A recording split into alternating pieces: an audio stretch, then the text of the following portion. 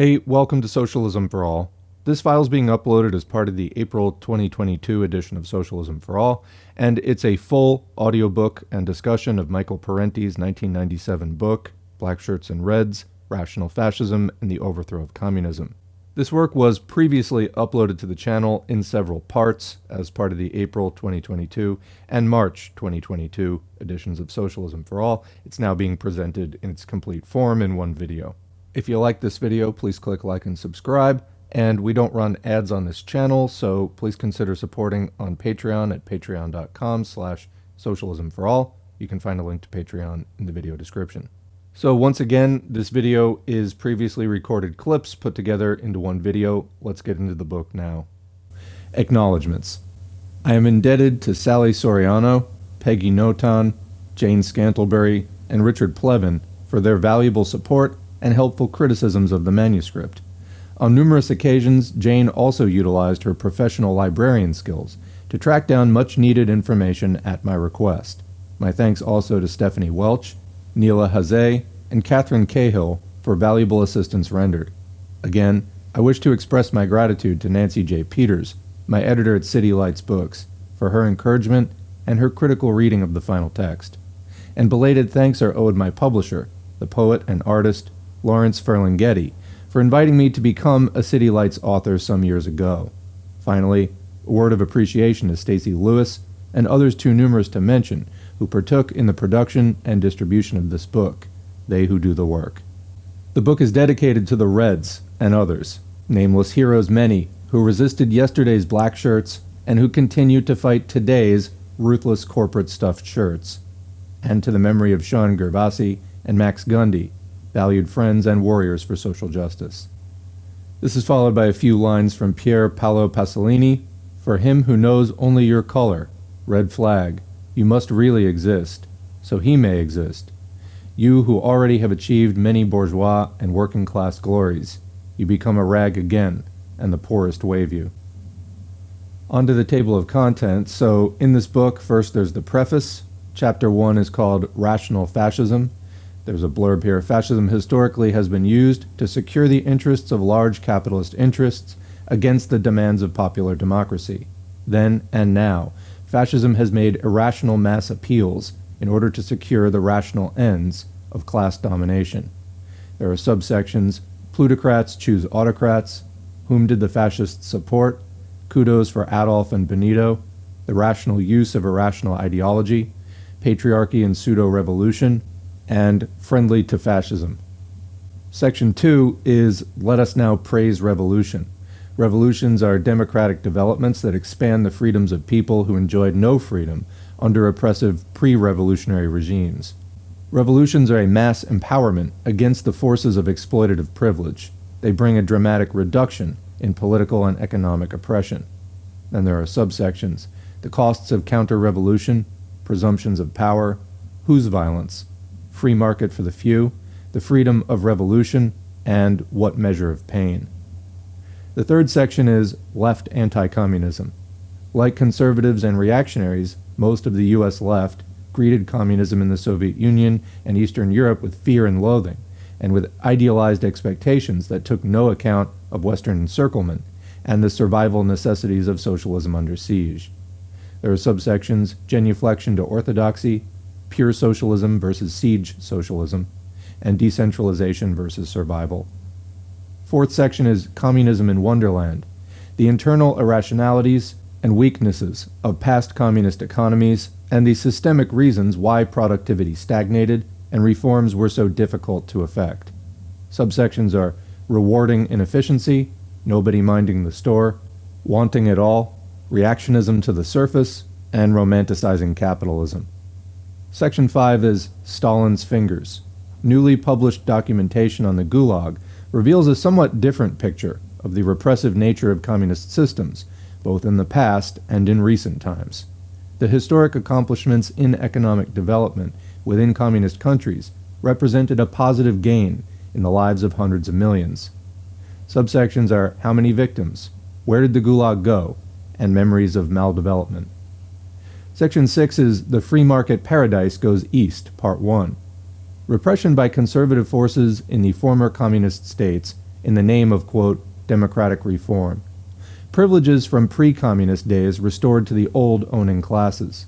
Western investors plunder the public sector at great profit to themselves, reducing the former communist countries to third world levels. Subsections are suppression of the left, one-way democracy, must we adore Václav Havel, and colonizing the East. Seventh section is the free market paradise goes east part 2. The emergence of free market rapacity and growing inequality, widespread crime, social maladies and victimization, especially of women, children, the elderly, and the poor. The third worldization and cultural decay of formerly collectivist societies. Subsections are for Vipers and Bloodsuckers, shock therapy for the many, crime and corruption, cultural decay, women and children last, and we didn't realize what we had. Section 8 is the end of Marxism, ?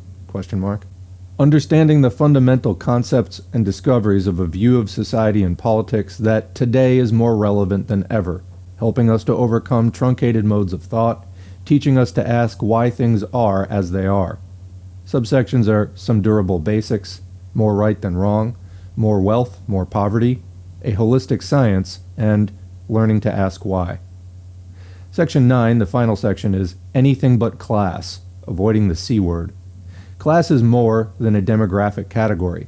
Anything but class explanations of social realities invite us to deny the obvious links between wealth and power and the collision of ecology with capitalism. Subsections are the class denial of class, the ABC theorists, everyday class struggle, wealth and power, and eco-apocalypse, a class act. Finally, there's an index, which I won't be reading, as this is an audiobook. So the first section is the preface. Before I start reading the preface, let me just remind you, as with any of the longer works, or even some of the shorter ones, if anybody out there listening wants to make note of the timestamps and then put them in comments, I will eventually read those and put them into the video description so that the video gets broken up into sections for people looking for something specific. I understand that it's a useful feature. I just often really don't have time to do it myself, as more recording awaits at any given time. I have a huge stack of stuff I'm trying to get to, and people are asking me to do other stuff that isn't even on the stack yet. So it's a great way to give back if you like the channel. Do some timestamps. Future viewers will thank you. All right, and now on to the preface. This book invites those immersed in the prevailing orthodoxy of, quote, democratic capitalism to entertain iconoclastic views, to question the shibboleths of free market mythology and the persistence of both right and left anti-communism, and to consider anew, with a receptive but not uncritical mind, the historic efforts of the much-maligned Reds and other revolutionaries. The political orthodoxy that demonizes communism permeates the entire political perspective. Even people on the left have internalized the liberal conservative ideology that equates fascism and communism as equally evil totalitarian twins, two major mass movements of the 20th century. This book attempts to show the enormous differences between fascism and communism, both past and present, both in theory and practice, especially in regard to questions of social equality, private capital accumulation, and class interest. The orthodox mythology would also have us believe that the Western democracies, with the United States leading the way, remember, this is 1997. If you think things are bad now, try going back to the late 90s and arguing for socialism. It was extraordinarily just not ripe, fertile conditions for that. The United States still just culturally was popular, and this was pre-9/11 and the war on terror and everything like that. The United States was still kind of enjoying that peak of international goodwill, such as it was. Continuing. The Orthodox mythology also would have us believe that the Western democracies, with the United States leading the way, have opposed both totalitarian systems with equal vigor. In fact, U.S. leaders have been dedicated above all else to making the world safe for global corporate investment and the private profit system. Pursuant of this goal, they have used fascism to protect capitalism, while claiming to be saving democracy from communism. In the pages ahead, I discuss how capitalism propagates and profits from fascism, the value of revolution in the advancement of the human condition, the causes and effects of the destruction of communism, the continuing relevance of Marxism in class analysis, and the heartless nature of corporate class power. Over a century ago, in his great work, Les Miserables, Victor Hugo asked, "Will the future arrive?" He was thinking of a future of social justice, free from the, quote, terrible shadows of oppression imposed by the few upon the great mass of humankind. Of late, some scribes have announced the end of history, quote unquote. With the overthrow of communism, the monumental struggle between alternative systems has ended, they say. Capitalism's victory is total. No great transformations are in the offing. The global free market is here to stay. What you see is what you're going to get, now and always. This time, the class struggle is definitely over. So Hugo's question is answered. The future has indeed arrived, though not the one he had hoped for. This intellectually anemic end-of-history theory was hailed as a brilliant exegesis interpretation, and accorded a generous reception by commentators and reviewers of the corporate-controlled media.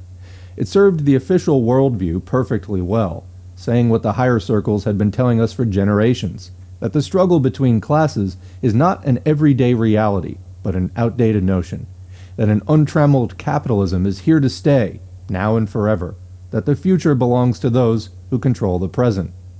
But the question we really should be asking is, do we have a future at all? More than ever, with the planet itself at stake, it becomes necessary to impose a reality check on those who would plunder our limited ecological resources in the pursuit of limitless profits, those who would squander away our birthright and extinguish our liberties in their uncompromising pursuit of self-gain.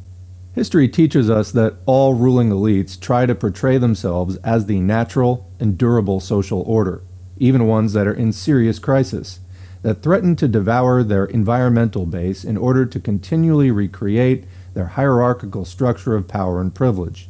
And all ruling elites are scornful and intolerant of alternative viewpoints. Truth is an uncomfortable venue for those who pretend to serve our society while in fact serving only themselves at our expense.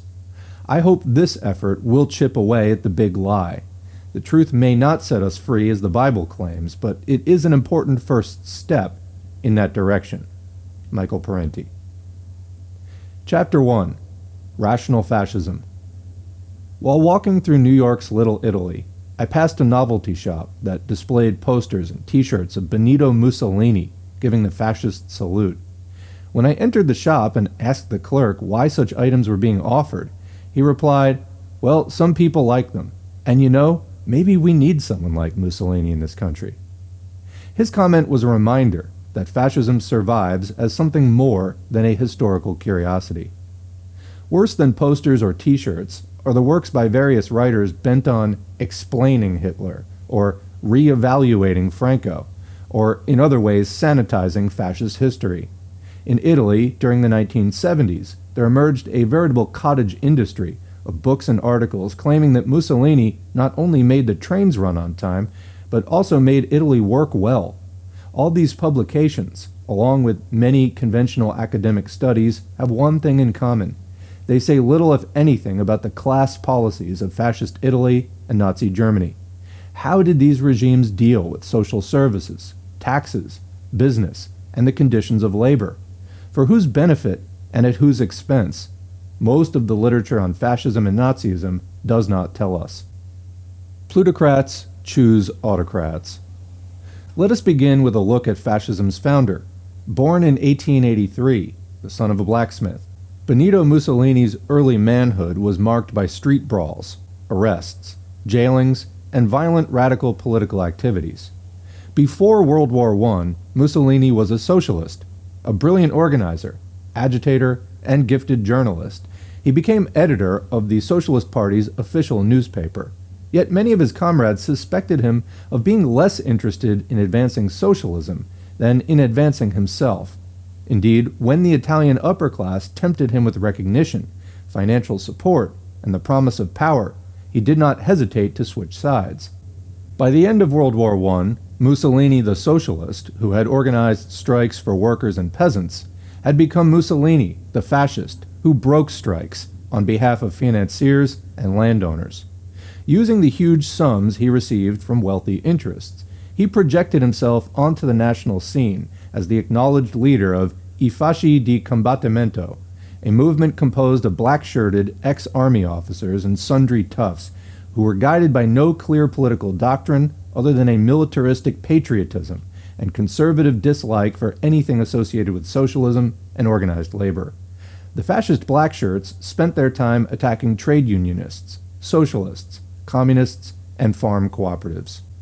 There's a footnote on this page relating to the lack of exploration of class interests that Parenti noted earlier in Fascism in scholarly articles about it. The footnote is, among the thousands of titles that deal with fascism, there are a few worthwhile exceptions that do not evade questions of political economy and class power. For instance, Gaetano Salvemini, Under the Acts of Fascism, New York, Howard Fertig, 1969. Daniel Guerin, Fascism in Big Business, New York, Monad Press, Pathfinder Press, 1973. James Poole and Suzanne Poole, Who Financed Hitler, New York, Dial Press, 1978. Palmiro Togliatti, Lectures on Fascism, New York, International Publishers, 1976. Franz Neumann, Behemoth, New York, Oxford University Press, 1944. And R. Palm Dutt, Fascism and Social Revolution, New York, International Publisher, 1935. I just want to add, as another side note, in terms of the elites who offered Mussolini this, fortune and power, try MI5, the British FBI. I'm not sure if Parenti gets to it in this book or not, but if not, we'll definitely cover that in a separate video. Back to the text. After World War I, Italy had settled into a pattern of parliamentary democracy. The low pay scales were improving, and the trains were already running on time. But the capitalist economy was in a post-war recession. Investments stagnated, heavy industry operated far below capacity, and corporate profits and agribusiness exports were declining. To maintain profit levels, the large landowners and industrialists would have to slash wages and raise prices. The state, in turn, would have to provide them with massive subsidies and tax exemptions. To finance this corporate welfarism, the populace would have to be taxed more heavily, and social services and welfare expenditures would have to be drastically cut, measures that might sound familiar to us today. But the government was not completely free to pursue this course.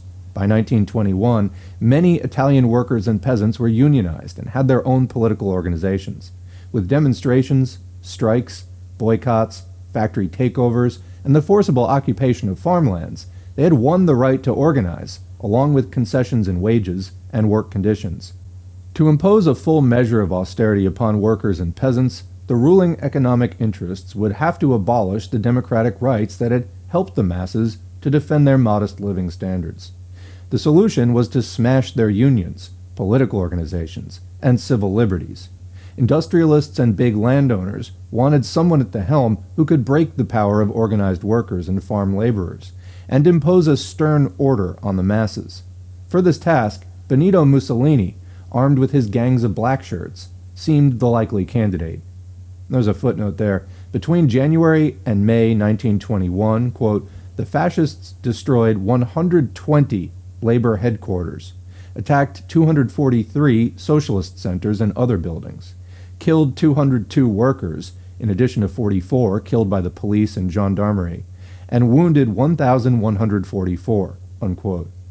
During this time, 2,240 workers were arrested and only 162 fascists.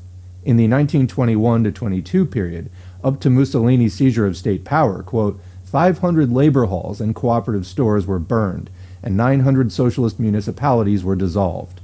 That's quoting from Dutt's Fascism and Social Revolution, page 124. On to the text. In 1922, the Federazione Industriale, composed of the leaders of industry, along with representatives from the banking and agribusiness associations, met with Mussolini to plan the March on Rome, contributing 20 million lire to the undertaking. With the additional backing of Italy's top military officers and police chiefs, the fascist, quote, revolution, really a coup d'etat, took place. Within 2 years after seizing state power, Mussolini had shut down all opposition newspapers and crushed the socialist, liberal, Catholic, Democratic, and Republican parties, which together had commanded some 80% of the vote. labor leaders, peasant leaders, parliamentary delegates, and others critical of the new regime were beaten, exiled, or murdered by fascist terror squadristi. The Italian Communist Party endured the severest repression of all, yet managed to maintain a courageous underground resistance that eventually evolved into armed struggle against the Blackshirts and the German occupation force. In Germany, a similar pattern of complicity between fascists and capitalists emerged. German workers and farm laborers had won the right to unionize, the 8-hour day, and unemployment insurance. But to revive profit levels, heavy industry and big finance wanted wage cuts for their workers and massive state subsidies and tax cuts for themselves. During the 1920s, the Nazi Sturmabteilung, or SA, the brown-shirted stormtroopers, subsidized by business, were used mostly as an anti-labor paramilitary force, whose function was to terrorize workers and farm laborers. By 1930, most of the tycoons had concluded that the Weimar Republic no longer served their needs and was too accommodating to the working class. They greatly increased their subsidies to Hitler, propelling the Nazi Party onto the national stage. Business tycoons supplied the Nazis with generous funds for fleets of motor cars and loudspeakers to saturate the cities and villages of Germany, along with funds for Nazi Party organizations, youth groups, and paramilitary forces.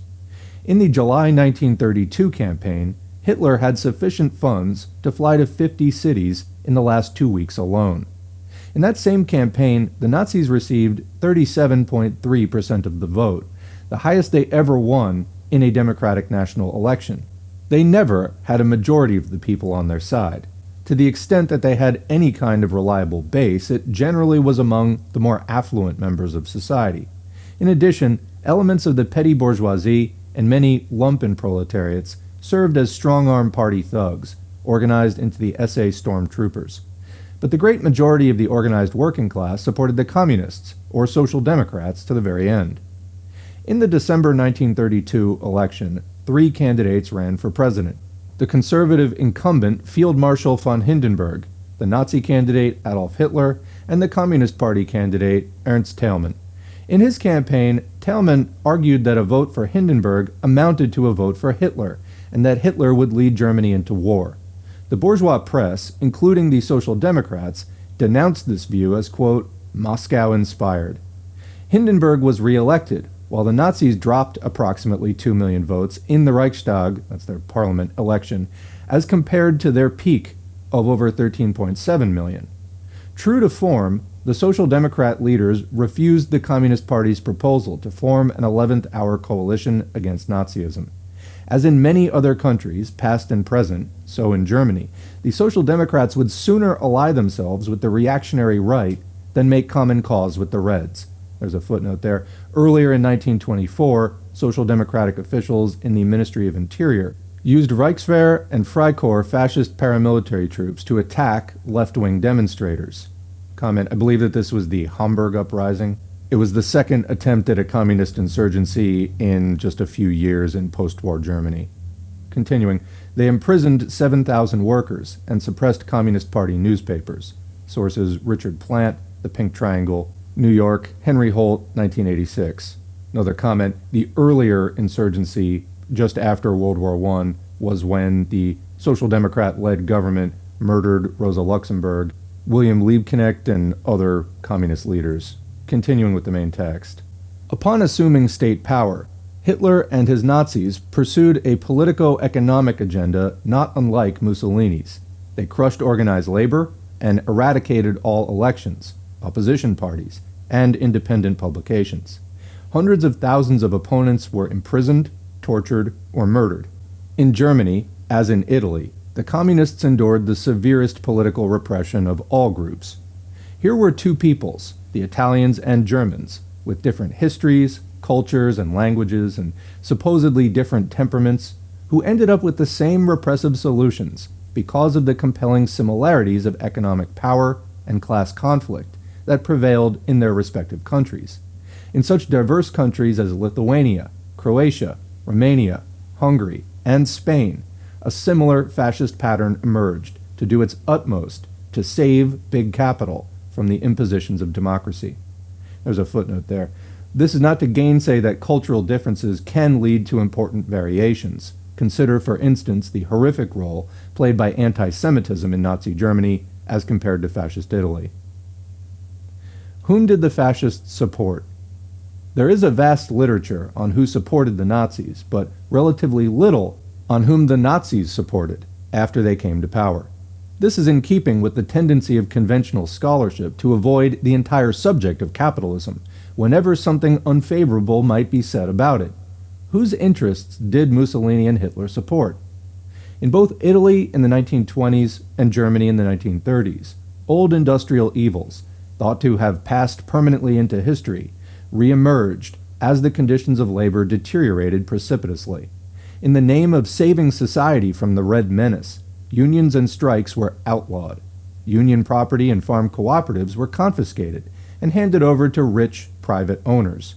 Minimum wage laws, overtime pay, and factory safety regulations were abolished. Speed-ups became commonplace. Dismissals or imprisonment awaited those workers who complained about unsafe or inhumane work conditions. Workers toiled longer hours for less pay. The already modest wages were severely cut, in Germany by 25 to 40%, in Italy by 50%. In Italy, child labor was reintroduced. Quick comment there, this reminds me a lot of what has been happening with the Tea Party, now mostly just known as MAGA, since 2008, and especially their rise to prominence in 2010. And of course, mostly, aside from, some somewhat snarky rhetoric, the Democrats stand by and watch it happen without any kind of serious competition going on politically. Continuing, to be sure, a few crumbs were thrown to the populace. There were free concerts and sporting events, some meager social programs, a dole for the unemployed, financed mostly by contributions from working people, and showy public works projects designed to evoke civic pride. Both Mussolini and Hitler showed their gratitude to their big business patrons by privatizing many perfectly solvent state-owned steel mills, power plants, banks, and steamship companies. Both regimes dipped heavily into the public treasury to refloat or subsidize heavy industry. Agribusiness farming was expanded and heavily subsidized.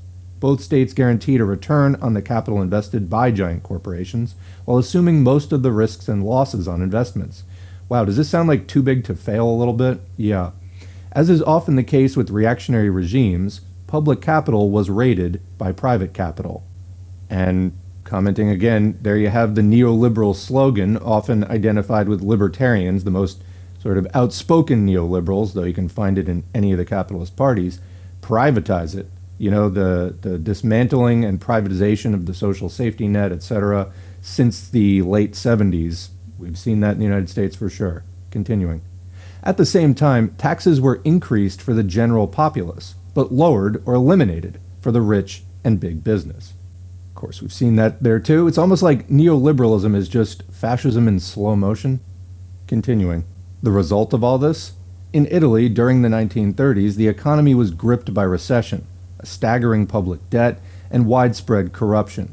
Comment, also remember, this was the decade of the Great Depression, the crash of 1929, that affected the entire capitalist world. Continuing.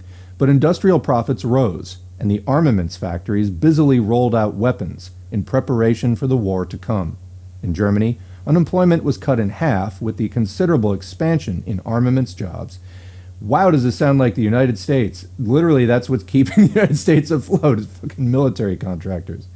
All right, but overall poverty increased because of the drastic wage cuts. And from 1935 to 1943, industrial profits increased substantially, while the net income of corporate leaders climbed 46%. During the radical 1930s in the United States, Great Britain, and Scandinavia, upper income groups experienced a modest decline in their share of the national income, but in Germany, the top 5% enjoyed a 15% gain. So footnote there, that's from Simon Kuznets' Qualitative Aspects of the Economic Growth of Nations from Economic Development and Cultural Change, issue or volume number 5, and then number 1 within that, 1956. Continuing, despite this record, most writers have ignored fascism's close collaboration with big business. Some even argue that business was not a beneficiary, but a victim of fascism. Angelo Codevilla, a Hoover Institution conservative scribe, blithely announced, quote, "If fascism means anything, it means government ownership and control of business," unquote. Thus, fascism is misrepresented as a mutant form of socialism. In fact, if fascism means anything, it means all-out government support for business and severe repression of anti-business, pro-labor forces. Wow, if only we could just get conservatives to understand that much instead of, everything else but fascism is fascism, which is basically the dialogue today that you try to have with a conservative about any of this. Anyway, there's a footnote there. Ex-leftist and reborn conservative Eugene Genovese, or Genovese, I don't know if he's American, wrote in the New Republic, April 1st, 1995, eagerly leaped to the conclusion that it is a, quote, nonsensical interpretation to see, quote, fascism as a creature of big capital. Genovese was applauding Eric Hobsbawm, who argued that the capitalist class was not the primary force behind fascism in Spain. In response, Vicente Navarro, Monthly Review 196 and 496, noted that the, quote, major economic interests of Spain, assisted by at least one Texas oil millionaire and other elements of international capital, did indeed finance Franco's fascist invasion and coup against the Spanish Republic. A crucial source, Navarro writes, was the financial empire of Joan March, founder of the Liberal Party and owner of a liberal newspaper. Considered a modernizer and an alternative to the oligarchic, land-based, reactionary sector of capital, March made common cause with these same oligarchs once he saw that working-class parties were gaining strength and his own economic interests were being affected by the reformist republic. Back to the main text. Is fascism merely a dictatorial force in the service of capitalism? That may not be all it is, but that certainly is an important part of fascism's raison d'etre, reason for being, the function that Hitler himself kept referring to when he talked about saving the industrialists and bankers from Bolshevism. It is a subject that deserves far more attention than it has received. While the fascists might have believed that they were saving the plutocrats from the Reds, in fact, the revolutionary left was never strong enough to take state power in either Italy or Germany. Popular forces, however, were strong enough to cut into profit rates and interfere with the capital accumulation process. This frustrated capitalism's attempts to resolve its internal contradictions by shifting more and more of its costs onto the backs of the working populace. Externalize. Revolution or no revolution, this democratic working class resistance was troublesome to the moneyed interests. Along with serving the capitalists, fascist leaders served themselves, getting in on the money at every opportunity. Their personal greed and their class loyalties were two sides of the same coin. Mussolini and his cohorts lived lavishly, cavorting within the higher circles of wealth and aristocracy. Nazi officials and SS commanders amassed personal fortunes by plundering conquered territories and stealing from concentration camp inmates and other political victims. Huge amounts were made from secretly owned, well-connected businesses and from contracting out camp slave labor to industrial firms like IG Farben and Krupp. Hitler is usually portrayed as an ideological fanatic, uninterested in crass material things. In fact, he accumulated an immense fortune, much of it in questionable ways. He expropriated artworks from the public domain. He stole enormous sums from Nazi Party coffers. He invented a new concept, the, quote, personality right, that enabled him to charge a small fee for every postage stamp with his picture on it, a venture that made him hundreds of millions of marks. So footnote there. There was already a stamp of von Hindenburg to honor his presidency. Old Hindenburg, who had no love for Hitler, sarcastically said he would make Hitler his postal minister because, quote, then he can lick my backside. Back to the text. The greatest source of Hitler's wealth was a secret slush fund to which leading German industrialists regularly donated. Hitler, quote, knew that as long as German industry was making money, his private money sources would be inexhaustible. Thus, he'd see to it that German industry was never better off than under his rule, by launching, for one thing, gigantic armament projects, unquote, or what we today would call fat defense contracts. There's a footnote there. That quote is from Wolf Schwarzweiler, The Unknown Hitler. Back to the text. Far from being the ascetic, Hitler lived self-indulgently. During his entire tenure in office, he got special rulings from the German tax office that allowed him to avoid paying income or property taxes. He had a motor pool of limousines, private apartments, country homes, a vast staff of servants, and a majestic estate in the Alps. His happiest times were spent entertaining European royalty, including the Duke and Duchess of Windsor, who numbered among his enthusiastic admirers. Kudos for Adolph and Benito. Italian fascism and German Nazism had their admirers within the U.S. business community and the corporate-owned press. Bankers, publishers, and industrialists, including the likes of Henry Ford, who incidentally published a magazine called The International Jew. In case you didn't know, Henry Ford was fascist.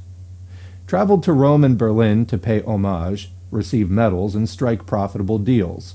Many did their utmost to advance the Nazi war effort, sharing military-industrial secrets and engaging in secret transactions with the Nazi government even after the United States entered the war. Footnote there, it's from Charles Higham, Trading with the Enemy, Dell, 1983.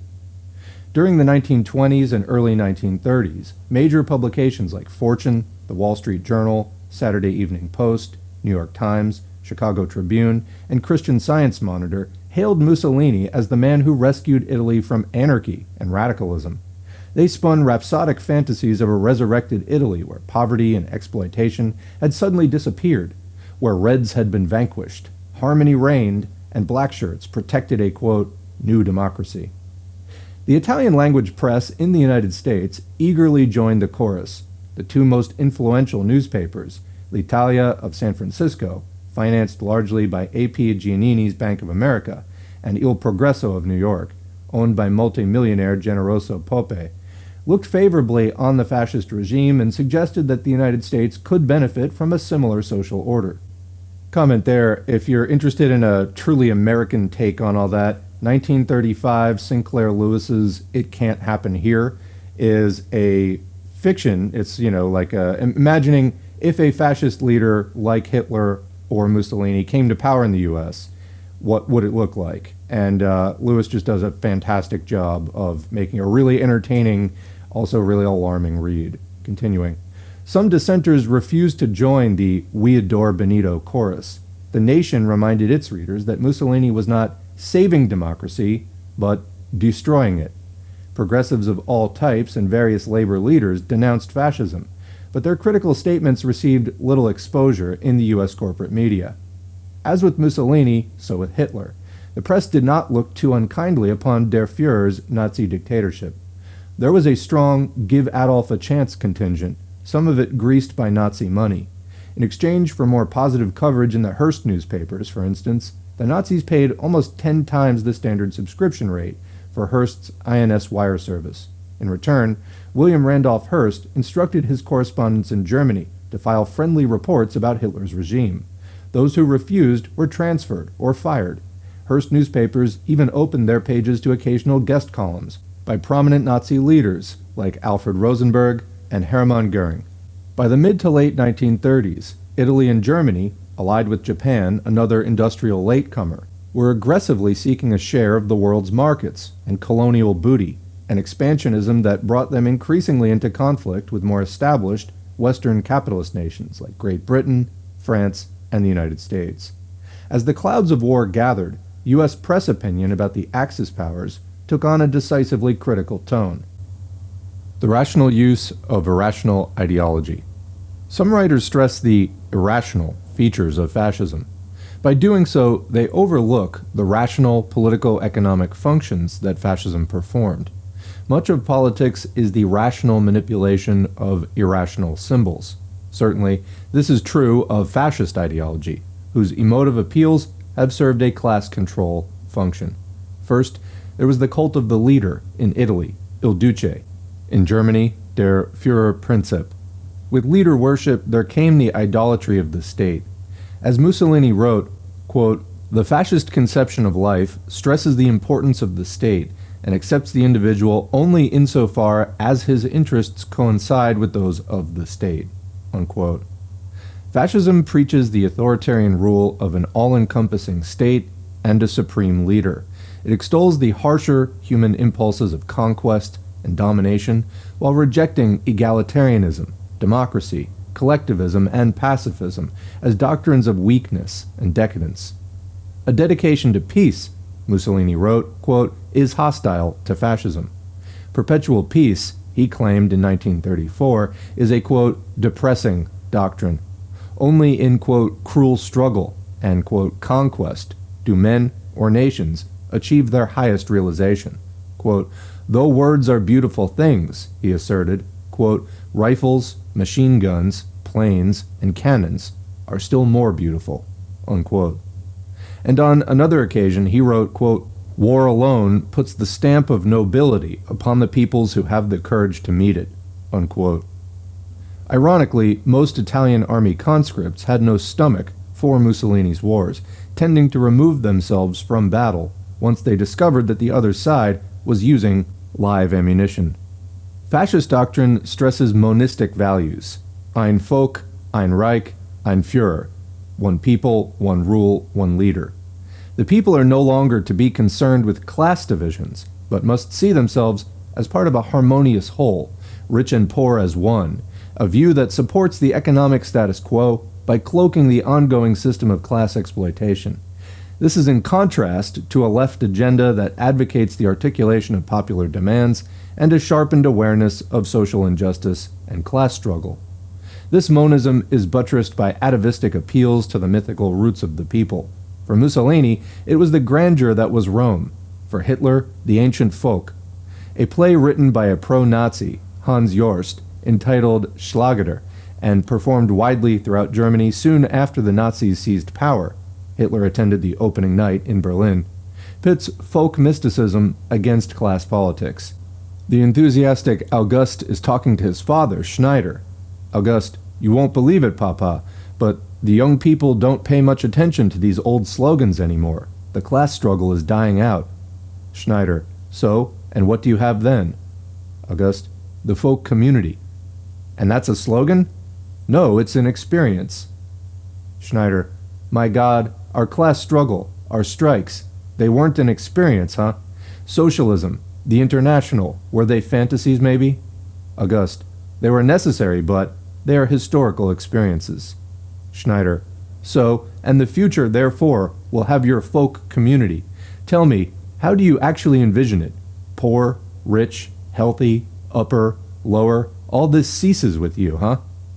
August, look, Papa, upper, lower, poor, rich, that always exists. It is only the importance that one places on that question that's decisive. To us, life is not chopped up into working hours and furnished with price charts. Really, life is not chopped up into working hours, because I think that's actually most people's experience. Rather, we believe in human existence as a whole. None of us regards making money as the most important thing. We want to serve, okay? Yeah, this is the ideology of contented slaves. The individual is a corpuscle in the bloodstream of his people, unquote. The son's comments are revealing. The class struggle is dying out. Papa's concern about the abuses of class power and class injustice is facilely dismissed as just a frame of mind with no objective reality. It is even falsely equated with a crass concern for money. Quote, none of us regard making money as important. Presumably, matters of wealth are to be left to those who have it. We have something better, August is saying, a totalistic, monistic experience as a people, all of us, rich and poor, working together for some greater glory. Conveniently overlooked is how the glorious sacrifices are borne by the poor for the benefit of the rich.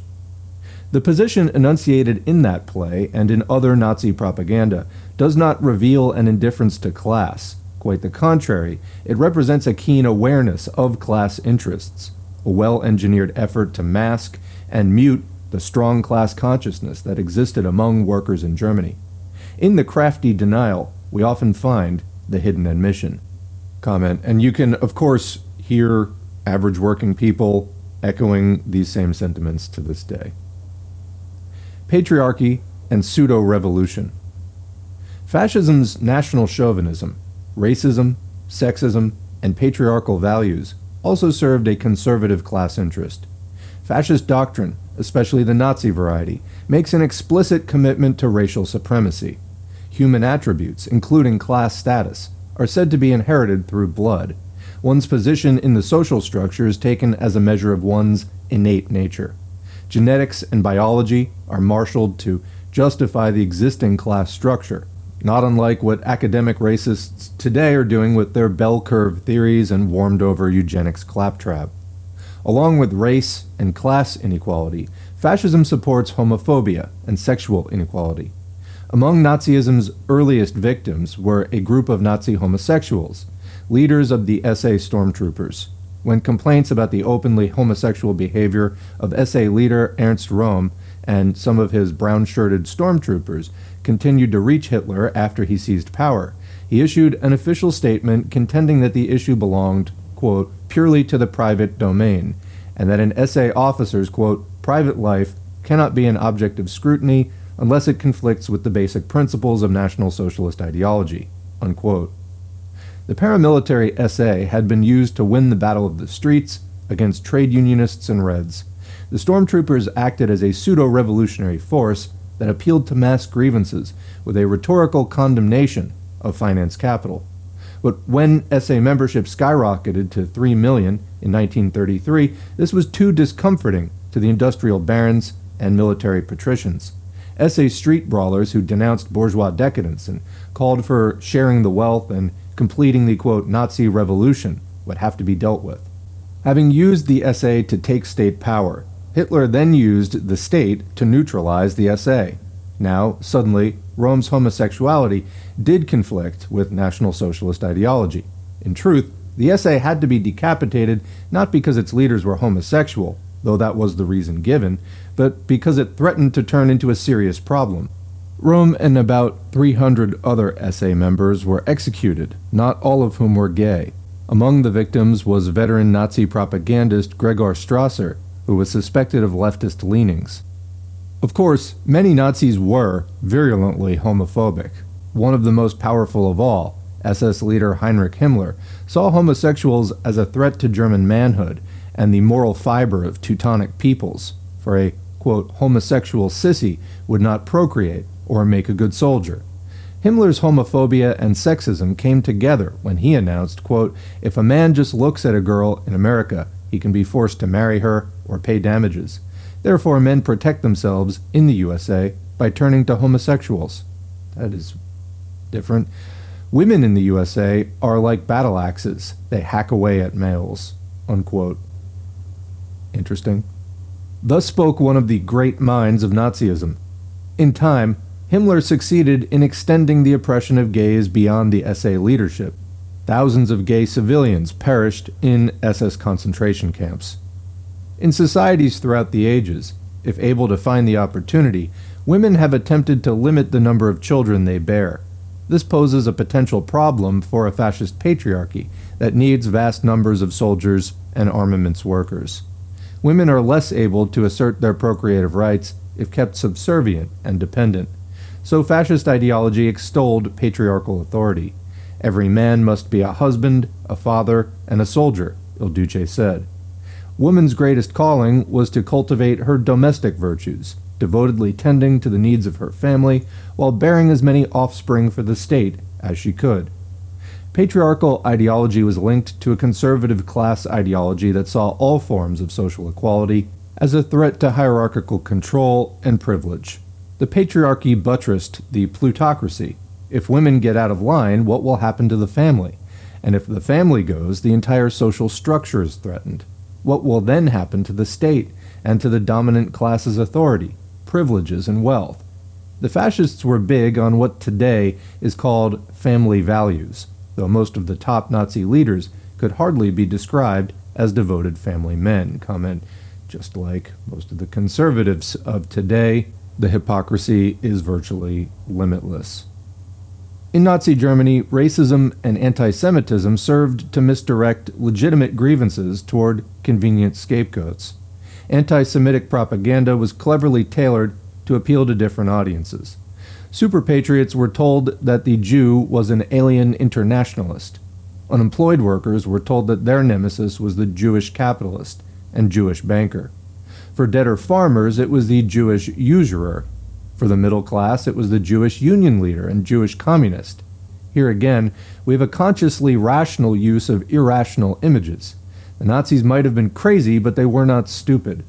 What distinguishes fascism from ordinary right-wing patriarchal autocracies is the way it attempts to cultivate a revolutionary aura. Fascism offers a beguiling mix of revolutionary-sounding mass appeals and reactionary class politics. The Nazi Party's name was the National Socialist German Workers' Party, a left-sounding name. As already noted, the SA stormtroopers had a militant share-the-wealth strain in their ranks that was suppressed by Hitler after he took state power. Both the Italian fascists and the Nazis made a conscious effort to steal the left's thunder. There were mass mobilizations, youth organizations, work brigades, rallies, parades, banners, symbols, and slogans. There was much talk about a Nazi revolution that would revitalize society, sweeping away the old order and building the new. For this reason, mainstream writers feel free to treat fascism and communism as totalitarian twins. It is a case of reducing essence to form. The similarity in form is taken as reason enough to blur the vast difference in actual class content. Writers like A. James Gregor and William Ebenstein, countless Western political leaders, and others who are supposedly on the democratic left regularly lump fascism with communism.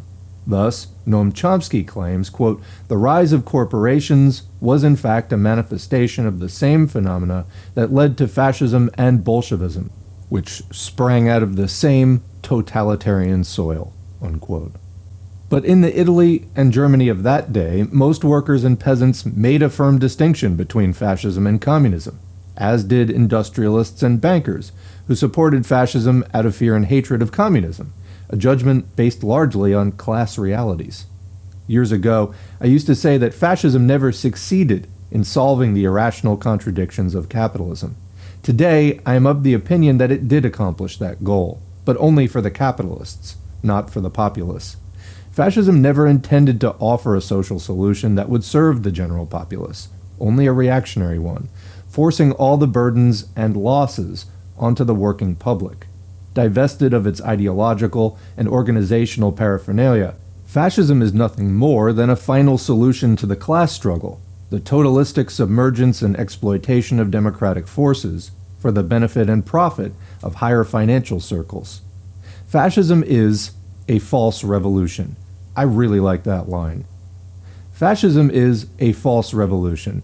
It cultivates the appearance of popular politics and a revolutionary aura without offering a genuine revolutionary class content. It propagates a, quote, new order while serving the same old moneyed interests. Its leaders are not guilty of confusion, but of deception. That they work hard to mislead the public does not mean that they themselves are misled. Comment, this is what I keep saying. Fascism is a dog and pony show that tries to take radical rhetoric and aesthetics and then spin it in favor of the status quo. It knows that socialism is popular. It tries to imitate the form and appearance of socialism while substituting any kind of a revolutionary message with a reactionary one. Continuing. Friendly to fascism. One of the things conveniently overlooked by mainstream writers is the way that Western capitalist states have cooperated with fascism. In his collaborationist efforts, British Prime Minister Neville Chamberlain was positively cozy with the Nazis. He, and many of his class, saw Hitler as a bulwark against communism in Germany, and Nazi Germany as a bulwark against communism in Europe. After World War II, the Western capitalist allies did little to eradicate fascism from Italy or Germany, except for putting some of the top leaders on trial at Nuremberg. By 1947, German conservatives began to depict the Nuremberg prosecutors as dupes of the Jews and communists. In Italy, the strong partisan movement that had waged armed struggle against fascism was soon treated as suspect and unpatriotic. Within a year after the war, almost all Italian fascists were released from prison, while hundreds of communists and other leftist partisans who had been fighting the Nazi occupation were jailed. History was turned on its head, transforming the black shirts into victims and the reds into criminals. Allied authorities assisted in these measures. So comment here, this is where the Popular Front Against Fascism, which included both proletarian, parties that were anti-fascist and bourgeois parties that were supposedly anti-fascist came to a screeching halt. There's a footnote there. Parenti is citing Roy Palmer Domenico's Italian Fascists on Trial, 1943 to 1948, published Chapel Hill, University of North Carolina Press, 1991. So in France, very few of the Vichy collaborators were purged. Quote, no one of any rank was seriously punished for his or her role in the roundup and deportation of Jews to Nazi camps. It's from Herbert Lotman's The Purge, New York, 1986. Much the same can be said about Germany. See Ingo Müller's Hitler's Justice, Cambridge, Mass., 1991, Part 3, The Aftermath. U.S. military authorities restored fascist collaborators to power in various Far East nations. In South Korea, for instance, Korean collaborators and the Japanese-trained police were used to suppress left democratic forces. The South Korean army was commanded by officers who had served in the Imperial Japanese Army, quote, and were proud of it. Numbers of them had been guilty of war crimes in the Philippines and China, according to Hugh Dean, Korea, China, and the United States, a look back, monthly review, February 1995. End of footnote. Under the protection of U.S. occupation authorities, the police, courts, military, security agencies, and bureaucracy remained largely staffed by those who had served the former fascist regimes or by their ideological recruits, as is true to this day. The perpetrators of the Holocaust murdered 6 million Jews, 500,000 gypsies, thousands of homosexuals, several million Ukrainians, Russians, Poles, and others, and got away with it, in good part because the very people who were supposed to investigate these crimes were themselves complicit. In comparison, when the communists took over in East Germany, they removed some 80% of the judges, teachers, and officials for their Nazi collaboration. They imprisoned thousands, and they executed 600 Nazi Party leaders for war crimes. They would have shot more of the war criminals had not so many fled to the protective embrace of the West. What happened to the U.S. businesses that collaborated with fascism? The Rockefeller family's Chase National Bank used its Paris office in Vichy, France, to help launder German money to facilitate Nazi international trade during the war, and did so with complete impunity. There's a footnote there. After the war, Hermann Abs, head of the Deutsche Bank, and in effect Hitler's paymaster, was hailed by David Rockefeller as, quote, the most important banker of our time, unquote. According to his New York Times obituary, Abs, quote, played a dominant role in West Germany's reconstruction after World War II, unquote. Neither the Times nor Rockefeller said a word about Abs' Nazi connections, his bank's predatory incursions across Nazi-occupied Europe, and his participation as a board member of IG Farben in the use of slave labor at Auschwitz, citing Robert Carl Miller, Portland Free Press, September-October 1994. Back to the text. Corporations like DuPont, Ford, General Motors, and ITT owned factories in enemy countries that produced fuel, tanks, and planes that wreaked havoc on Allied forces. After the war, instead of being prosecuted for treason, ITT collected $27 million from the U.S. government for war damages inflicted on its German plants by Allied bombings. General Motors collected over $33 million. Pilots were given instructions not to hit factories in Germany that were owned by U.S. firms. Thus, Cologne was almost leveled by Allied bombing, but its Ford plant, providing military equipment for the Nazi army, was untouched. Indeed, German civilians began using the plant as an air raid shelter. Footnote, that's from Charles Higgins's Trading with the Enemy, New York, 1983. For decades, U.S. leaders have done their part in keeping Italian fascism alive. From 1945 to 1975, U.S. government agencies gave an estimated $75 million to right-wing organizations in Italy, including some with close ties to the neo-fascist Movimento Sociale Italiano, MSI.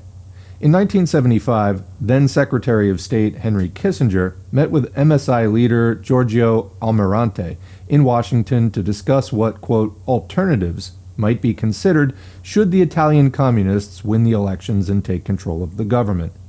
Hundreds of Nazi war criminals found a haven in the United States, either living in comfortable anonymity or actively employed by U.S. intelligence agencies during the Cold War and otherwise enjoying the protection of high-placed individuals.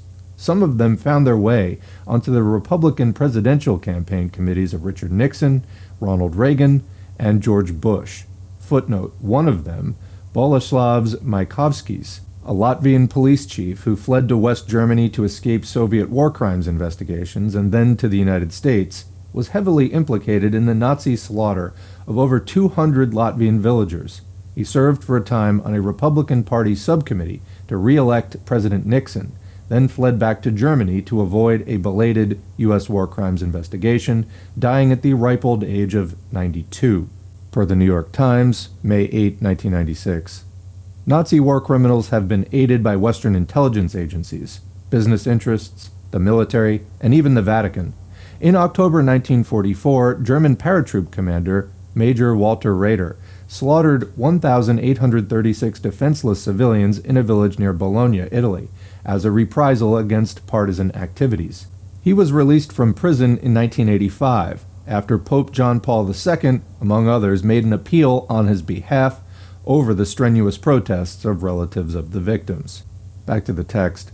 In Italy, from 1969 to 1974, high-ranking elements in Italian military intelligence and civilian intelligence agencies, members of P2, a secret lodge of upper-class reactionaries, pro-fascist Vatican officials, and top military brass, and Gladio, a NATO-inspired anti-communist mercenary force, embarked upon a concerted campaign of terror and sabotage, known as the Strategy of Tension.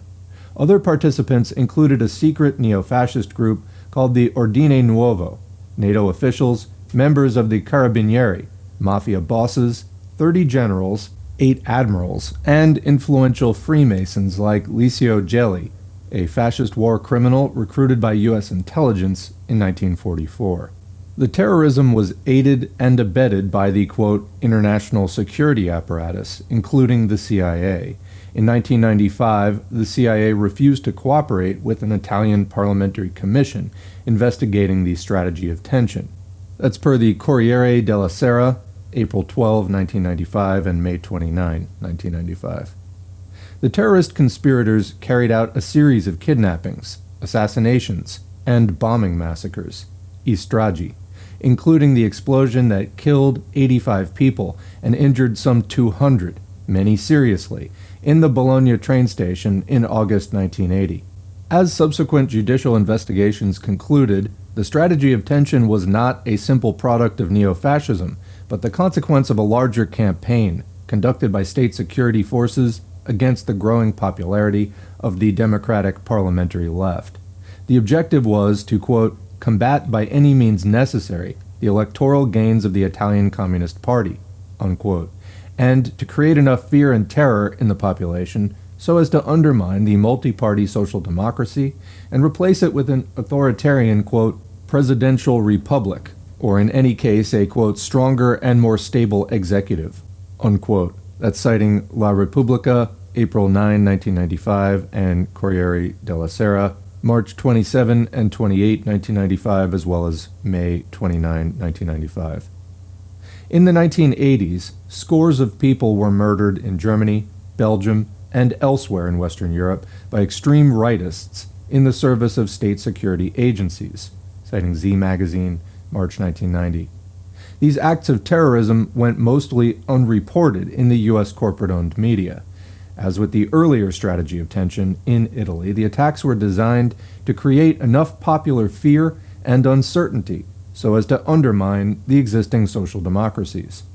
Authorities in these Western European countries and the United States have done little to expose neo-Nazi networks. As the whiffs of fascism develop into an undeniable stench, we are reminded that Hitler's progeny are still with us and that they have dangerous links with each other and within the security agencies of various Western capitalist nations. In Italy, in 1994, the national elections were won by the National Alliance, a broadened version of the neo-fascist MSI, in coalition with the League of Northern Separatists, and Forza Italia, a quasi-fascist movement headed by industrialist and media tycoon Silvio Berlusconi. The National Alliance played on resentments regarding unemployment, taxes, and immigration. It called for a single tax rate for rich and poor alike. Comment Republicans do the same thing in the U.S. today. School vouchers, a stripping away of the social benefits, and the privatization of most services. The Italian neo-fascists were learning from the U.S. reactionaries how to achieve fascism's class goals within the confines of quasi-democratic forms, use an upbeat, Reagan-esque optimism, replace the jackbooted militarists with media-hyped crowd-pleasers, convince people that government is the enemy, especially its social service sector, while strengthening the repressive capacities of the state, instigate racist hostility and antagonisms between the resident population and immigrants, preach the mythical virtues of the free market, and pursue tax and spending measures that redistribute income upward. Conservatives in the Western nations utilize diluted forms of the fascist mass appeal. In the USA, they propagate populist-sounding appeals to the, quote, ordinary middle American, while quietly pressing for measures that serve the interests of the wealthiest individuals and corporations. In 1996, right-wing Speaker of the House of Representatives Newt Gingrich, while proffering a new rollback agenda that would supposedly revitalize all of society, announced, quote, I am a genuine revolutionary. Comment, so Gingrich had introduced the Contract with America, also known as the Contract on America, in 1994 when the Republicans took the House for the first time in a long time. Over 40 years, to be exact. This was known as the Republican Revolution or the Gingrich Revolution. The Contract with America, or again, Contract on America, was a suite of sweeping bills, basically like the New Deal, but in reverse. Continuing the text, whether in Italy, Germany, the United States, or any other country, when the right offers a, quote, new revolution or a new order, it is in the service of the same old moneyed interests, leading down that well-trodden road of reaction and repression that so many third world countries have been forced to take, the road those at the top want us all to travel. Chapter 2, Let Us Now Praise Revolution. For most of this century, U.S. foreign policy has been devoted to the suppression of revolutionary governments and radical movements around the world. The turn of the 20th century found the McKinley administration in a war of attrition against the people of the Philippines, lasting from 1898 to 1902, with pockets of resistance continuing for years afterward. In that conflict, U.S. forces slaughtered some 200,000 Filipino women, men, and children. Footnote there, citing Leon Wolfe, Little Brown Brother, New York, 1960. At about that time, in conjunction with various European colonial powers, the United States invaded China to help suppress the Boxer Rebellion at a substantial loss of life to the Chinese rebels. U.S. forces took over Hawaii, Cuba, Puerto Rico, and Guam, and in the following decades invaded Mexico, Soviet Russia, Nicaragua, Honduras, the Dominican Republic, and other countries, actions that usually inflicted serious losses upon the populations of these countries. The Costs of Counterrevolution. From grade school and through grad school, few of us are taught anything about these events, except to be told that U.S. forces must intervene in this or that country in order to protect U.S. interests, thwart aggression, and defend our national security. U.S. leaders fashioned other convenient rationales for their interventions abroad. The public was told that the peoples of various countries were in need of our civilizing guidance and desired the blessings of democracy, peace, and prosperity. To accomplish this, of course, it might be necessary to kill off considerable numbers of the more recalcitrant among them. Such were the measures our policymakers were willing to pursue in order to, quote, uplift lesser peoples. The emergence of major communist powers like the Soviet Union and the People's Republic of China lent another dimension to U.S. global counter-revolutionary policy. The communists were depicted as evil incarnate, demonized conspirators who sought power for power's sake. The United States had to be everywhere to counteract this spreading, quote, cancer, we were told. In the name of democracy, U.S. leaders waged a merciless war against revolutionaries in Indochina for the better part of 20 years. They dropped many times more tons of explosives on Vietnam than were used throughout World War II by all combatants combined. Testifying before a congressional committee, former CIA Director William Colby admitted that under his direction, U.S. forces and their South Vietnam collaborators carried out the selective assassination of 24,000 Vietnamese dissidents in what was known as the Phoenix Program. His associate, the South Vietnamese Minister of Information, maintained that 40,000 was a more accurate estimate. Footnote, Mark Lane, Plausible Denial, Thunder's Mouth Press, 1991. U.S. policymakers and their media mouthpieces judged the war a, quote, mistake, because the Vietnamese proved incapable of being properly instructed by B-52 bomber raids and death squads. By prevailing against this onslaught, the Vietnamese supposedly demonstrated that they were, quote, unprepared for our democratic institutions, unquote. In pursuit of counter-revolution, and in the name of freedom, U.S. forces or U.S.-supported surrogate forces slaughtered 2 million North Koreans in a 3-year war, 3 million Vietnamese, over 500,000 in aerial wars over Laos and Cambodia, over 1.5 million in Angola, over 1 million in Mozambique, over 500,000 in Afghanistan, 500,000 to 1 million in Indonesia, 200,000 in East Timor, 100,000 in Nicaragua, combining the Somoza and Reagan eras, over 100,000 in Guatemala, plus an additional 40,000 disappeared, over 700,000 in Iraq, over 60,000 in El Salvador, 30,000 in the, quote, dirty war of Argentina, though the government admits to only 9,000, 35,000 in Taiwan when the Kuomintang military arrived from China, 20,000 in Chile, and many thousands in Haiti, Panama, Grenada, Brazil, South Africa, Western Sahara, Zaire, Turkey, and dozens of other countries, in what amounts to a free market world holocaust. There was a footnote there off of the Iraq number.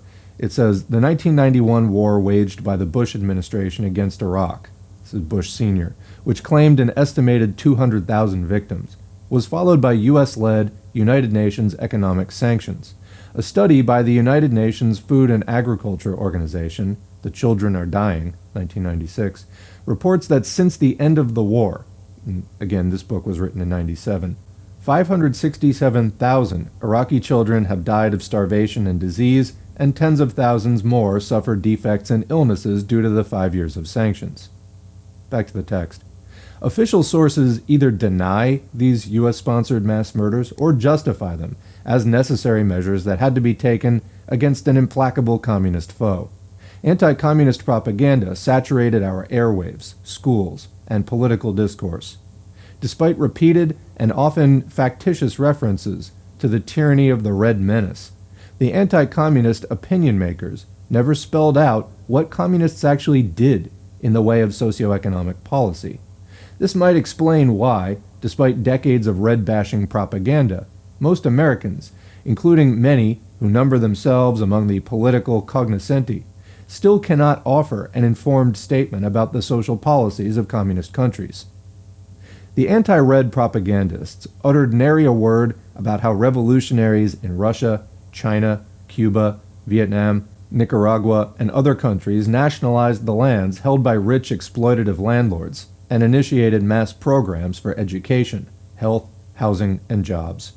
Not a word about how their efforts advanced the living standards and life chances of hundreds of millions in countries that had long suffered under the yoke of feudal oppression and Western colonial pillage, an improvement in mass well-being never before witnessed in history.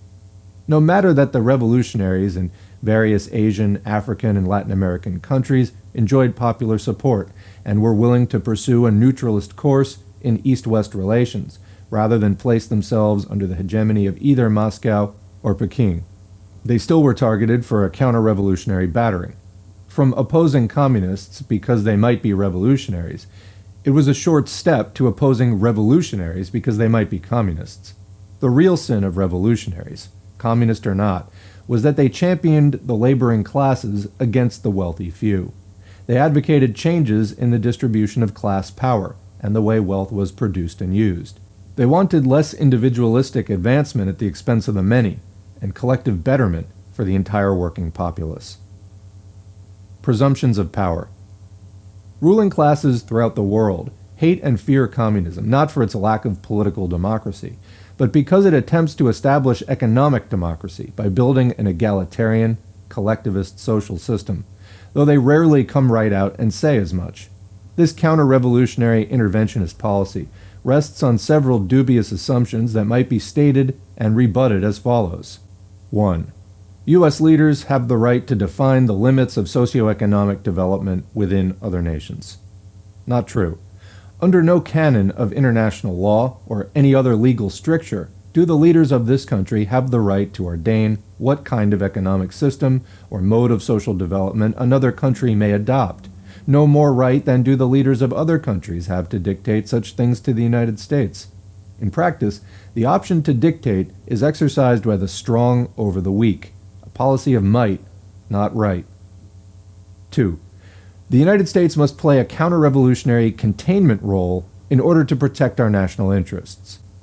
This is true only if we equate, quote, our national interests with the investment interests of high finance. U.S. interventionism has been very effective in building neo-imperialism, keeping the land, labor, natural resources, and markets of third-world countries available at bargain rates to multinational corporations. But these corporate interests do not represent the interests of the U.S. people. The public pays for the huge military budgets and endures the export of its jobs to foreign labor markets, the inflow of thousands of impoverished immigrants who compete for scarce employment and housing, and various other costs of empire. There's a footnote there. For a further discussion of this and related points, see my book, Against Empire, City Lights Books, 1995, Chapter 4. Furthermore, revolutionary governments like Cuba, Libya, Vietnam, and North Korea were, and still are, eager to trade and maintain peaceful relations with this country. These countries do not threaten the national security of the United States or its people, but the overseas interests of global capitalism. If allowed to multiply in numbers, countries with an alternative socialist system, one that uses the land, labor, capital, and natural resources in collectivist ways, placing people before profits, would eventually undermine global capitalism. 3. The United States has a moral obligation to guarantee the stability of nations that are undergoing democratic development but are threatened by revolutionaries and terrorists. In fact, most U.S. interventions are on behalf of corrupt and self-serving oligarchs and anti-democratic militarists who take power with or without the benefit of U.S.-sponsored showcase elections. Third world oligarchs are frequently educated at elite U.S. universities or end up on the CIA payroll, as do their police chiefs and military officers, many of whom receive training in torture and assassination at U.S. counterinsurgency institutions. There's a footnote there. On the U.S. training of torturers and assassins, see the Washington Post, September 21, 1996. I'll add, if you want to look up something, look up the School of the Americas. Back to the text. 4. Fundamental social change should be peacefully pursued within the established order of nations rather than by revolutionary turmoil. U.S. policymakers maintain that they favor eliminating mass poverty in poorer countries, and that they're not opposed to the laudatory objectives of social revolution, but just to its violent methods. They say that transformations must be effected gradually and peacefully, preferably through private investment and the benign workings of the free market. In fact, corporate investment is more likely to deter rather than encourage reform by preempting markets and restructuring the local economy to fit foreign capital extraction needs. International finance capital has no interest in bettering the life chances of third world peoples.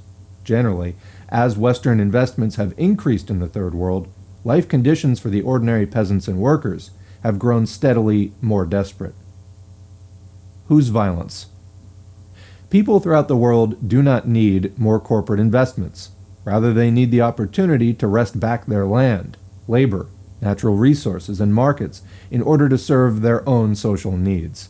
Such a revolutionary development invites fierce opposition from apostles of the free market, whose violent resistance to social change makes peaceful transformation impossible to contemplate. Even in countries like the United States, where reforms of limited scope have been achieved without revolution, the, quote, peaceful means employed have entailed popular struggle and turmoil, and a considerable amount of violence and bloodshed, almost all of it inflicted by police and security forces. That last point frequently goes unmentioned in discussions about the ethics of revolutionary violence. The very concept of revolutionary violence is somewhat falsely cast, since most of the violence comes from those who attempt to prevent reform, not from those struggling for it. By focusing on the violent rebellions of the downtrodden, we overlook the much greater repressive force and violence utilized by the ruling oligarchs to maintain the status quo, including armed attacks against peaceful demonstrations, mass arrests, torture, destruction of opposition organizations, suppression of dissident publications, death squad assassinations, the extermination of whole villages, and the like. Most social revolutions begin peaceably. Why would it be otherwise? Who would not prefer to assemble and demonstrate rather than engage in mortal combat against pitiless forces that enjoy every advantage in mobility and firepower? Revolutions in Russia, China, Vietnam, and El Salvador all began peacefully, with crowds of peasants and workers launching nonviolent protests, only to be met with violent oppression from the authorities. Peaceful protest and reform are exactly what the people are denied by the ruling oligarchs. The dissidents who continue to fight back, who try to defend themselves from the oligarchs' repressive fury, are then called violent revolutionaries and terrorists. For those local and international elites who maintain control over most of the world's wealth, social revolution is an abomination. Whether it be peaceful or violent is a question of no great moment to them. Peaceful reforms that infringe upon their profitable accumulations and threaten their class privileges are as unacceptable to them as the social upheaval imposed by revolution. Reforms that advance the conditions of life for the general public are not as materially intractable or as dependent on capital resources as we have been led to believe. There's no great mystery to building a health clinic, or carrying out programs for food rationing, land redistribution, literacy, jobs, and housing. Such tasks are well within the capacity of any state if there is the political will and a mobilization of popular class power. Consider Kerala, a state in India where the actions of popular organizations and mass movements have won important victories over the last 40 years against politico-economic oppression, generating a level of social development considerably better than that found in most of the Third World, and accomplished without outside investment. Kerala has mass literacy, a lower birth rate, and lower death rate than the rest of India, better public health services, fewer child workers, higher nutritional levels, thanks to a publicly subsidized food rationing system, more enlightened legal support and educational programs for women, and some social security protections for working people and for the destitute and physically handicapped. In addition, the people of Kerala radically altered a complex and exploitative system of agrarian relations, and won important victories against the more horrid forms of caste oppression. Though Kerala has no special sources of wealth, it has had decades of communist organizing and political struggle that reached and moved large numbers of people and breathed life into the state's democracy. Quote, "Despite its relatively short periods in the leadership of government, it is the Communist Party that has set the basic legislative agenda of the people of Kerala," notes Indian scholar V.K. Ramachandran, Monthly Review, May 1995. All this is not to deny that many people in Kerala endure unacceptable conditions of poverty. Still, despite a low level of income and limited resources, the achievements wrought by democratic government intervention and propelled by mass action have been substantial, representing the difference between a modestly supportable existence and utter misery. Many Third World peoples produce dedicated and capable popular organizations, as did the communists in Kerala, but they're usually destroyed by repressive state forces. In Kerala, popular agitation and input took advantage of democratic openings and in turn gave more social substance to the democracy. What is needed for social betterment is not International Monetary Fund loans or corporate investments, but political organization and democratic opportunity, and freedom from U.S.-sponsored state terrorism. U.S. foreign aid programs offer another example of how imperialist foreign policy masquerades as social reform within Third World nations. Aid programs are not intended to effect serious social betterment. At best, they finance piecemeal projects of limited impact. More often, they're used to undermine local markets, drive small farmers off their land, build transportation and office facilities needed by outside investors, increase a country's debt and economic dependency, and further open its economy to multinational corporate penetration. Free market for the few. Third world revolutionaries are branded as the enemies of stability. Stability is the code word for a society in which privileged social relations are securely entrenched. When popular forces mobilize against privilege and wealth, this causes instability, which is judged to be undesirable by U.S. policymakers and their faithful flacks in the U.S. corporate media. Here we have a deceptive state of affairs. What poses as a U.S. commitment to peaceful, nonviolent change is really a commitment to the violent defense of an unjust, undemocratic global capitalism. The U.S. national security state uses coercion and violence not in support of social reform, but against it, all in the name of stability, counterterrorism, democracy, and of late, and more honestly, the free market. When he was head of the State Department policy planning staff during the early years of the Cold War, the noted author George Kennan revealed the ruthless realpolitik mentality of those dedicated to social inequality within and between nations. Kennan maintained that a wealthy United States facing an impoverished world could not afford, quote, the luxury of altruism and world benefaction, and should cease talking about, quote, vague and unreal objectives such as human rights, the raising of the living standards, and democratization. The less we are hampered by idealistic slogans, the better, unquote. Sources PPS 23, U.S. State Department, February 1948. Speaking at a briefing for U.S. ambassadors to Latin America, Kennan remarked, quote, the final answer might be an unpleasant one, but we should not hesitate before police repression by the local government.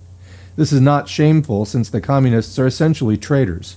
It is better to have a strong, i.e. repressive, regime in power than a liberal government if it is indulgent and relaxed and penetrated by communists, unquote.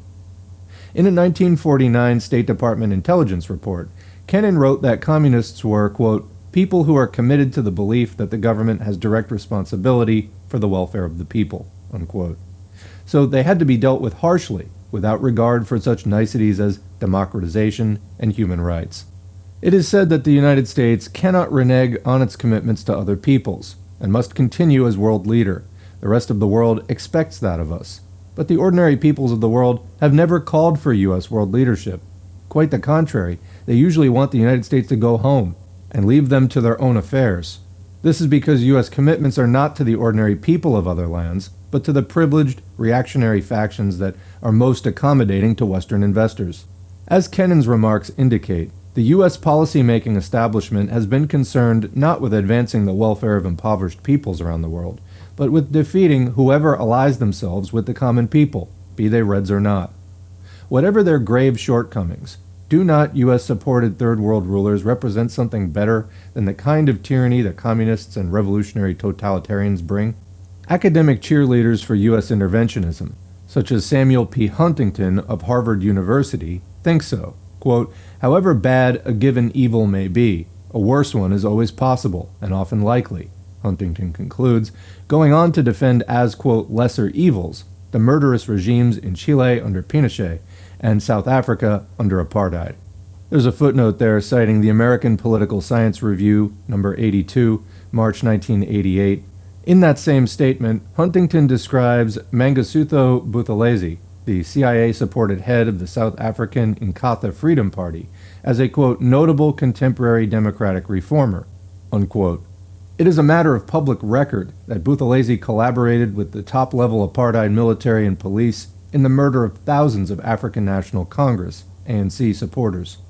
Colonel Eugene de Kock, the highest-ranking officer convicted of apartheid crimes, who once described himself as the government's most efficient assassin, testified that he had supplied weapons, vehicles, and training to Buthelezi's organization for a total onslaught strategy against democratic, anti-apartheid forces, according to AP report, San Francisco Chronicle, September 1896.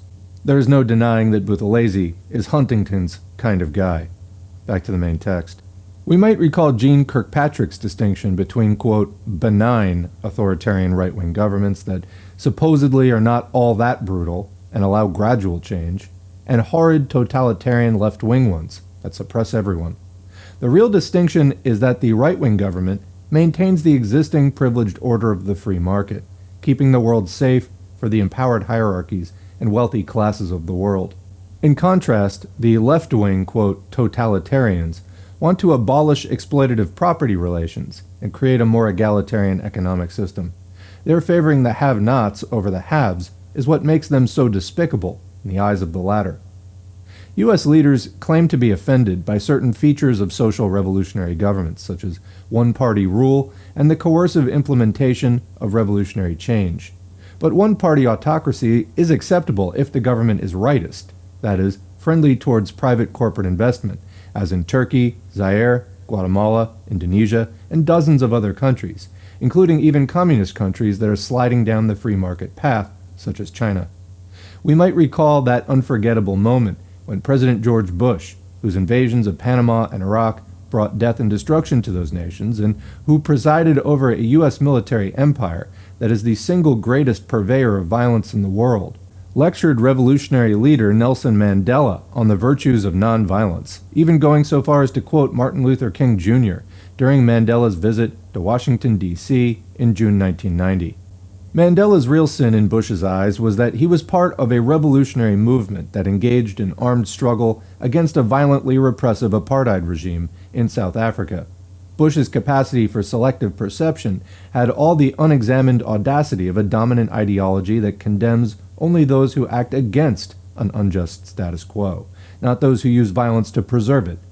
It would have come as a great relief to people around the world if the President of the United States had adopted a policy of nonviolence for his own government.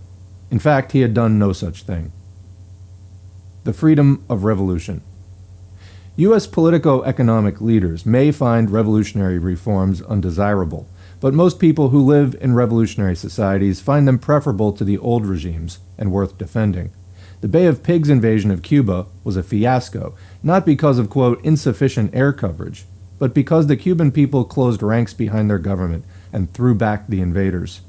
Another, quote, captive people, the North Vietnamese, acted in similar fashion in the early 1970s.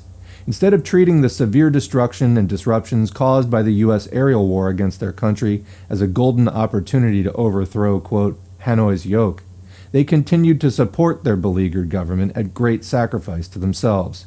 And in South Vietnam, the National Liberation Front enjoyed tactical opportunities for supply and surprise, largely because it was supported by people in the countryside and cities. During the Vietnam era, explanations as to why people sided with the communist revolutionaries came from some unexpected sources. U.S. Ambassador Henry Cabot Lodge admitted, quote, the only people who have been doing anything for the little man, to lift him up, have been the communists, quoting from the New York Times, February 27, 1966. In a similar vein, one faithful propagator of the official line, columnist James Reston, wrote with surprising candor, quote, even Premier Cui, U.S.-sponsored dictator of South Vietnam, told this reporter today that the communists were closer to the people's yearnings for social justice and an independent life than his own government, quoting New York Times, September 1, 1965. What Lodge and Reston left unsaid was that the little man and the people's yearnings for social justice were the very things that U.S. leaders were bent on suppressing. Some people conclude that anyone who utters a good word about leftist one-party revolutions must harbor anti-democratic or, quote, Stalinist sentiments. But to applaud social revolutions is not to oppose political freedom. To the extent that revolutionary governments construct substantive alternatives for their people, they increase human options and freedom. There is no such thing as freedom in the abstract. I just want to comment there, I'm sorry to interrupt the flow. I'm always saying this about libertarians, where just the answer is always more freedom, and it's a code word for capitalism. Freedom is a relative term, okay? It's freedom from something, it's specific to a situation. So I really like that line a lot. Continuing, there is no such thing as freedom in the abstract. There is freedom to speak openly and iconoclastically, freedom to organize a political opposition, freedom of opportunity to get an education and pursue a livelihood, freedom to worship as one chooses or not worship at all, freedom to live in healthful conditions, freedom to enjoy various social benefits, and so on. Most of what is called freedom gets its definition within a social context. Revolutionary governments extend a number of popular freedoms without destroying those freedoms that never existed in the previous regimes. They foster conditions necessary for national self-determination, economic betterment, the preservation of health and human life, and the end of many of the worst forms of ethnic, patriarchal, and class oppression. Regarding patriarchal oppression, consider the vastly improved condition of women in revolutionary Afghanistan and South Yemen before the counter-revolutionary repression in the 1990s, or in Cuba after the 1959 revolution, as compared to before. U.S. policymakers argue that social revolutionary victory anywhere represents a diminution of freedom in the world.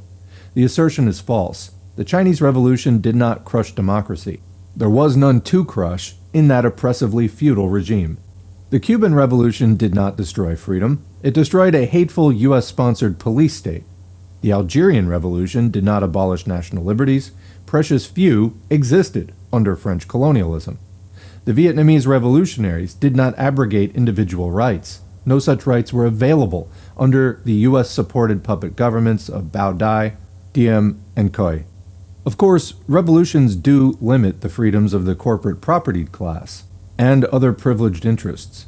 The freedom to invest privately without regard to human and environmental costs, the freedom to live in obscene opulence while paying workers starvation wages, the freedom to treat the state as a private agency in the service of a privileged coterie, the freedom to employ child labor and child prostitutes, the freedom to treat women as chattel, and so on.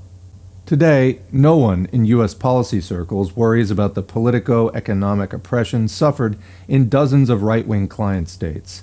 Their professed desire to bring Western political democracy to nations that have had revolutions rarely extends to free market autocracies, and the grudging moves toward political democracy occasionally made in these autocracies come only through popular pressure and rebellion, and only with the unspoken understanding that democratic governance will not infringe substantially upon the interests of the moneyed class.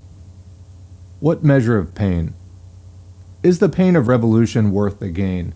Cost-benefit accounting is a complicated business when applied to social transactions. But have we ever bothered to compare the violence of revolution against the violence that preceded it? Quote, "I do not know how one measures the price of historical victories," said Robert Heilbronner. "I only know that the way in which we ordinarily keep the books of history is wrong." Unquote. We make no tally of the generations claimed by that combination of economic exploitation and political suppression so characteristic of the ancien regimes. The hapless victims of flood and famine in the Yangtze Valley of yesterday, the child prostitutes found dead in the back alleys of old Shanghai, the mujikes stricken by cold and starvation across the frozen steppes of Russia. And what of today? No one is tallying the thousands of nameless victims who succumbed to U.S.-trained torturers in Latin America, the hundreds of villages burned by counterinsurgency forces, the millions who are driven from their ancestral lands and sentenced to permanently stunted and malnourished lives, the millions more who perish in the desperate misery and congestion of shanty slums and internment camps. Their sufferings go unrecorded and are not figured in the balance when the revolution metes out justice to erstwhile oligarchs and oppressors, or commits excesses and abuses of its own. And how do we measure the pain of the tens of millions of children throughout the world, many as young as 6 and 7, who are forced to work 70 hours a week, confined in ill-lit, poorly ventilated workshops, under conditions reminiscent of the most horrific days of the Industrial Revolution? The General Agreement on Tariffs and Trade, GATT, a sweeping multinational free trade act that amounts to a carte blanche for global capitalism, offers no protection for children who are exploited, abused, overworked, and underpaid. During GATT negotiations, leaders of third world countries successfully argued against placing any restrictions on child labor, arguing that children have always worked in their cultures and such traditional practices should be respected. To prohibit child labor would limit the free market and effect severe hardship on those poor families in which a child is often the only wage earner. Even if the long-standing practice of children helping out on farms is acceptable, assuming that they are not overworked and are allowed to go to school, the practice of, quote, locking them into a hot box of a factory for 14 hours a day is something else. Furthermore, they may be the only wage earner, quote, because adult workers have been laid off in favor of children, who are infinitely more exploitable and provide bigger profits for prosperous factory owners. quoting Anna Quindlen in the New York Times, November 23, 94. Traveling across Cuba in 1959, immediately after the overthrow of the U.S.-supported right-wing Batista dictatorship, Mike Faulkner witnessed, quote, a spectacle of almost unrelieved poverty. The rural population lived in makeshift shacks without minimal sanitation. Malnourished children went barefoot in the dirt and suffered, quote, the familiar plague of parasites common to the Third World. There were almost no doctors or schools, and through much of the year, families that depended solely on the seasonal sugar harvest lived close to starvation, quoting Monthly Review, March 96. How does that victimization in pre-revolutionary Cuba measure against the much more widely publicized repression that came after the revolution, when Castro's communists executed a few hundred of the previous regime's police assassins and torturers, drove assorted upper-class moneybags into exile, and intimidated various other opponents of radical reforms into silence? Today, Cuba is a different place. For all its mistakes and abuses, the Cuban Revolution brought sanitation, schools, health clinics, jobs, housing, and human services to a level not found throughout most of the Third World, and in many parts of the First World. Infant mortality in Cuba has dropped from 60 per 1,000 in 1960 to 9.7 per 1,000 by 1991, while life expectancy rose from 55 to 75 in that same period. Smallpox, malaria, tuberculosis, typhoid, polio, and numerous other diseases have been wiped out by improved living standards and public health programs. There's a footnote there citing Theodore MacDonald, Hippocrates in Havana, Cuba's healthcare system, 1995.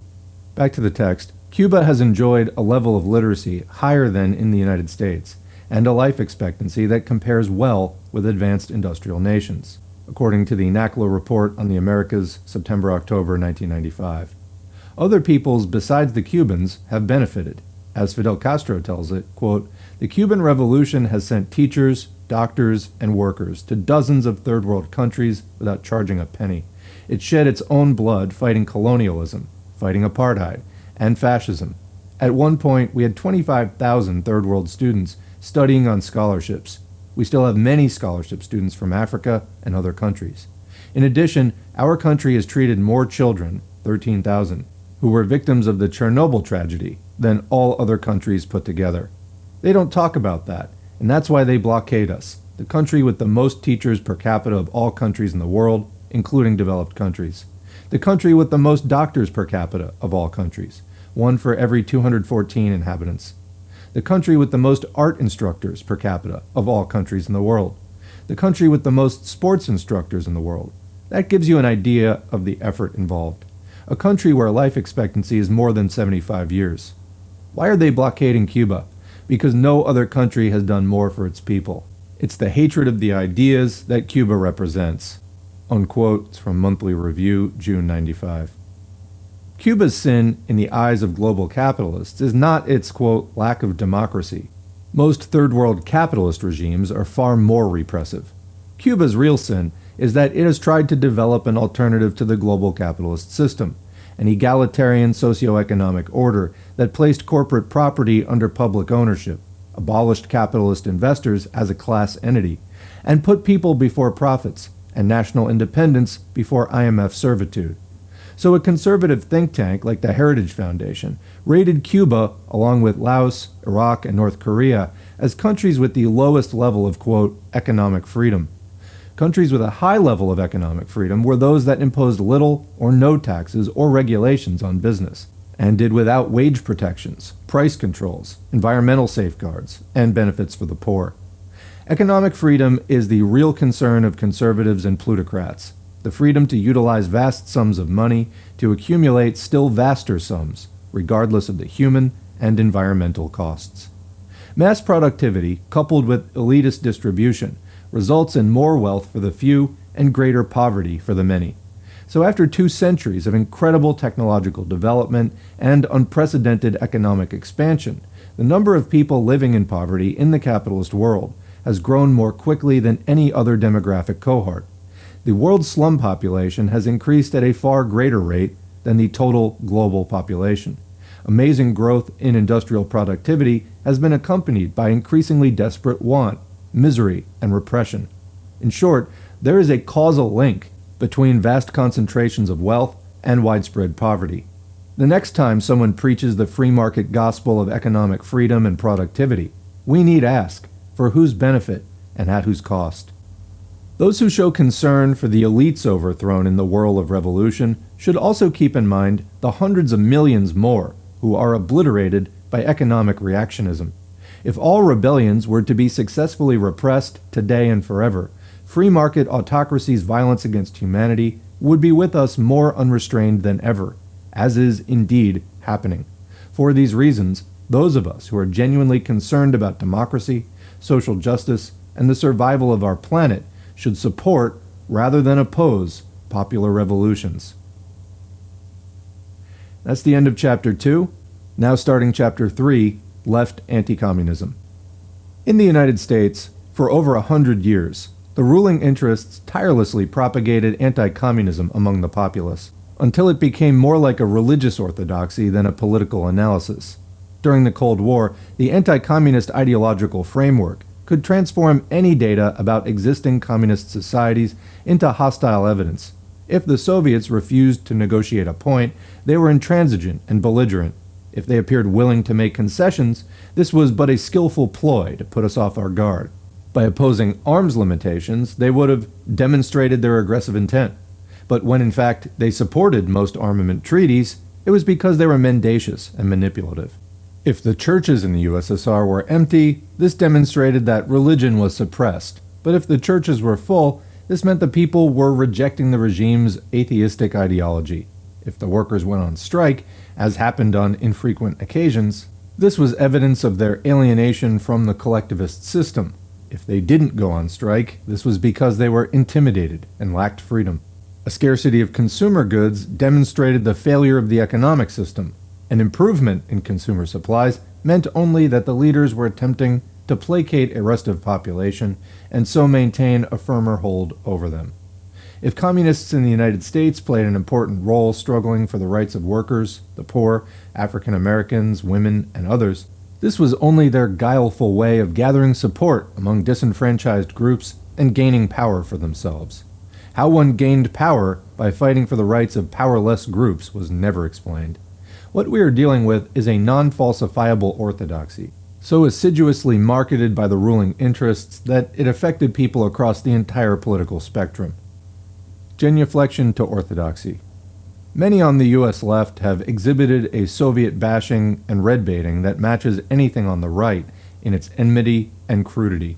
Listen to Noam Chomsky holding forth about left intellectuals who try to, quote, rise to power on the backs of mass popular movements, and then, quote, beat the people into submission. You start off as basically a Leninist who's going to be part of the red bureaucracy. You see later that power doesn't lie that way, and you very quickly become an ideologist of the right. We're seeing it right now in the former Soviet Union. The same guys who were communist thugs 2 years back are now running banks and are enthusiastic free marketeers and praising Americans, unquote, quoting from Z Magazine, October 95. Chomsky's imagery is heavily indebted to the same U.S. corporate political culture he so frequently criticizes on other issues. In his mind, the revolution was betrayed by a coterie of, quote, communist thugs who merely hunger for power rather than wanting the power to end hunger. In fact, the communists did not, quote, very quickly switch to the right, but struggled in the face of a momentous onslaught to keep Soviet socialism alive for more than 70 years.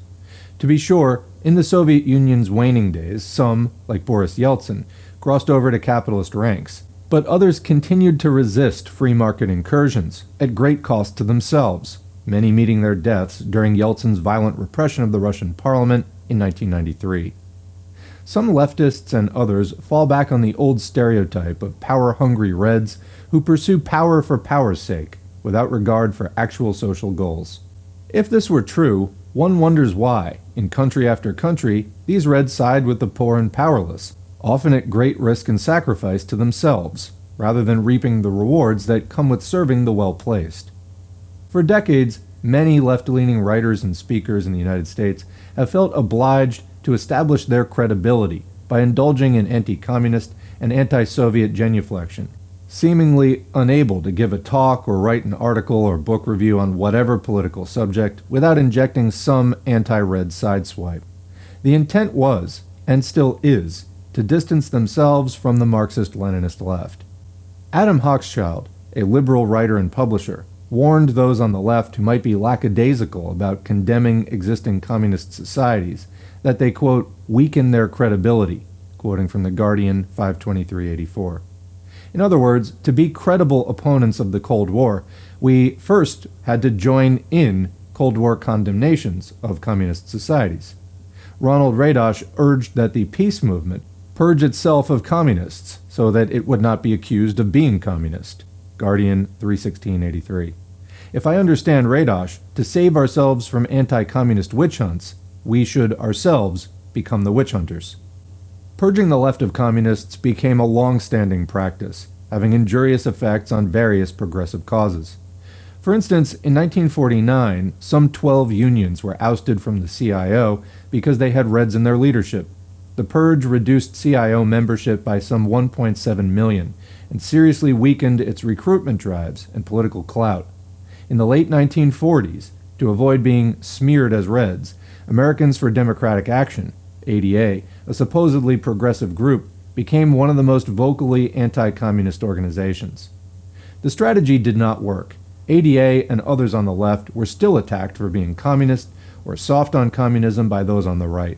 Then and now, many on the left have failed to realize that those who fight for social change on behalf of the less privileged elements of society will be red-baited by conservative elites whether they are communists or not.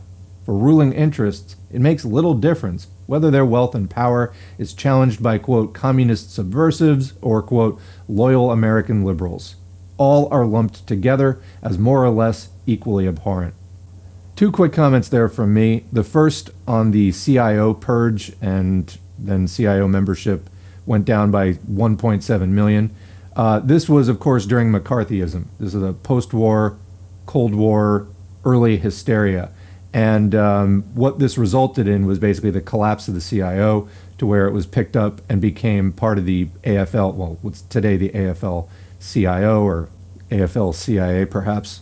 Anyway, I make frequent reference to this time period because the unions are one example, but really radicals were driven out of any kind of civil society leadership as the, quote, popular front against fascism broke down, and basically all the communists who had helped to win World War II and thought that they would be part of the ruling coalition in the post-war era were basically kicked to the curb. That is, at least the opportunist communists who ever held such fantasies. No actual Marxist would ever believe something like that to be possible. And then on point two, as far as, oh, I'm not a communist, you can see this as recently as Bernie Sanders, for example. Oh, I'm not a communist, I'm a socialist. Oh, no, I'm not that kind of socialist. I'm a nice socialist, I'm a democratic socialist, etc. It doesn't matter. It doesn't matter to the capitalists. They're going to keep slamming you. They slammed Joe Biden as a communist. It plays with their base. They've cultivated this reaction in their base, and they use it politically. So just fight for what you're fighting for. Anyway, continuing. Even when attacking the right, left critics cannot pass up an opportunity to flash their anti-communist credentials.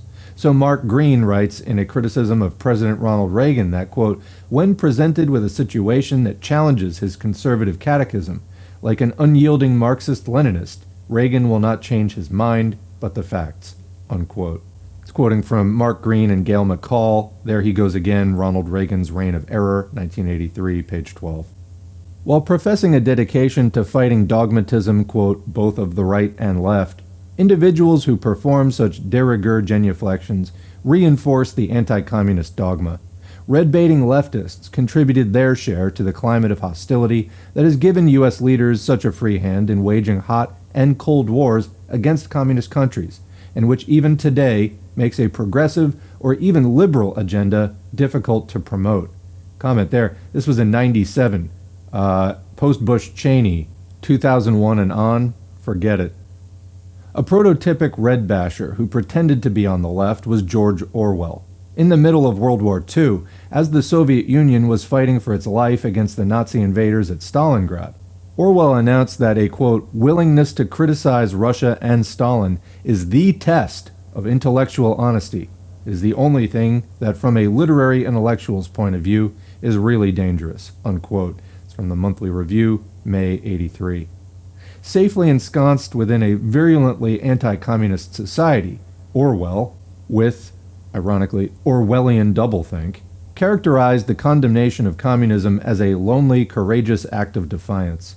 Today, his ideological progeny are still at it, offering themselves as intrepid left critics of the left, waging a valiant struggle against imaginary Marxist-Leninist Stalinist hordes. Sorely lacking within the U.S. left is any rational evaluation of the Soviet Union, a nation that endured a protracted civil war and a multinational foreign invasion in the very first years of its existence, and that 2 decades later threw back and destroyed the Nazi beast at enormous cost to itself. In the 3 decades after the Bolshevik Revolution, the Soviets made industrial advances equal to what capitalism took a century to accomplish, while feeding and schooling their children rather than working them 14 hours a day, as capitalist industrialists did and still do in many parts of the world. And the Soviet Union, along with Bulgaria, the German Democratic Republic, and Cuba, provided vital assistance to national liberation movements in countries around the world, including Nelson Mandela's African National Congress in South Africa. Left anti-communists remained studiously unimpressed by the dramatic gains won by masses of previously impoverished people under communism. Some were even scornful of such accomplishments.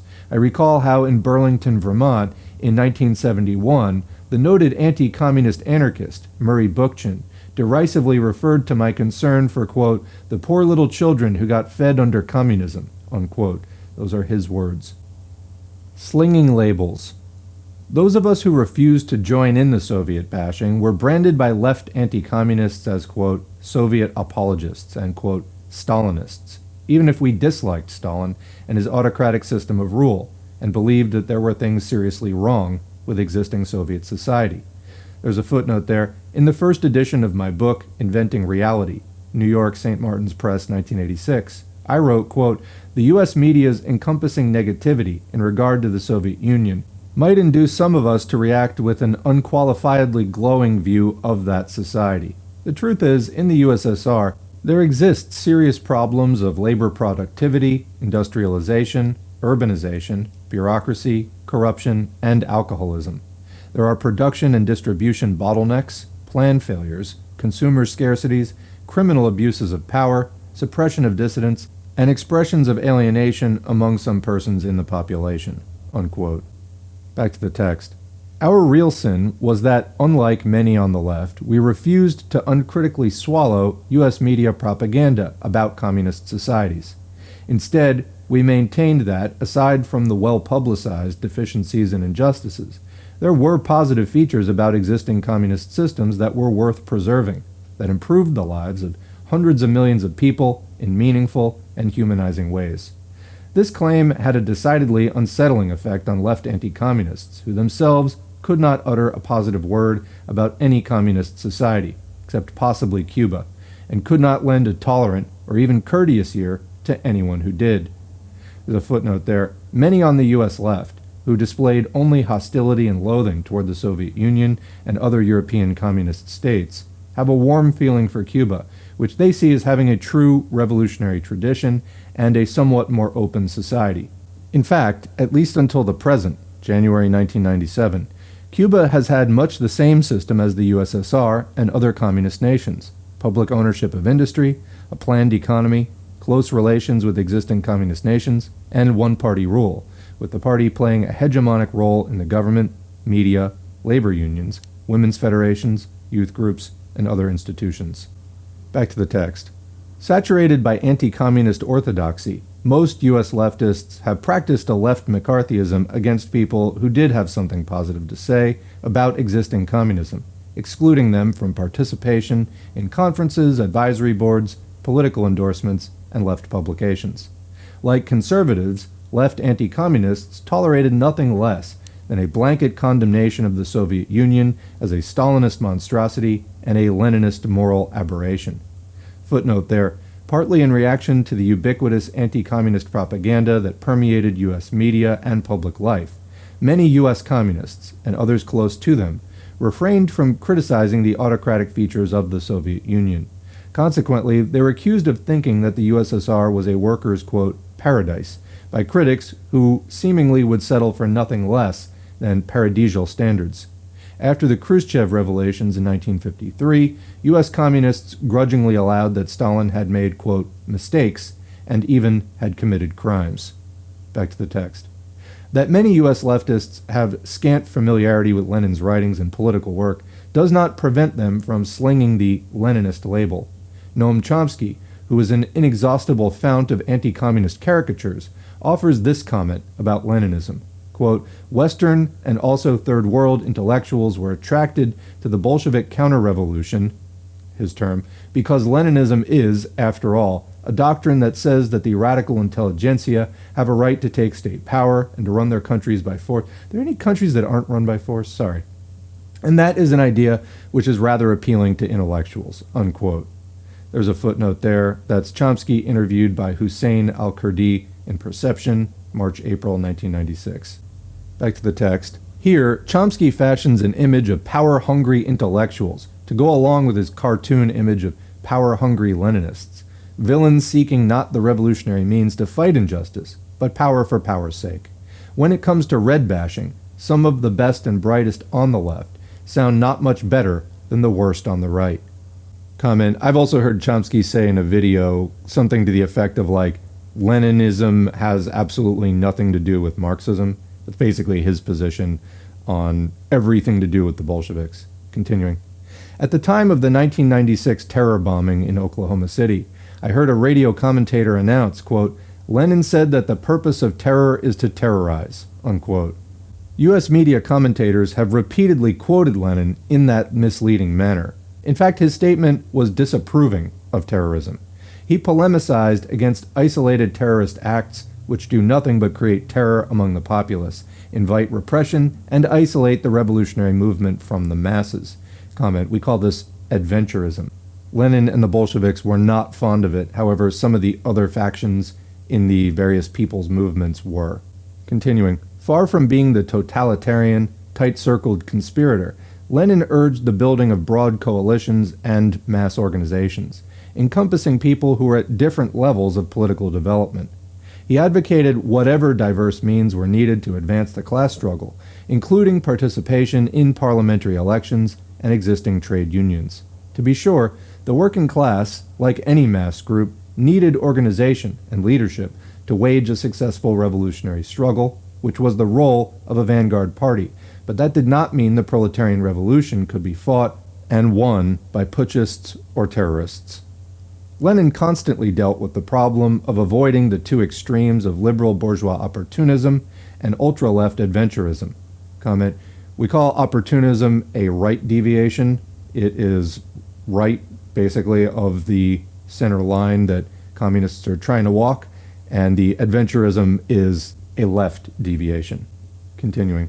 Yet he himself is repeatedly identified as an ultra-left putschist by mainstream journalists and some on the left. Whether Lenin's approach to revolution is desirable or even relevant today is a question that warrants critical examination, but a useful evaluation is not likely to come from people who misrepresent his theory and practice.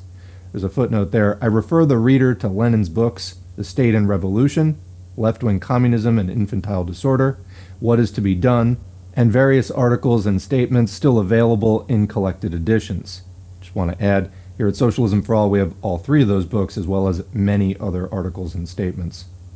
See also John Ehrenberg's treatment of Marxism-Leninism in his The Dictatorship of the Proletariat, Marxism's Theory of Socialist Democracy, Routledge, 1992. Back to the main text.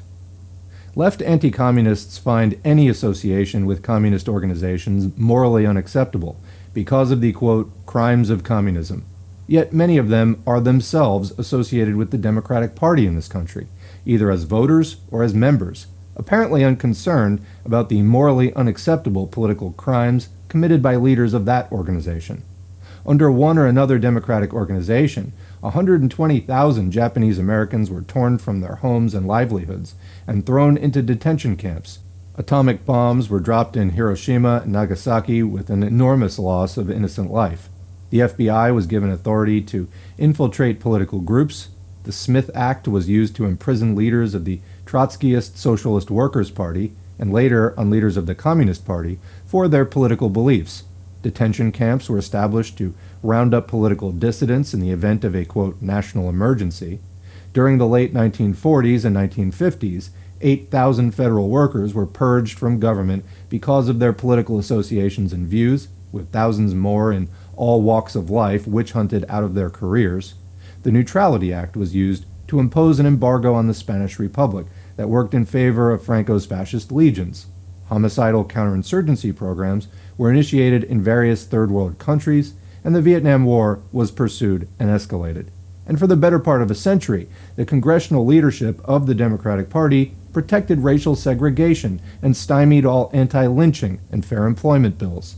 Yet all these crimes, bringing ruination and death to many, have not moved the liberals, the Social Democrats, and the, quote, Democratic Socialist Anti-Communists to insist repeatedly that we issue blanket condemnations of either the Democratic Party or the political system that produced it, certainly not with the intolerant fervor that has been directed against existing communism.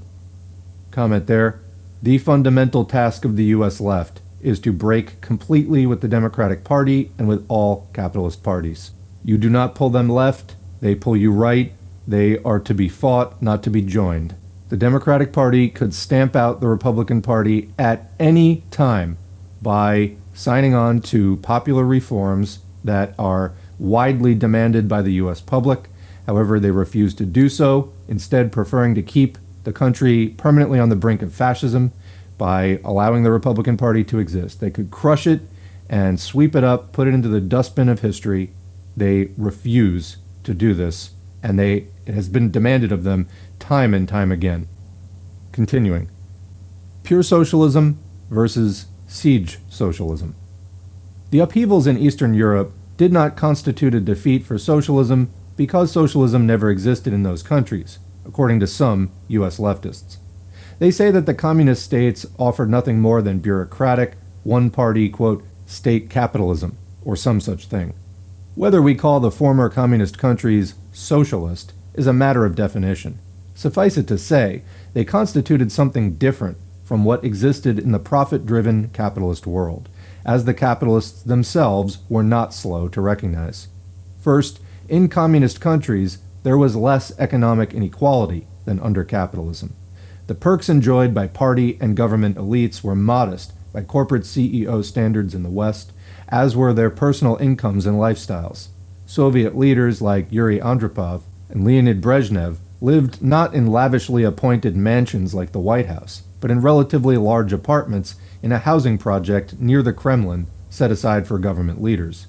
They had limousines at their disposal, like most other heads of state, and access to large dachas where they entertained visiting dignitaries. But they had none of the immense personal wealth that most U.S. leaders possess. Comment, almost like the U.S. is ruled by the capitalist class, bunch of rich people, and the USSR was not. Continuing. The, quote, lavish life enjoyed by East Germany's party leaders, as widely publicized in the U.S. press, included a $725 yearly allowance in hard currency, and housing in an exclusive settlement on the outskirts of Berlin that sported a sauna, an indoor pool, and a fitness center shared by all the residents. They also could shop in stores that carried Western goods, such as bananas, jeans, and Japanese electronics. The U.S. press never pointed out that ordinary East Germans also had access to public pools and gyms and could buy jeans and electronics, though usually not of the imported variety. Nor was the, quote, lavish consumption enjoyed by East German leaders contrasted to the truly opulent lifestyle enjoyed by the Western plutocracy. Comment, I had a banana this morning. I guess I am now a plutocrat. Second, in communist countries, productive forces were not organized for capital gain and private enrichment. Public ownership of the means of production supplanted private ownership. Individuals could not hire other people and accumulate great personal wealth from their labor. Comment, I just want to stand back and appreciate that sentence for a minute. Individuals could not hire other people. Imagine that. it's actually banned to hire people. What does hire mean anyway? It means to rent. When you stand back and really take this in, it's such a foreign concept in the United States, for example. The idea that people are not allowed to buy each other's labor, that you have a social system which is better organized than that it's not this market chaos, people trying to step on each other to get ahead and or just survive by whatever means necessary. When we talk about reasons why the socialist movement has yet to fully blossom in the United States, just that thought alone, you can't employ people. It's like, huh? I think a lot of people literally cannot imagine it. This may be something to expand upon in the future. Continuing. Again, compared to Western standards, differences in earnings and savings among the populace were generally modest. The income spread between highest and lowest earners in the Soviet Union was about 5-1. In the United States, the spread in yearly income between the top multi-billionaires and the working poor is more like 10,000-1. Comment, that's the top multi-billionaires. I think that the average CEO to worker ratio is something like, it used to be 200-1. I think it's closer to 300-1 now. So again, compare to 5-1. Continuing. Third, priority was placed on human services. Though life under communism left a lot to be desired, and the services themselves were rarely the best, communist countries did guarantee their citizens some minimal standard of economic survival and security, including guaranteed education, employment, housing, and medical assistance. Fourth, communist countries did not pursue the capital penetration of other countries. Lacking a profit motive as their motor force, and therefore having no need to constantly find new investment opportunities, they did not expropriate the lands, labor, markets, and natural resources of weaker nations. That is, they did not practice economic imperialism. The Soviet Union conducted trade and aid relations on terms that generally were favorable to the Eastern European nations and Mongolia, Cuba, and India. All of the above were organizing principles for every communist system to one degree or another. None of the above apply to free market countries like Honduras, Guatemala, Thailand, South Korea, Chile, Indonesia, Zaire, Germany, or the United States. But a real socialism, it is argued, would be controlled by the workers themselves through direct participation instead of being run by Leninists, Stalinists, Castroites, or other ill-willed, power-hungry, bureaucratic cabals of evil men who betray revolutions. Unfortunately, this pure socialism view is ahistorical and non-falsifiable. It cannot be tested against the actualities of history. It compares an ideal against an imperfect reality, and the reality comes off a poor second. It imagines what socialism would be like in a world far better than this one, where no strong state structure or security force is required, where none of the value produced by workers needs to be expropriated to rebuild society and defend it from invasion and internal sabotage. The pure socialists' ideological anticipations remain untainted by existing practice.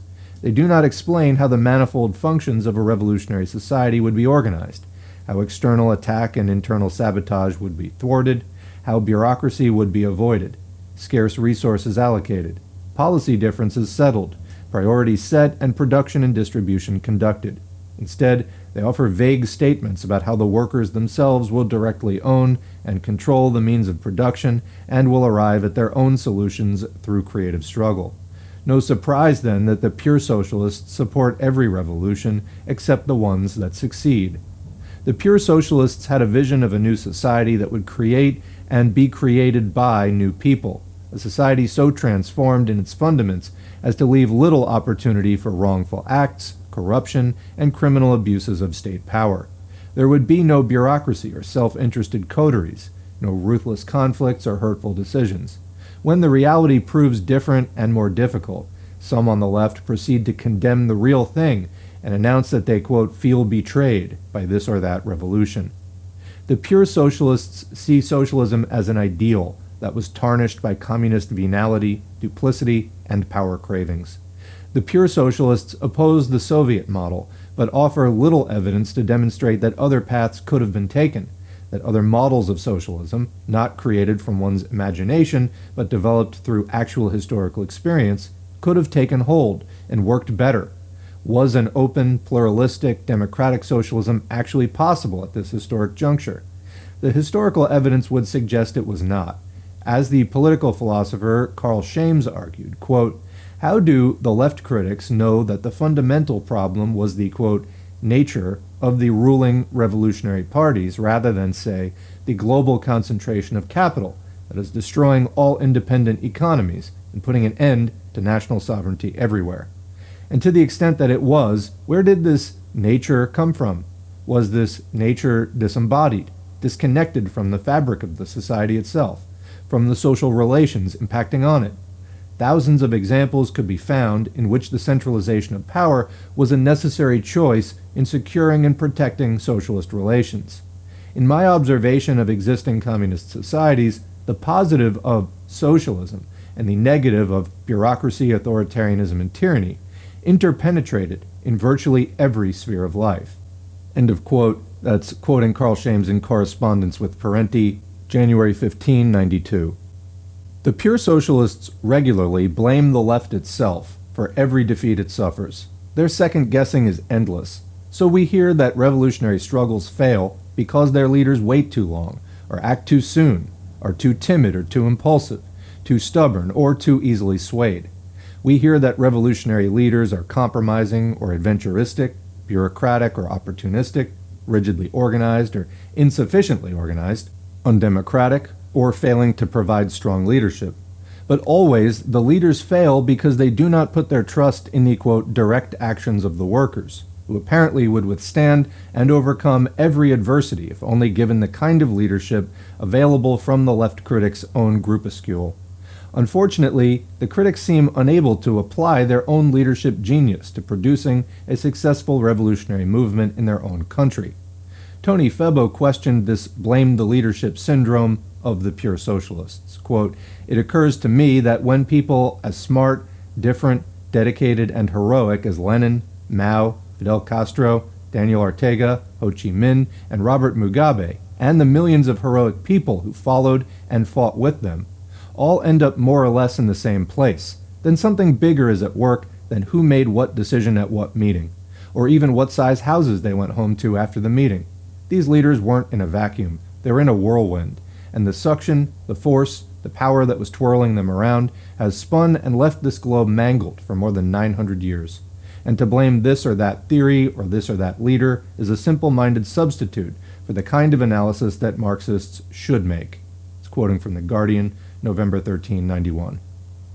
To be sure, the pure socialists are not entirely without specific agendas for building the revolution. After the Sandinistas overthrew the Somoza dictatorship in Nicaragua, an ultra-left group in that country called for direct worker ownership of the factories. The armed workers would take control of production without benefit of managers, state planners, bureaucrats, or a formal military. While undeniably appealing, this worker syndicalism denies the necessities of state power. Under such an arrangement, the Nicaraguan revolution would not have lasted 2 months against the U.S.-sponsored counter-revolution that savaged the country. It would have been unable to mobilize enough resources to field an army, take security measures, or build and coordinate economic programs and human services on a national scale. Decentralization versus survival. For a people's revolution to survive, it must seize state power and use it to A. break the stranglehold exercised by the owning class over the society's institutions and resources, and B. withstand the reactionary counterattack that is sure to come. The internal and external dangers a revolution faces necessitate a centralized state power that is not particularly to anyone's liking, not in Soviet Russia in 1917, nor in Sandinista Nicaragua in 1980. Engels offers an apposite account of an uprising in Spain in 1872-73 in which anarchists seized power in municipalities across the country. Comment, I just recently did this on the channel. It's The Bakuninists at Work by Marx and Engels, 1873.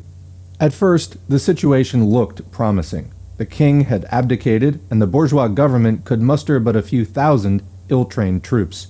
Yet this ragtag force prevailed, because it faced a thoroughly parochialized rebellion. Quote, each town proclaimed itself as a sovereign canton and set up a revolutionary committee, or junta, Engels writes.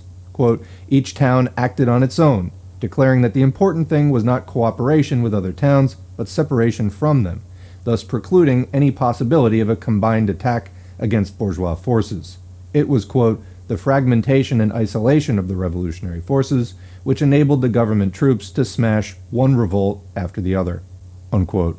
There's a footnote there. In her biography of Louise Michel, the anarchist historian Edith Thomas asserts that anarchism is the, quote, absence of government, the direct administration by people of their own lives, unquote. Who could not want that? Thomas doesn't say how it would work, except to assert that, quote, anarchists want it right now, in all the confusion and disorder of right now, unquote. She proudly notes that anarchism, quote, is still intact as an ideal, for it has never been tried, unquote. That is exactly the problem. Why, in so many hundreds of actual rebellions, including ones led by anarchists themselves, has anarchism never been tried, or never succeeded in surviving for any length of time in a, quote, intact anarchist form? In the anarchist uprising Engels described, the rebels, in seeming violation of their own ideology, did not rely on Thomas's direct administration by the people, but set up ruling juntas. The unpracticed, unattainable quality of the ideal helps it to retain its better-than-anything appeal in the minds of some. Back to the main text. Decentralized parochial autonomy is the graveyard of insurgency, which may be one reason why there has never been a successful anarcho-syndicalist revolution. Ideally, it would be a fine thing to have only local, self-directed worker participation, with minimal bureaucracy, police, and military. This probably would be the development of socialism, were socialism ever allowed to develop unhindered by counter-revolutionary subversion and attack. One might recall how, in 1918 to 20, 14 capitalist nations, including the United States, invaded Soviet Russia in a bloody but unsuccessful attempt to overthrow the revolutionary Bolshevik government. The years of foreign invasion and civil war did much to intensify the Bolsheviks' siege psychology, with its commitment to lockstep party unity and a repressive security apparatus. Thus, in May 1921, the same Lenin who had encouraged the practice of internal party democracy and struggled against Trotsky in order to give the trade unions a greater measure of autonomy, now called for an end to the workers' occupation and other factional groups within the party. There's a footnote there. Trotsky was among the more authoritarian Bolshevik leaders, least inclined to tolerate organizational autonomy, diverse views, and internal party democracy. But in the fall of 1923, finding himself in a minority position, outmaneuvered by Stalin and others, Trotsky developed a sudden commitment to open party procedures and workers' democracy. Ever since, he has been hailed by some followers as an anti-Stalinist Democrat. Back to the text. The time has come, he told an enthusiastically concurring 10th Party Congress, to put an end to opposition, to put a lid on it. We have had enough opposition, unquote. Open disputes and conflicting tendencies within and without the party, the communists concluded, created an appearance of division and weakness that invited attack by formidable foes. Only a month earlier, in April 1921, Lenin had called for more worker representation on the party's Central Committee. In short, he had become not anti-worker, but anti-opposition. Here was a social revolution, like every other, that was not allowed to develop its political and material life in an unhindered way. Footnote there, regarding the several years before 1921, the Sovietologist Stephen Cohen writes, quote, the experience of civil war and war communism profoundly altered both the party and the emerging political system, unquote. Other socialist parties were expelled from the Soviets, and the Communist Party's, quote, democratic norms, as well as its almost libertarian and reformist profile, gave way to a, quote, rigid authoritarianism and pervasive militarization, unquote. Much of the popular control exercised by local Soviets and factory committees was eliminated. In the words of one Bolshevik leader, quote, the Republic is an armed camp. See Cohen's Bukharin and the Bolshevik Revolution, Oxford University Press, 1973. Back to the text. By the late 1920s, the Soviets faced the choice of A. moving in a still more centralized direction, with a command economy and forced agrarian collectivization and full-speed industrialization under a commandist, autocratic party leadership, the road taken by Stalin, or B. moving in a liberalized direction, allowing more political diversity, more autonomy for labor unions and other organizations, more open debate and criticism, greater autonomy among the various Soviet republics, a sector of privately owned small businesses, independent agricultural development by the peasantry, greater emphasis on consumer goods, and less effort given to the kind of capital accumulation needed to build a strong military-industrial base. The latter course, I believe, would have produced a more comfortable, more humane, and serviceable society. Siege socialism would have given way to worker-consumer socialism. The only problem is that the country would have risked being incapable of withstanding the Nazi onslaught. Instead, the Soviet Union embarked upon a rigorous, forced industrialization. This policy has often been mentioned as one of the wrongs perpetrated by Stalin upon his people. Footnote there, to give one of innumerable examples. Recently, Roger Burbach faulted Stalin for, quote, rushing the Soviet Union headlong on the road to industrialization. See his correspondence in Monthly Review, March 96, page 35. Back to the text.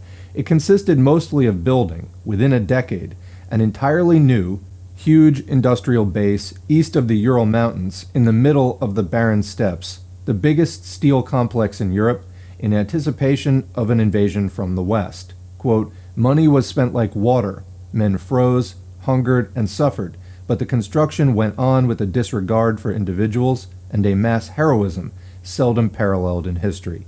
Unquote. Footnote there, it's from John Scott, Behind the Urals, an American Worker in Russia's City of Steel, 1942. Back to the text. Stalin's prophecy that the Soviet Union had only 10 years to do what the British had done in a century proved correct. When the Nazis invaded in 1941, that same industrial base, safely ensconced thousands of miles from the front, produced the weapons of war that eventually turned the tide. The cost of this survival included 22 million Soviet citizens who perished in the war, and immeasurable devastation and suffering, the effects of which would distort Soviet society for decades afterward. All this is not to say that everything Stalin did was of historical necessity. The exigencies of revolutionary survival did not, quote, make inevitable the heartless execution of hundreds of old Bolshevik leaders, the personality cult of a supreme leader who claimed every revolutionary gain as his own achievement, the suppression of party political life through terror, the eventual silencing of debate regarding the pace of industrialization and collectivization, the ideological regulation of all intellectual and cultural life, and the mass deportations of, quote, suspect nationalities. The transforming effects of counter-revolutionary attack have been felt in other countries. A Sandinista military officer I met in Vienna in 1986 noted that Nicaraguans were, quote, not a warrior people, but they had to learn to fight because they faced a destructive, U.S.-sponsored mercenary war. She bemoaned the fact that war and embargo forced her country to postpone much of its socio-economic agenda. As with Nicaragua, so with Mozambique, Angola, and numerous other countries in which U.S.-financed mercenary forces destroyed farmlands, villages, health centers, and power stations, while killing or starving hundreds of thousands. The revolutionary baby was strangled in its crib or mercilessly bled beyond recognition. This reality ought to earn at least as much recognition as the suppression of dissidents in this or that revolutionary society. The overthrow of Eastern European and Soviet communist governments was cheered by many left intellectuals. Now democracy would have its day. The people would be free from the yoke of communism, and the U.S. left would be free from the albatross of existing communism. Or, as left theorist Richard Lichtman put it, quote, liberated from the incubus of the Soviet Union and the succubus of communist China, unquote. That is terrible, terrible writing. In fact, the capitalist restoration in Eastern Europe seriously weakened the numerous Third World liberation struggles that had received aid from the Soviet Union and brought a whole new crop of right-wing governments into existence, ones that now worked hand in glove with U.S. global counter-revolutionaries around the globe. In addition, the overthrow of communism gave the green light to the unbridled exploitative impulses of Western corporate interests, no longer needing to convince workers that they live better than their counterparts in Russia and no longer restrained by a competing system. The corporate class is rolling back the many gains that working people in the West have won over the years. Now that the free market, in its meanest form, is emerging triumphant in the East, so will it prevail in the West. Comment there. This was, again, written in the late 90s. This was prior to the War on Terror, prior to 2008, prior to the 2010s austerity, all the things that have happened since then. So at this time in the late 90s, they were already taking the mask off, and it's just gotten worse and worse since that time. There's no real end in sight for any of this, at least from within the system. I mean, there's no built-in limit in capitalism to this. It's only going to come from working class resistance, rebellion, revolution. That's why I do this channel. Continuing.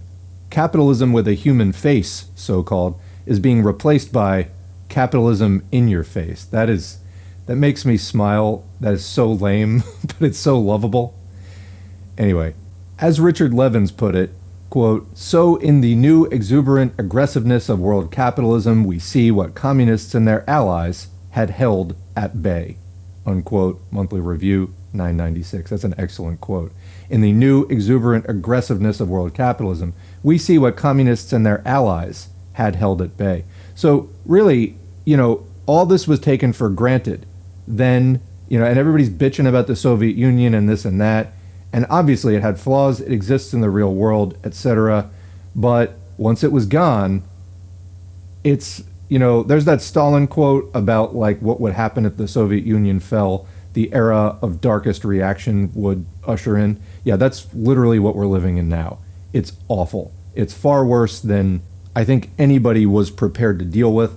And, I really wonder if you went back and showed all these, left critics of the Soviet Union and China and all this, what was in store in the 90s, 2000s, 2010s, and 2020s. If you could go back and show them what actually was being prevented, I wonder if more of them wouldn't have changed their tune and found ways to be constructively critical rather than just trying to wash their hands of trying to do any Marxism in the real world. I think that a tremendous amount was taken for granted, and now it's gone, and we're getting sucked down to the 10th level of hell. So anyway, continuing. Having never understood the role that existing communist powers played in tempering the worst impulses of Western capitalism and imperialism, and having perceived communism as nothing but an unmitigated evil, the left anti-communists did not anticipate the losses that were to come. Some of them still don't get it. Chapter 4, Communism in Wonderland. The various communist countries suffered from major systemic deficiencies. While these internal problems were seriously exacerbated by the destruction and military threat imposed by the Western capitalist powers, there were a number of difficulties that seemed to inhere in the system itself. Rewarding inefficiency. All communist nations were burdened by rigid economic command systems. Footnote there. While framed in the past tense, the following discussion also applies to the few remaining communist countries still in existence. Back to the text. Central planning was useful and even necessary in the earlier period of siege socialism to produce steel, wheat, and tanks in order to build an industrial base and withstand the Nazi onslaught. But it eventually hindered technological development and growth and proved incapable of supplying a wide enough range of consumer goods and services. No computerized system could be devised to accurately model a vast and intricate economy. No system could gather and process the immense range of detailed information needed to make correct decisions about millions of production tasks. Top-down planning stifled initiative throughout the system.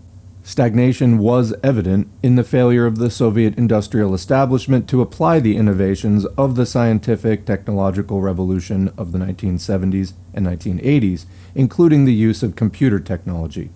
Though the Soviets produced many of the world's best mathematicians, physicists, and other scientists, little of their work found actual application. As Mikhail Gorbachev complained before the 28th Communist Party Congress in 1990, quote, "We can no longer tolerate the managerial system that rejects scientific and technological progress and new technologies, that is committed to cost ineffectiveness and generates squandering and waste," unquote.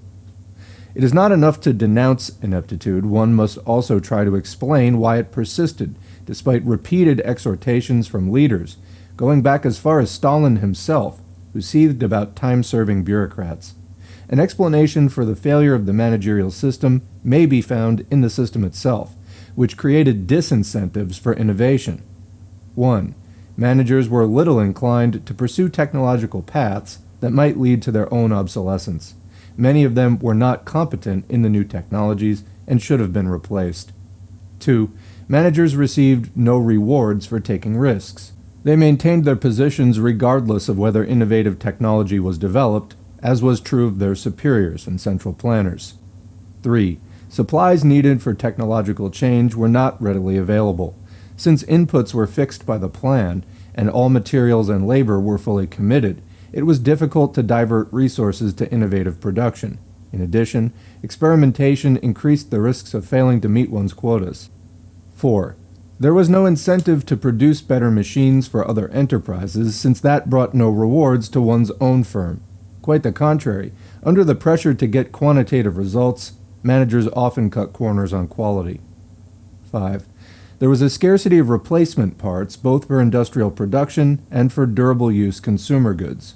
Because top planners set such artificially low prices for spare parts, it was seldom cost-efficient for factories to produce them. 6. Because producers did not pay real value prices for raw materials, fuel, and other things, enterprises often used them inefficiently. 7. Productive capacity was underutilized. Problems of distribution led to excessive unused inventory. Because of irregular shipments, there was a tendency to hoard more than could be put into production, further adding to shortages. 8. Improvements in production would lead only to an increase in one's production quota. In effect, well-run factories were punished with greater workloads. Poor-performing ones were rewarded with lower quotas and state subsidies. Managerial irresponsibility was a problem in agriculture as well as industry. One Vietnamese farm organizer's comment could describe the situation in most other communist countries. Quote, "The painful lesson of farm cooperatization was that management was not motivated to succeed or produce," unquote. If anything, farm management was often motivated to provide a poor product. For instance, since state buyers of meat paid attention to quantity rather than quality, collective farmers maximized profits by producing fatter animals. Consumers might not care to eat fatty meat, but that was their problem. Only a foolish or saintly farmer would work harder to produce better quality meat for the privilege of getting paid less. As in all countries, bureaucracy tended to become a self-feeding animal. Administrative personnel increased at a faster rate than productive workers. A factory with 11,000 production workers might have an administrative staff of 5,000, a considerable burden on productivity. In some enterprises, administrative personnel made up half the full number of workers. The heavily bureaucratic mode of operation did not allow for critical, self-corrective feedback. In general, there was a paucity of the kind of debate that might have held planners and managers accountable to the public. The fate of the whistleblower was the same in communist countries as in our own. Those who exposed waste, incompetence, and corruption were more likely to run risks than receive rewards. Nobody minding the store. We have been taught that people living under communism suffer from, quote, "the totalitarian control over every aspect of life," as Time magazine, May 27, 96, still tells us. Talking to the people themselves, one found that they complained less about overbearing control than about the absence of responsible control. Maintenance people failed to perform needed repairs. Occupants of a new housing project might refuse to pay rent, and no one bothered to collect it. With lax management in harvesting, storage, and transportation, as much as 30% of all produce was lost between field and store, and thousands of tons of meat were left to spoil. People complained about broken toilets, leaky roofs, rude salespeople, poor quality goods, late trains, deficient hospital services, and corrupt and unresponsive bureaucrats. Corruption and favoritism were commonplace. There was the manager who regularly pilfered the till, the workers who filched foodstuffs and goods from state stores or supplies from factories in order to service private homes for personal gain, the peasants on collective farms who stripped parts from tractors to sell them on the black market, the director who accepted bribes to place people at the top of a waiting list to buy cars, and the farmers who hoarded livestock which they sold to townspeople at 3 times the government's low procurement price. All this was hardly the behavior of people trembling under a totalitarian rule of terror. The system itself rewarded evasion and non-compliance. Thus, the poorer the performance of the collective farm, the more substantial the subsidy and the less demanded in the way of work quotas. The poorer the performance of plumbers and mechanics, the less burdened they were with calls and quotas. The poorer the restaurant service, the fewer the number of clients, and the more food left over to take home for oneself or to sell on the black market. The last thing restaurant personnel wanted was satisfied customers who would return to dine at the officially fixed low prices. Not surprisingly, work discipline left much to be desired. There was the clerk who chatted endlessly with a friend on the telephone, while a long line of people waited resentfully for service. The 2 workers who took 3 days to paint a hotel wall that should have taken a few hours. The many who would walk off their jobs to go shopping. Such poor performance itself contributed to low productivity and the cycle of scarcity. In 1979, Cuban leader Raúl Castro offered this list of abuses.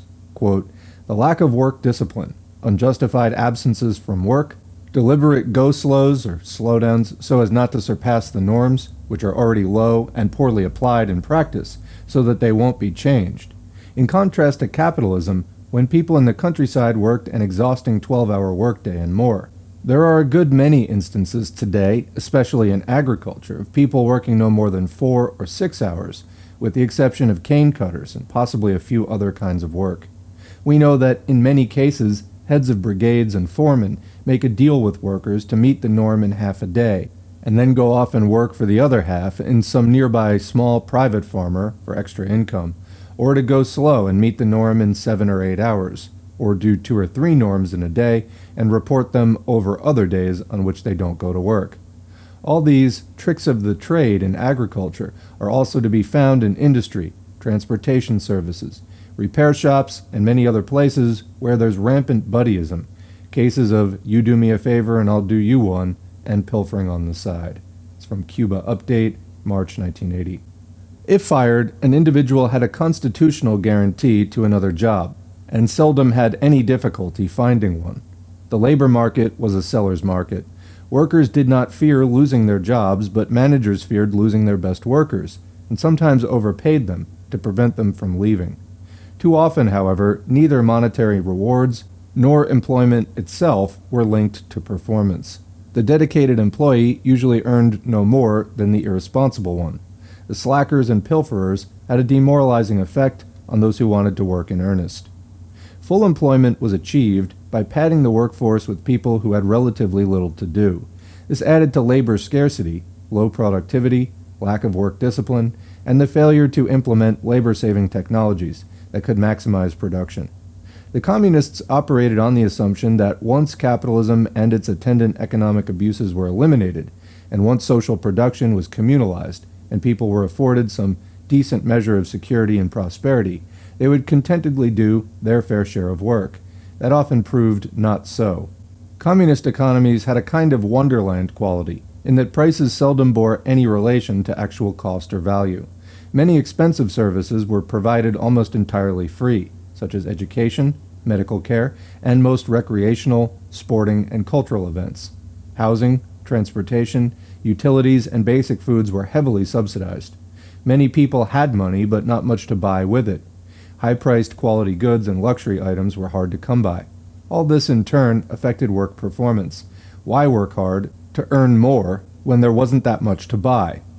Wage increases, designed to attract workers to disagreeable or low-prestige jobs, or as incentives to production, only added to the disparity between purchasing power and the supply of goods. Prices were held artificially low, first out of dedication to egalitarian principles, but also because attempts to readjust them provoked worker protests in Poland, East Germany, and the USSR. Thus, in the Soviet Union and Poland, the state refused to raise the price of bread, which was priced at only a few pennies per loaf, though it cost less than animal feed. One result, farmers in both countries bought the bread to feed their pigs. With rigorous price controls, there was hidden inflation, a large black market, and long shopping lines. Citizens were expected to play by the rules and not take advantage of the system, even when the system inadvertently invited transgressions. They were expected to discard a self-interested mode of behavior when in fact there was no reward, and some disadvantage in doing so. The quote, brutal totalitarian regime was actually a giant trough from which many took whatever they could. There was strong resentment concerning consumer scarcities, the endless shopping lines, the 10-year wait for a new automobile, the housing shortage that compelled single people to live at home or get married in order to qualify for an apartment of their own, and the 5-year wait for that apartment. The crowding and financial dependency on parents often led to early divorce. These and other such problems took their toll on people's commitment to socialism. Wanting it all. I listened to an East German friend complain of poor services and inferior products. The system did not work, he concluded. But what of the numerous social benefits so lacking in much of the world, I asked. Aren't these to be valued? His response was revealing. Quote, oh, nobody ever talks about that, unquote. People took for granted what they had in the way of human services and entitlements, while hungering for the consumer goods dangling in their imaginations. The human capacity for discontent should not be underestimated. People cannot live on the social wage alone. Once our needs are satisfied, then our wants tend to escalate, and our wants become our needs. A rise in living standards often incites a still greater rise in expectations. As people are treated better, they want more of the good things and are not necessarily grateful for what they already have. Leading professionals who had attained relatively good living standards wanted to dress better, travel abroad, and enjoy the more abundant lifestyles available to people of means in the capitalist world. It was this desire for greater affluence, rather than the quest for political freedom, that motivated most of those who emigrated to the West. Material wants were mentioned far more often than the lack of democracy. The émigrés who fled Vietnam in 1989 were not persecuted political dissidents. Usually, they were relatively prosperous craftsmen, small entrepreneurs, well-educated engineers, architects, and intellectuals seeking greater opportunities. To quote one, quote, I don't think my life here in Vietnam is very bad. In fact, I'm very well off, but that's human nature to always want something better, unquote. Another testified, quote, we had 2 shops and our income was decent, but we wanted a better life, unquote. And another, quote, they left for the same reasons we did. They wanted to be richer, just like us, unquote. These are all quotations from the Washington Post, April 12, 1989. Today, a get-rich mania is spreading throughout much of Vietnam as that nation lurches towards a market economy. Likewise, the big demand in the German Democratic Republic, GDR, was for travel, new appliances, and bigger apartments. The New York Times, on March 13, 1990, described East Germany as a, quote, country of 16 million who seem transfixed by one issue. How soon can they become as prosperous as West Germany, unquote. A national poll taken in China reported that 68% chose as their goal, quote, to live well and get rich, according to a PBS TV report, June 96. In 1989, I asked the GDR ambassador in Washington, D.C., why his country made such junky 2-cylinder cars. He said that the goal was to develop good public transportation and discourage the use of costly private vehicles. But when asked to choose between a rational, efficient, economically sound, and ecologically sane mass transportation system, or an automobile with its instant mobility, special status, privacy, and personal empowerment, the East Germans went for the latter, as do most people in the world. The ambassador added ruefully, quote, we thought that building a good society would make good people. That's not always true, unquote. Whether or not it was a good society, at least he was belatedly recognizing the discrepancy between public ideology and private desire. In Cuba today, many youth see no value in joining the Communist Party. and think that Fidel Castro has had his day and should step aside. The revolutionary accomplishments in education and medical care are something they take for granted and cannot get excited about. Generally, they're more concerned about their own personal future than about socialism. University courses on Marxism and courses on the Cuban Revolution, once over-enrolled, now go sparsely attended, while students crowd into classes on global markets and property law. With the U.S. blockade and the loss of Soviet aid, the promise of abundance receded beyond sight in Cuba, and the cornucopia of the North appeared ever more alluring. Many Cuban youth idealize life in the United States and long for its latest styles and music. Like the Eastern Europeans, they think that capitalism will deliver the goodies at no special cost.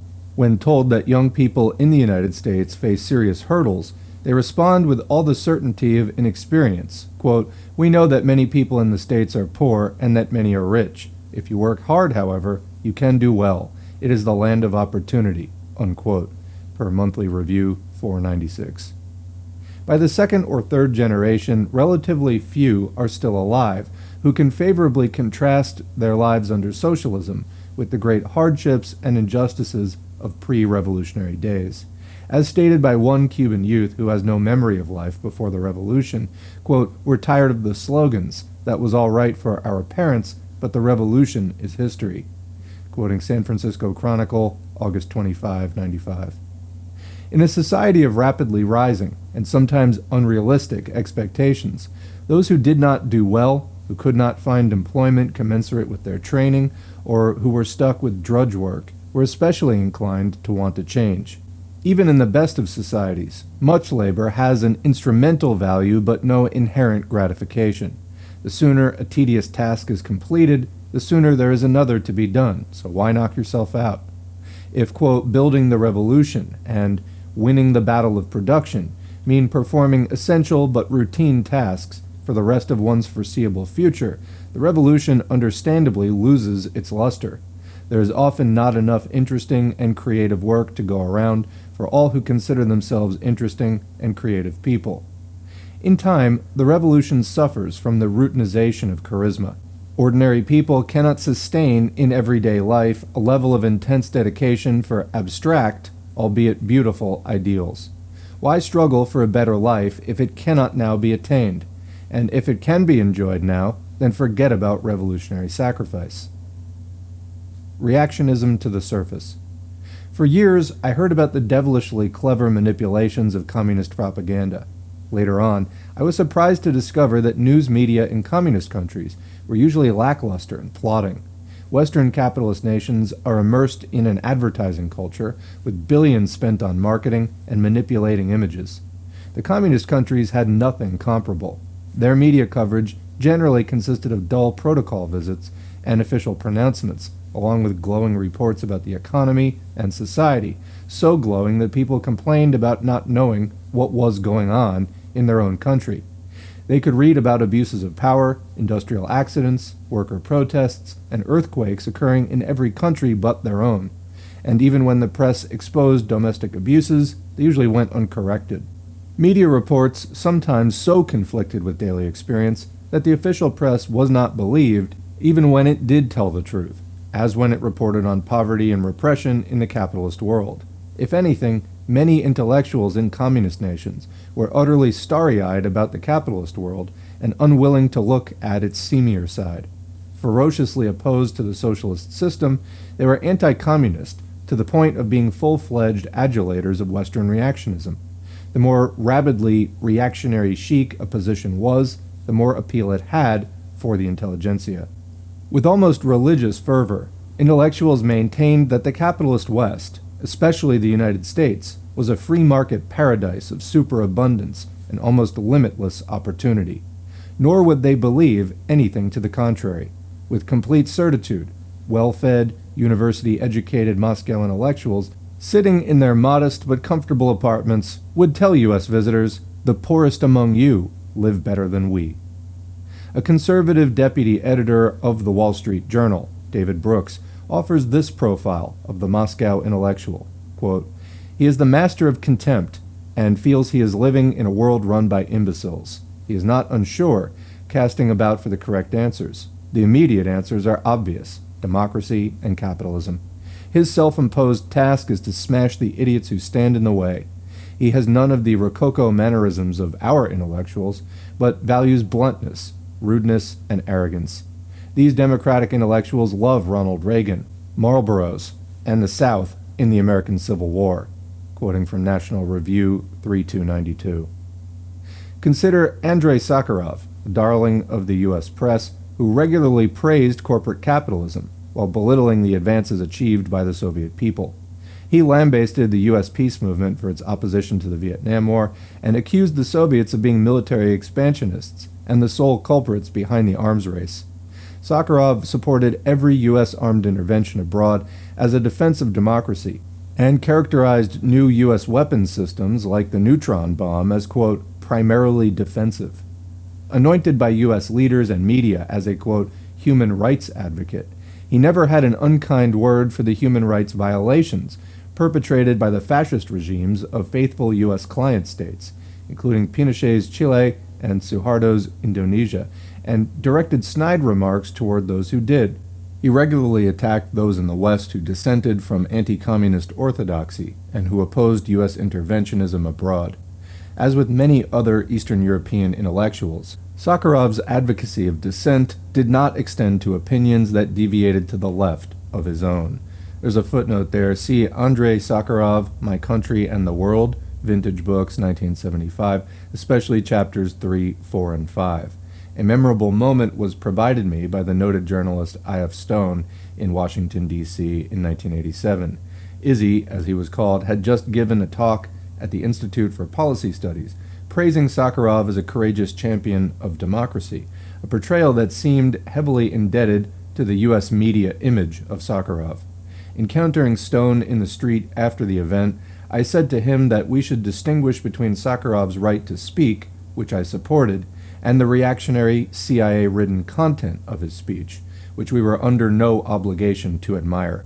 He stopped me in mid-sentence and screamed, "I'm sick and tired of people who wipe the ass of the Soviet Union." Then he stomped away. Izzy Stone was normally a polite man, but as with many on the U.S. left, his anti-Sovietism could cause him to discard both rational discourse and common courtesy. On subsequent occasions, he talked to me in a most friendly manner, but never once thought to apologize for that outburst. Back to the text. The tolerance for Western imperialism extended into the upper reaches of the Soviet government itself, as reflected in a remark made in 1989 by a high-ranking official in the Soviet Foreign Ministry, Andrei Kozyrev, who stated that the Third World countries, quote, suffer not so much from capitalism as from a lack of it. Either by design or stupidity, he confused capital, which those nations lack, with capitalism, of which they have more than enough to victimize them. He also claimed that, quote, none of the main bourgeois groups in America are connected with militarism. Okay. To think of them as imperialists who plunder third world countries is a, quote, stereotyped idea that should be discarded. Quoting the New York Times, January 7, 89. As a system of analysis mainly concerned with existing capitalism, Marxism has relatively little to say about the development of socialist societies. In the communist countries, Marxism was doled out like a catechism. Its critique of capitalism had no vibrancy or meaning for those who lived in a non-capitalist society. Instead, most intellectuals found excitement in the forbidden fruit of Western bourgeois ideology. In looking to the West, they were not interested in broadening the ideological spectrum, a desirable goal, but in replacing the dominant view with a rightist, anti-communist orthodoxy. They were not for an end to ideology, but for replacing one ideology with another. Without hesitation, they added their voices to the chorus, singing the glories of the free market paradise. Heavily subsidized by Western sources, the right-wing intelligentsia produced publications like Moscow News and Argumentii Fakti, which put out a virulently pro-capitalist, pro-imperialist message. One such publication, Literaturnaya Gazeta, March 1990, hailed Reagan and Bush as, quote, statesmen and, quote, the architects of peace. It questioned the need for a ministry of culture in the USSR, even one that was now headed by an anti-communist. Quote, there is no such ministry in the United States, and yet it seems that there is nothing wrong with American culture. unquote. Who said Russians don't have a sense of humor? With the decline of communist power in Eastern Europe, the worst political scum began to float to the surface. Nazi sympathizers and hate groups of all sorts, though they were not the only purveyors of bigotry. In 1990, none other than Polish Solidarity leader Lech Walesa declared that, quote, a gang of Jews had gotten hold of the trough and is bent on destroying us, unquote. Later on, he maintained that the comment did not apply to all Jews, but only those, quote, who are looking out for themselves while not giving a damn about anyone else, unquote. It's from The Nation, September 10, 90. The following year, in Poland's post-communist presidential election, various candidates, including Walesa, outdid each other in their anti-Semitic illusions. In 1996, at a national ceremony, Solidarity chief Zygmunt Wrzodak resorted to anti-Semitic vituperation while railing against the previous communist regime. Quoting New York Times, July 9, 96. Romanticizing Capitalism. In 1990, in Washington, D.C., the Hungarian ambassador held a press conference to announce that his country was discarding its socialist system because it did not work. When I asked why it did not work, he said, quote, I don't know. Here was someone who confessed that he had no understanding of the deficiencies of his country's socioeconomic process, even though he was one of those in charge of that process. Leaders who talk only to each other are soon out of touch with reality. The policymakers of these communist states showed a surprisingly un-Marxist understanding of the problems they faced. There were denunciations and admonitions aplenty, but little systemic analysis of why and how things had come to such an impasse. Comment there. I think this is one of the reasons why people still wonder this so much today, is because of the lack of kind of, thorough official postmortems, arguably. I mean, and of course, the kind of chaos that emerged out of the destruction of the USSR was not exactly one that was highly conducive to, careful and detailed study. Still, the conversation, it seemed like people quickly moved on, just sort of accepted it didn't work, and that sort of dissection and autopsy, less so. Anyway, continuing. Instead, there was much admiration for what was taken to be Western capitalist know-how, and remarkably little understanding of the uglier side of capitalism, and how it impacted upon the world. Comment there, this really flies in the face of what was said earlier, which is accurate, that Marxism primarily concerned itself with criticisms of capitalism, because that was where the bulk of the fundamental writings were done, was under capitalism. There were speculations about what socialism would be like, but it hadn't been achieved, and, of course, when we're talking about a system, Marxism-Leninism, Lenin died just a few years into the Russian experiment, if you will, So the bulk of these writings were, in fact, about capitalism. Of course, others, Stalin, Mao, many other theoreticians and revolutionaries came later and added to the corpus. But to have, the bulk of policymakers of the communist states not really understanding that capitalism, I mean, if you're going to get anything out of Marxism, it's that capitalism does not work and why. But yet the policymakers didn't seem to even have that basic knowledge. Really makes you wonder what exactly was going on over there. Continuing. In the USSR, glasnost, the use of critical debate to invite innovation and reform, opened Soviet media to Western penetration, and accelerated the very disaffection it was intended, at least officially, to rectify. Leaders in Poland and Hungary, and eventually the Soviet Union and the other European communist nations, decided to open their economies to Western investment during the late 1980s. It was anticipated that state ownership would exist on equal terms with cooperatives, foreign investors, and domestic private entrepreneurs, citing Washington Post, April 17, 89. In fact, the whole state economy was put at risk and eventually undermined. Communist leaders had even less understanding of the capitalist system than of their own. Most people living under socialism had little understanding of capitalism in practice. Workers interviewed in Poland believed that if their factory were to be closed down in the transition to the free market, quote, the state will find us some other work, unquote, from the New Yorker, November 1989. They thought that they would have it both ways. In the Soviet Union, many who argued for privatization also expected the government to continue providing them with collective benefits and subsidies. One skeptical farmer got it right, quote, "Some people want to be capitalists for themselves, but expect socialism to keep serving them," unquote. It's from The Guardian, October 23, 91. Reality sometimes hit home. In 1990, during the Glasnost period, when the Soviet government announced that the price of newsprint would be raised 300% to make it commensurate with its actual cost, the new pro-capitalist publications complained bitterly. They were angry that state socialism would no longer subsidize their denunciations of state socialism. They were being subjected to the same free market realities that they so enthusiastically advocated for everyone else, and they did not like it. But not everyone romanticized capitalism. Okay, good to know that at least a few people were still hanging on to Marxism there.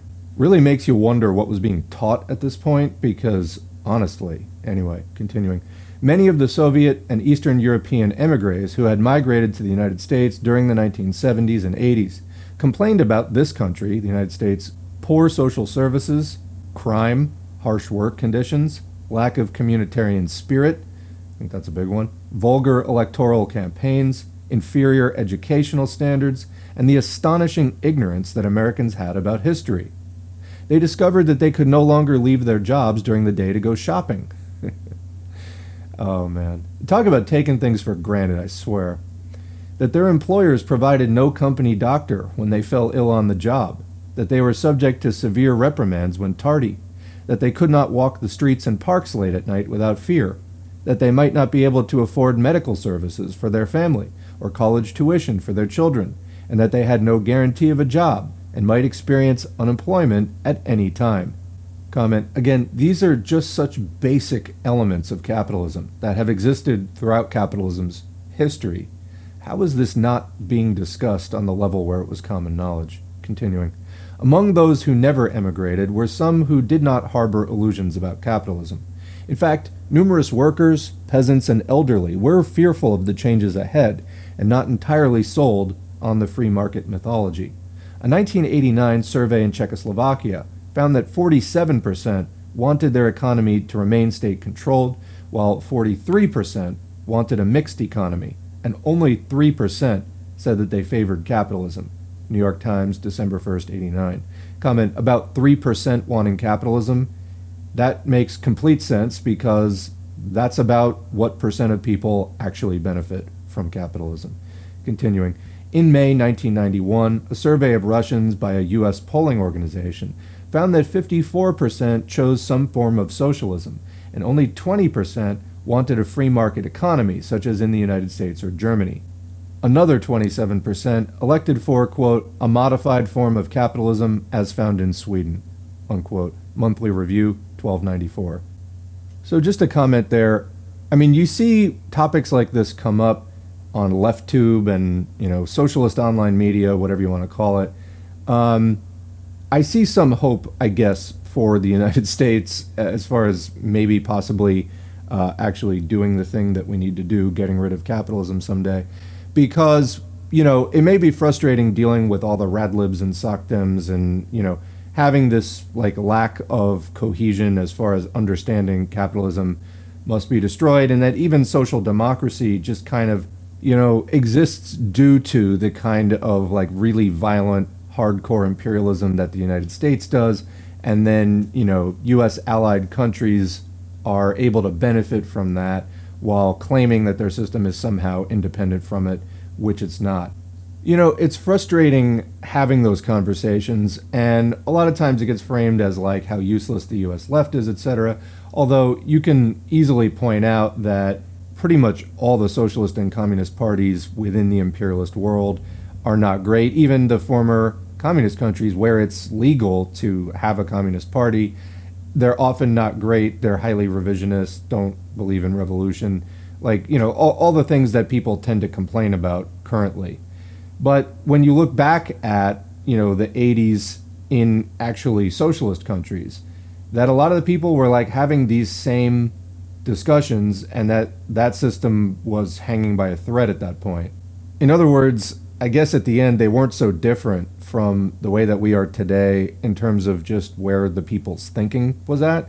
And I do think that this can be remedied by education and just relentlessly rubbing people's face in material conditions, not allowing people to attain false consciousness. But, I mean, and I guess that there's a point that you cross where people, people talk about learned helplessness. I don't think that that's from looking at bad conditions, because you can take bad conditions and recast them as, we can do better than this. I mean, that's directly, attacking the mindset of learned helplessness. But anyway, it's just interesting to see that the same kinds of conversations, which can be so frustrating today, were being had in some of these, now formerly socialist countries. But I guess that also goes to show that's where it gets you, to a formerly socialist country. Continuing, still, substantial numbers, especially among intellectuals and youths, the two groups who know everything, that's funny, opted for the free market paradise without the faintest notion of its social costs. And comment, again, just how did this happen? Against the inflated imagination, reality is a poor thing.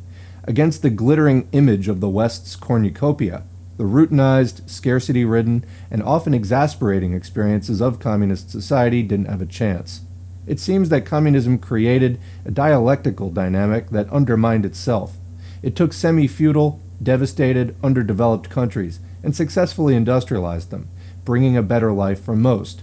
But this very process of modernization and uplift also created expectations that couldn't be fulfilled. Many expected to keep all the securities of socialism, overlaid with capitalist consumerism. As we will see in subsequent chapters, they were in for some painful surprises. So, to comment there again, I'm commenting more now, having digested more of the chapter. Obviously, we're near the end of it. I think that you could say the same thing for the much less socialistic, but still more socialistic than today. And yeah, I don't usually use the word socialistic, but, prior to neoliberalism in the late 70s into the 80s and then deepening up to today, we had the golden age of social democracy, right? The New Deal, 1930s to like the mid-1970s. We'll say 35 to 75, thereabouts. Obviously at different stages of it at different times. But you could say that a similar thing happened in the United States. It was never even close to full socialism.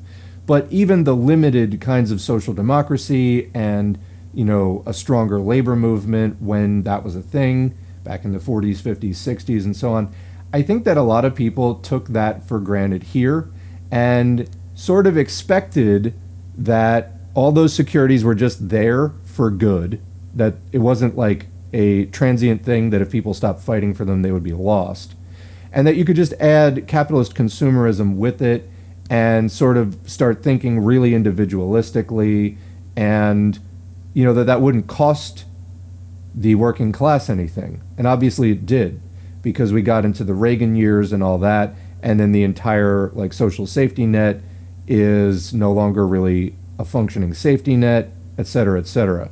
So this kind of ideological slackening, this complacency, it looks like it cost the working class the whole world over quite a bit. Continuing. One reason siege socialism couldn't make the transition to consumer socialism is that the state of siege was never lifted. As noted in the previous chapter, the very real internal deficiencies within communist systems were exacerbated by unrelenting external attacks and threats from the Western powers. Born into a powerfully hostile capitalist world, communist nations suffered through wars, invasions, and an arms race that exhausted their productive capacities and held back their development. The decision by Soviet leaders to achieve military parity with the United States, while working from a much smaller industrial base, placed a serious strain on the entire Soviet economy. The very siege socialism that allowed the USSR to survive made it difficult for it to thrive. I would comment, under later changed conditions. Perestroika, or the restructuring of socioeconomic practices in order to improve performance, was intended, at least officially, to open and revitalize production. Instead, it led to the unraveling of the entire state socialist fabric. Thus, the pluralistic media that were to replace the communist monopoly media eventually devolved into a pro-capitalist ideological monopoly. The same thing happened to other socialist institutions. The intent was to use a shot of capitalism to bolster socialism. Comment, that is not how that works. And, you know, when I keep saying that was at least the official intention, I say that because we know that there was also sabotage and espionage going on, and you just wonder how much of this was legit. Because, I mean, you can read 3 books by Marx and understand that that's not how it works. Anyway, continuing. The reality was that socialism was used to subsidize and build an unforgiving capitalism. Comment. I think that's an excellent point, actually, because really, it's like all the sacrifices that were made during socialism for the revolution and to build the new society, capitalism really came in when it was nice and ripe and just plucked it off the tree and ate it. And that's pretty much the situation we're in now. Continuing, pressed hard throughout its history by global capitalism's powerful financial, economic, and military forces, state socialism endured a perpetually tenuous existence, only to be swept away when the floodgates were opened to the West.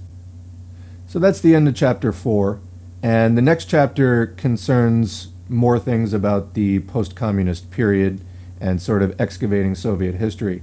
But I want to add, in closing on this chapter, I think that chapters 3 and 4 are nicely complementary as far as the overall subject of taking socialist revolution and all those struggles for granted. You could say that chapter 3 was taking it all for granted and not properly valuing it in the overall context of what they were coming out of, the kind of capitalist and, you know, feudalist oppression that the USSR countries were fighting their way out of, and what was to come during neoliberalism after all this, you know, was destroyed and came crashing down. That it was that period of blackest reaction that Stalin once talked about. You know, whether it was the chapter 3 situation of, you know, the Western left that was anti-communist, anti-Soviet, and, oh, we can do socialism some different way. Okay, what are you waiting for? Oh, you're not actually doing it. You're just sort of complacent with the capitalist order. Meanwhile, the Soviets were actually doing it, and chapter 4 is kind of about complacency and thinking that the whole thing was just going to last forever, even if it was run badly, and taking it for granted from within the system. This was just a gigantic error on the part of the whole working class, both in the Western imperialist countries and within the communist countries, that, you know, oh, these gains are permanent, they're just going to be around forever, we can never slide backwards, not really, not substantially. And look at where we are today in both areas. The imperialist world is way more rapacious, way worse. People are just struggling to get off the ground at all. People, you know, born in the last couple of decades just having an extremely difficult time, unless they were born rich, because the growing wealth inequality. If you were born not rich, you know, your odds of making it are just slimmer and slimmer, your prospects dimmer and dimmer. And, you know, it was like once thought that this base of economic rights, won in the first half of the 20th century, was just going to be around forever. But by the end of the 20th century, a lot of it had crumbled and been destroyed, except in a very few countries, and even those countries, for example, China, they have had to allow a lot more capitalism in their country than anybody ever thought, and some people don't call it socialist at all anymore. But, you know, how do we get back to the thing that we lost that wasn't properly cared for? I guess that's one way to look at this whole thing. So, just a couple of other comments on this book as a whole up to this point from some of the feedback that people have given. One of the biggest criticisms of this book is that Parenti didn't use enough academic sources, that he relies too heavily on newspaper and magazine quotations and things like that. I think that there are a few places where that's true. However, he does use a variety of sources. This chapter in particular, I thought, went a little too heavily on, you know, newspaper quotations and things like that. Whereas, you know, he maybe could have gone for sources that were a bit more rigorous and reliable and all that kind of thing. I don't know why he did that. But the extent to which people criticize this book for that, first of all, those aren't the only sources that he uses. In the earlier chapters, he cited a whole slew of books. But to the extent that, I think that that's a valid criticism, I would just counter with, this book, cover to cover, like including the covers, is less than 200 pages long. I don't think that this book was ever intended to be like the be-all, end-all, like the final word in this discussion. It's a popular book. It was intended to popularize these views. And to that extent, I think that a lot of the citations are pretty appropriate. Now, if people have more substantive criticism, such as that specifically the kinds of views and the quotations that he's using in the book are incorrect. Like if you want to say that his conclusions and the overall narrative is wrong because the things that he's citing are like factually inaccurate or misleading or whatever, then I would say make that claim. Otherwise, this isn't like a 400-page, intensely academic book. It's intended to be popular. And so if you think something's inaccurate, then say that. But anyway, I mean, this chapter was obviously very critical of what went wrong, or, what was wrong with the USSR and Eastern European countries' systems, the inefficiency. And I mean, I've heard stories of like, because heat was free in the big, housing projects, people just run the heat, and then in the winter, they'd sometimes like open their windows to cool it off instead of like turning the heat off. Okay, that's wasteful. But to the extent that what Parenti has said here about the system and its flaws is accurate, factually accurate, I mean, to a certain extent, it's value choice. I mean, would you rather have that, or would you rather have the US type system, which was once held in check by this other system, by its mere existence, and then after the socialist system largely fell apart? I mean, there are still some beacons of it today to some extent, but when the biggest exemplars of it, fell by the wayside, what did the US turn into? It's a full-on nightmare now. So you can say that this tendency was dormant, latent the whole time, and that the existence of the socialist country, like the particularly European bloc and all that, held it at bay. So I mean, I think that there's tremendous virtue just to that point. I'm not saying that some of what he's describing wouldn't have been annoying, but having annoyances in your life versus, I don't know, being homeless, there are big problems in the West today that I really wish, somebody had gone back like with a time machine and showed, hey, here's what 2020 is going to be like. You don't get to have it both ways. In fact, if anyone paid attention to Marx at all, you would know that. Capitalism runs on very simple logic, and you can't just have it both ways. This whole, I want a mixed economy. Your mixed economy winds up being 95% capitalism. That's the mix. Unless you have extremely strict controls on it at the top, as China arguably does. Whether they're able to hang on to whatever control they have, time will tell. But, that would be the only circumstance where you can allow some kind of a capitalist, market sector to exist, is under that extremely strict political control. Because otherwise, what does capital do? It expands, takes things over, sucks everything into doing business on its terms. That's just the way it works. Again, read 3 or 4 books by Marx. You'll get this quickly. It's basic. So anyway, I said before it's about value judgments. Which is better? Which would you prefer?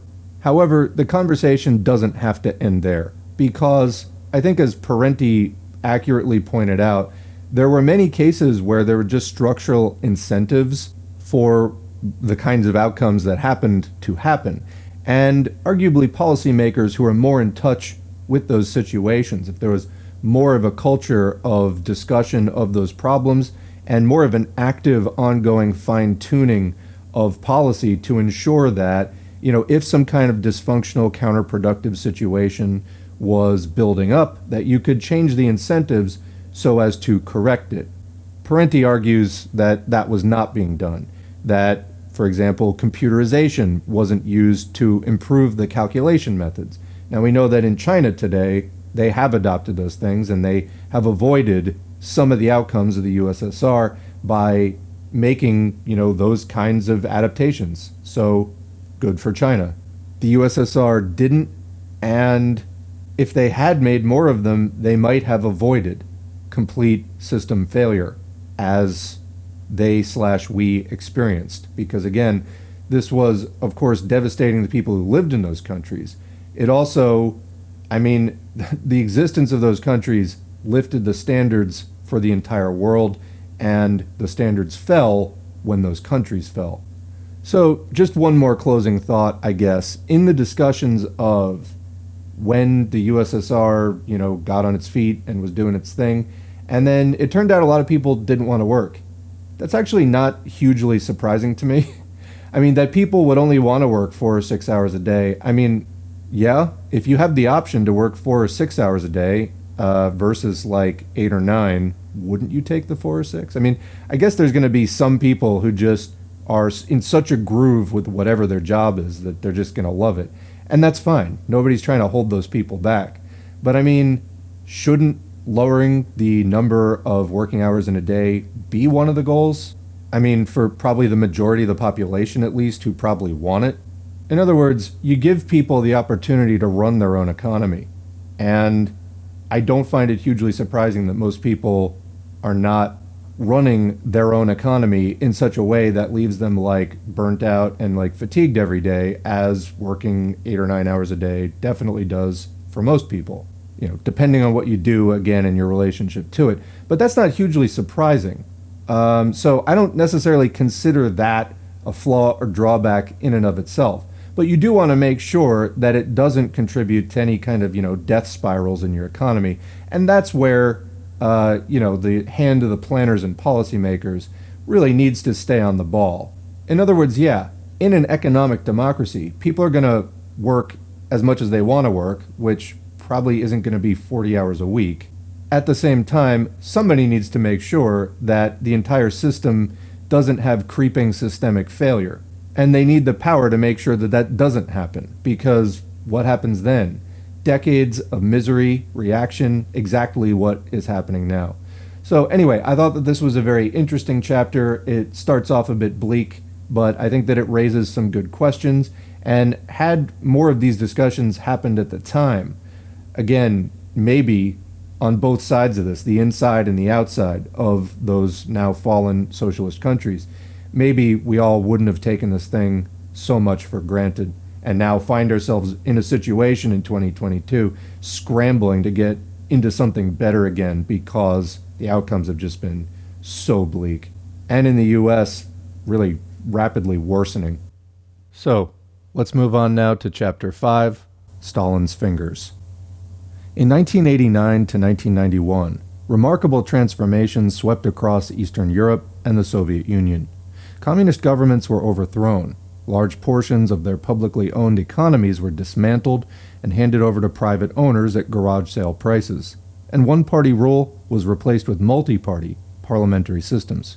For Western leaders who had tirelessly pursued the rollback of communism, it was a dream come true. If the overthrow of communism was a victory for democracy, as some claimed, it was even more a victory for free market capitalism and conservative anti-communism. Some of the credit should go to the CIA and other Cold War agencies, along with the National Endowment for Democracy, the AFL-CIO, the Ford Foundation, the Rockefeller Brothers Fund, the Pew Charitable Trusts, and various right-wing groups, all of whom funded free market, anti-communist political organizations and publications throughout Eastern Europe and the Soviet Union, in what swiftly became the best-financed chain of, quote, revolutions in history. The upheavals occurred with remarkably little violence.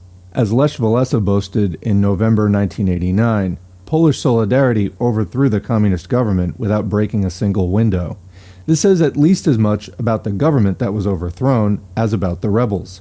Rather than acting as might U.S.-supported rulers in El Salvador, Colombia, Zaire, or Indonesia, with death squad terrorism and mass repression, The communists relinquished power almost without firing a shot. The relatively peaceful transition does not fit our image of unscrupulous totalitarians who stop at nothing to maintain power over captive populations. Why didn't the ruthless Reds act more ruthlessly? There's a footnote there. During the mid-1980s, the police in communist Poland shot 44 demonstrators in Gdansk and other cities. 10 former police and army officers were put on trial in 1996 for these killings. In Romania, there reportedly were scores of fatalities in the disturbances immediately preceding the overthrow of Ceausescu, after which Ceausescu and his wife were summarily executed without trial. The killings in Poland and Romania are the sum total of fatalities as far as I know. Back to the text. How many victims? We have heard much about the ruthless Reds, beginning with the reign of terror and repression perpetrated during the dictatorship of Joseph Stalin, 1929 to 1953. Estimates of those who perished under Stalin's rule, based principally on speculations by writers who never reveal how they arrive at such figures, vary wildly. Thus, Roy Medvedev puts Stalin's victims at 5 to 7 million. Robert Conquest decided on 7 to 8 million. Olga Shatunovskaya claims 19.8 million just for the 1935 to 1940 period. Stephen Cohen says 9 million by 1939, with 3 million executed or dying from mistreatment during the 1936 to 39 period. And Arthur Kessler tells us it was 20 to 25 million. More recently, William Rusher of the Claremont Institute refers to the, quote, 100 million people wantonly murdered by communist dictators since the Bolshevik Revolution in 1917, unquote, quoting the Oakland Tribune, January 22, 1996. And Richard Laurie blames the Stalin era for, quote, the slaughter of millions, New York Times, August 4, 1996. Unburdened by any documentation, these, quote, estimates invite us to conclude that the sum total of people incarcerated in the labor camps over a 22-year period, allowing for turnovers due to death and term expirations, would have constituted an astonishing portion of the Soviet population. The support and supervision of the Gulag, all the labor camps, labor colonies, and prisons of the Soviet system, would have been the USSR's single largest enterprise. In the absence of reliable evidence, we're fed anecdotes, such as the story Winston Churchill tells of the time he asked Stalin how many people died in the famine. According to Churchill, the Soviet leader responded by raising both his hands, a gesture that may have signified an unwillingness to broach the subject. But since Stalin happened to have 5 fingers on each hand, Churchill concluded, without benefit of a clarifying follow-up question, that Stalin was confessing to 10 million victims. Would the head of one state, especially the secretive Stalin, casually proffer such an admission to the head of another? To this day, Western writers treat this woolly tale as an ironclad confession of mass atrocities. There's a footnote there. Stalin, quote, confided the figure of 10 million to Winston Churchill. Comes from Stephen Cohen, Bukharin and the Bolshevik Revolution, A. Knopf, 1973.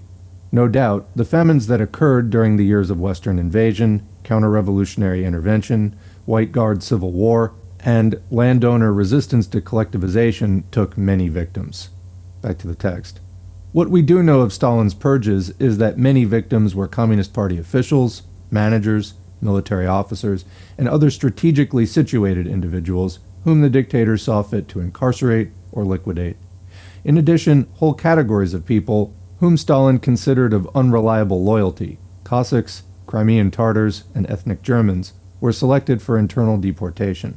Though they never saw the inside of a prison or labor camp, they were subjected to non-custodial resettlement in Central Asia and Siberia. To be sure, crimes of state were committed in communist countries, and many political prisoners were unjustly interned and even murdered. But the inflated numbers offered by Cold War scholars serve neither historical truth nor the cause of justice, but merely help to reinforce a knee-jerk fear and loathing of those terrible Reds. In 1993, for the first time, several historians gained access to previously secret Soviet police archives and were able to establish well-documented estimates of prison and labor camp populations. They found that the total population of the entire Gulag as of January 1939, near the end of the Great Purges, was 2,022,900 976. There's a footnote there. By way of comparison, in 1995, according to the Bureau of Justice Statistics, in the United States there were 1.6 million in prison, 3 million on probation, and 700,000 on parole, for a total of 5.3 million under correctional supervision. San Francisco Chronicle, July 1st, 96. Some millions of others have served time, but are no longer connected to the custodial system in any way. Back to the text. At about that time, there began a purge of the purgers, including many intelligence and secret police, NKVD officials, and members of the judiciary and other investigative committees, who were suddenly held responsible for the excesses of the terror, despite their protestations of fidelity to the regime. Another footnote there. That's citing J. Archgetty, Gabor Rittersporn, and Viktor Zemskov in Victims of the Soviet Penal System in the Pre-War Years, a first approach on the basis of archival evidence from the American Historical Review, number 98, October 93, 1017 to 1049. Back to the text.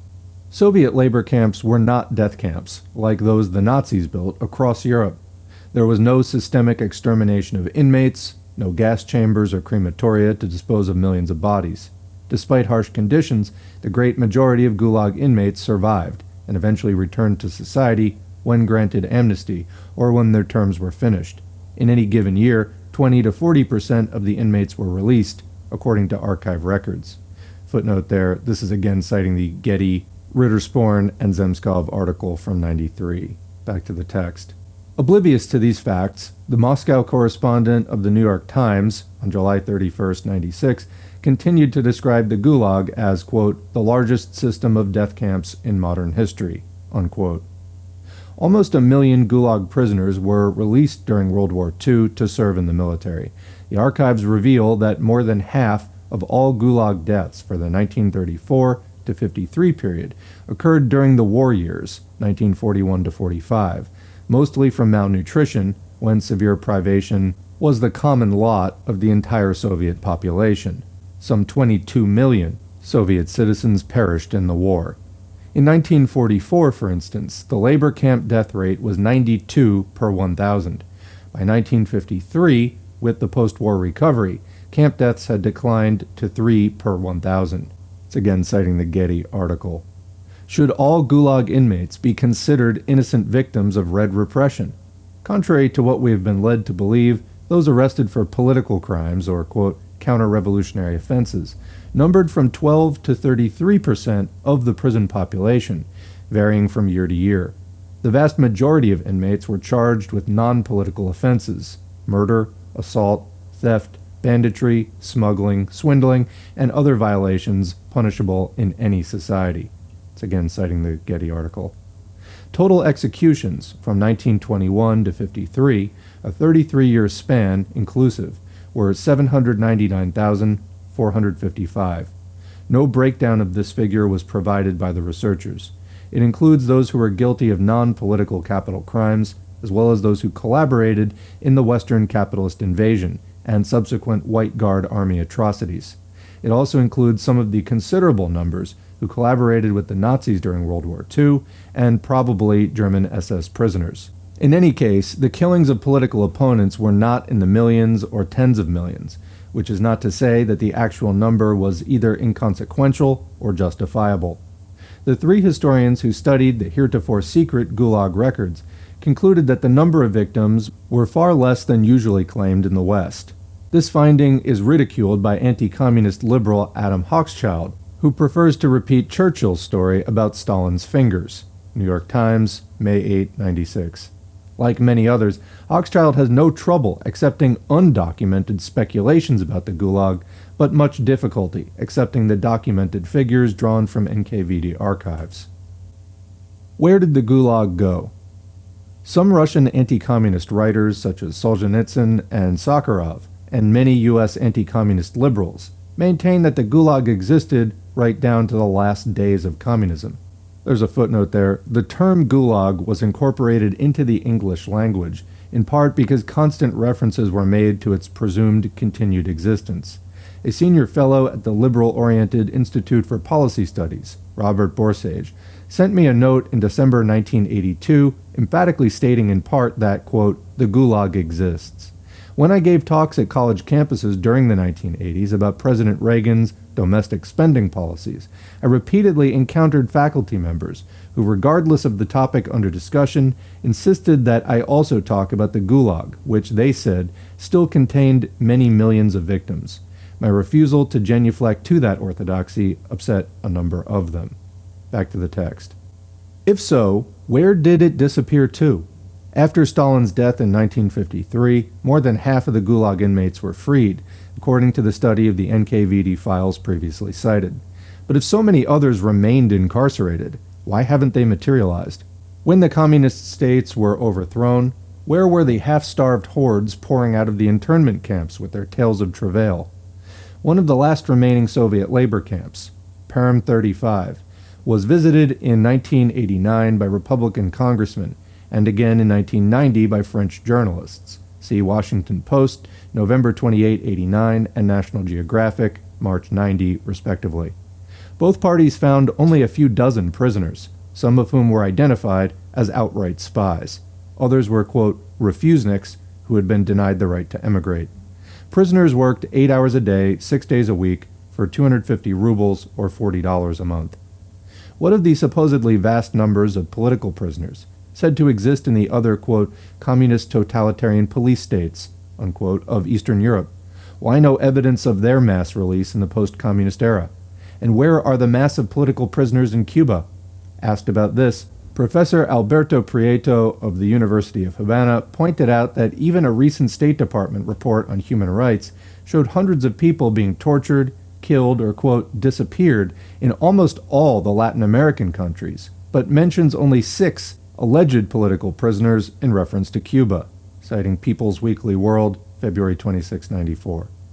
If there were mass atrocities right down to the last days of communism, why did not the newly installed anti-communist regimes seize the opportunity to bring erstwhile communist rulers to justice?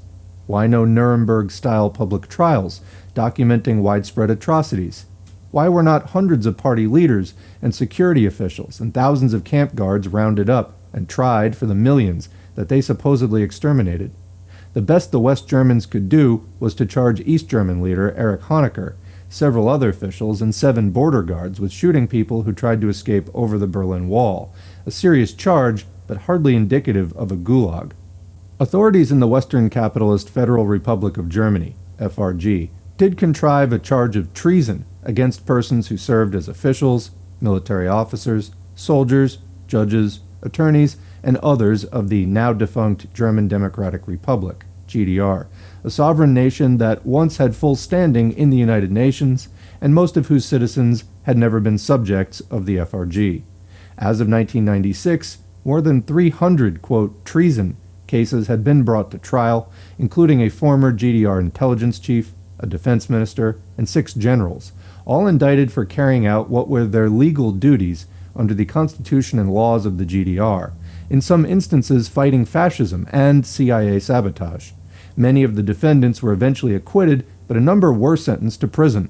What we witness here is the Nuremberg trials in reverse, Reds put on trial for their anti-fascist efforts by West German, friendly to fascism prosecutors, using a retroactive application of FRG penal law for GDR citizens. As of the beginning of 1997, several thousand more trials were expected. Footnote there, the vice president of the highest court in the GDR was a man named Reinvard, who had been put in a concentration camp by the Nazis during the war, and who was the presiding judge in trials that convicted several CIA agents for sabotage. He was sentenced in 1996 to 3.5 years. Helena Heyman, who had been imprisoned during the Hitler regime for her anti-Nazi activities, later was a judge in the GDR, where she presided over anti-sabotage trials. She was put on trial in 1996. When her conviction was read out, it was pointed out by the judge that an additional factor against her was that she was trained by a Jewish lawyer who had been a defense attorney for the Communists and Social Democrats. Also put on trial were GDR soldiers who served as border guards. More than 20 GDR soldiers were shot to death from the Western side in various incidents that went unreported in the Western press. This is citing Klaus Fisk Witch Hunt Trials of East German Leaders Continue, People's Weekly World, October 1996. These trials are in direct violation of the FRG-GDR Unification Treaty, which states that any criminal prosecution of acts undertaken in the GDR is to be done in accordance with GDR laws operative at the time. Back to the text. In 1995, Miroslav Stefan, the former secretary of the Prague Communist Party, was sentenced to 2.5 years for ordering Czech police to use tear gas and water cannons against demonstrators in 1988.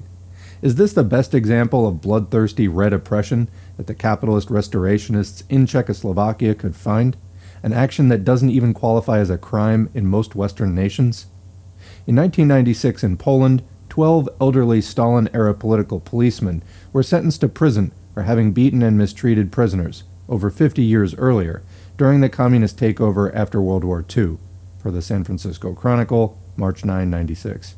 Again, one might wonder why post-communist leaders seeking to bring the communist tyrants to justice could find nothing more serious to prosecute than a police assault case from a half-century before. Most of those incarcerated in the Gulag were not political prisoners, and the same appears to be true of inmates in the other communist states. In 1989, when the millionaire playwright Václav Havel became president of Czechoslovakia, he granted amnesty to about 2/3 of the country's prison population, which numbered not in the millions but in the thousands. Havel assumed that most of those incarcerated under communism were victims of political repression and therefore deserved release. He and his associates were dismayed to discover that a good number were experienced criminals who lost no time in resuming their unsavory pursuits, per the New York Times, December 18, 91. Memories of Maldevelopment. In Chapter 2, I discussed the role of popular revolution in advancing the condition of humankind. That analysis would apply as well to communist revolutions, and is worth reiterating in the present context. We hear a great deal about the crimes of communism, but almost nothing about its achievements. The communist governments inherited societies burdened with an age-old legacy of economic exploitation and maldevelopment. Much of pre-communist Eastern Europe, as with pre-revolutionary Russia and China, was in effect a third world region with widespread poverty and almost non-existent capital formation. Most rural transportation was still by horse and wagon.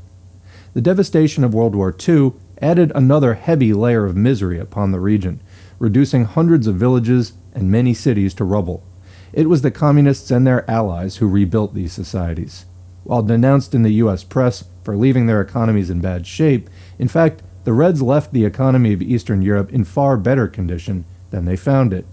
The same was true of China. Henry Rosemont Jr. notes that when the communists liberated Shanghai from the U.S.-supported reactionary Kuomintang regime in 1949, about 20% of that city's population, an estimated 1.2 million, were drug addicts. Every morning there were special street crews whose, quote, sole task was to gather up the corpses of the children, adults, and the elderly who had been murdered during the night or had been abandoned and died of disease, cold, and/or starvation, quoting from Z Magazine, October 95. During the years of Stalin's reign, the Soviet nation made dramatic gains in literacy, industrial wages, healthcare, and women's rights. These accomplishments usually go unmentioned when the Stalinist era is discussed. To say that socialism doesn't work is to overlook the fact that it did. In Eastern Europe, Russia, China, Mongolia, North Korea, and Cuba, revolutionary communism created a life for the mass of people that was far better than the wretched existence they had endured under feudal lords, military bosses, foreign colonizers, and Western capitalists. The end result was a dramatic improvement in living conditions for hundreds of millions of people on a scale never before or since witnessed in history. State socialism transformed desperately poor countries into modernized societies in which everyone had enough food, clothing, and shelter, where elderly people had secure pensions, and where all children and many adults went to school and no one was denied medical attention. Some of us from poor families who carry around the hidden injuries of class are much impressed by these achievements and are unwilling to dismiss them as merely, quote, economistic. But what of the democratic rights that these peoples were denied? In fact, with the exception of Czechoslovakia, these countries had known little political democracy in the days before communism. Russia was a czarist autocracy, Poland a rightist dictatorship with concentration camps of its own, Albania an Italian fascist protectorate as early as 1927, Cuba a U.S.-sponsored dictatorship, Lithuania, Hungary, Romania, and Bulgaria were outright fascist regimes, allied with Nazi Germany in World War II. Then there were the distorting effects that unremitting capitalist encirclement had upon the building of socialism. Throughout its entire 73-year history of counter-revolutionary invasion, civil war, forced industrialization, Stalinist purges and deportations, Nazi conquest, Cold War, and the nuclear arms race, the Soviet Union did not know one day of peaceful development. In the attempt to maintain military parity with the United States, the Soviets took on crushing defense costs that seriously depleted their civilian economy. In addition, they faced monetary boycott, trade discrimination, and technological embargo from the West. The people who lived under communism endured chronic shortages, long lines, poor quality goods and services, and many other problems. They wanted a better life, and who could blame them? Without capitalist encirclement, they would have had a better chance of solving more of their internal problems. All this is not to deny the very real deficiencies of the communist systems. Here I want to point out that much of the credit for the deformation and overthrow of communism should go to the Western forces that tirelessly dedicated themselves to that task, using every possible means of political, economic, military, and diplomatic aggression to achieve a success that will continue to cost the people of the world dearly. And that's the end of Chapter 5. Now going on to Chapter 6, The Free Market Paradise Goes East, Part 1. Capitalist restoration in the former communist countries has taken different forms. In Eastern Europe and the Soviet Union, it involved the overthrow of communist governments. In China, it proceeded within the framework of a communist system, as seems to be happening in Vietnam, and perhaps will happen eventually in North Korea and Cuba. While the Chinese government continues under a nominally communist leadership, the process of private capital penetration goes on more or less unhindered. Suppression of the left. The anti-communists who took power in Eastern Europe and the Soviet Union in 1989-91 set about to impose bourgeois dominance over political and cultural life, purging communists from government, the media, universities, professions, and courts. While presenting themselves as democratic reformers, they soon grew impatient with the way that democratic forms of popular resistance limited their efforts to install an unrestrained free market capitalism. In Russia, associates of President Boris Yeltsin talked of the, quote, dangers of democracy and complained that, quote, most representative bodies have become a hindrance to our market reforms, unquote, quoting The Nation, December 2, 91, and May 4, 92. Apparently, the free market, said by, quote, reformers to be the very foundation of political democracy, could not be introduced through democratic means. In 1992, the presidents of Poland, Czechoslovakia, and Russia demanded that their parliaments be suspended and that they be allowed to rule by presidential decree, with repressive measures against, quote, hardliners and, quote, holdovers who resisted the free market reforms. Their goal was not power to the people, but profits to the privileged. This process of democratization via suppression began even before the actual overthrow of communism. In 1991, Soviet President Mikhail Gorbachev, prodded by Russian President Yeltsin, announced that the Communist Party of the USSR no longer had legal status. The party's membership funds and buildings were confiscated. Workers were prohibited from engaging in any type of political activities in the workplace. 6 leftist newspapers were suppressed, while all other publications, many of them openly reactionary, enjoyed uninterrupted distribution. The U.S. media, and even many on the U.S. left, hailed these acts of suppression as, quote, moving ahead with democratic reforms. So I just want to comment here, the importance of what was just mentioned is hard to overstate. Saying that the Communist Party of the USSR no longer had legal status is a watershed event. Watershed actually doesn't even really cover it. The party had been the basis of the entire Federation's political life for decades. There was effectively no other existing established way to do the USSR. Parenti's about to get into more of the details of what prompted this, but I mean, this is such a radical departure. Basically, eliminating the party is tantamount to eliminating the country itself due to the way that it had been run. Let's continue with the text and then pick up maybe with more comments after. Continuing. Gorbachev then demanded that the Soviet Congress abolish itself. It had remained too resistant to change. Well, actually, the Congress was not opposed to democratic debate and multi-party elections. These were already in practice. It resisted an unbridled free market capitalism, and for that reason, it would have to go. Gorbachev repeatedly cut off the microphones during debate and threatened single-handedly to abolish the Congress by emergency decree. He forced a vote 3 times until he got the desired abolition. These strong-arm methods were reported in the U.S. press without critical comment.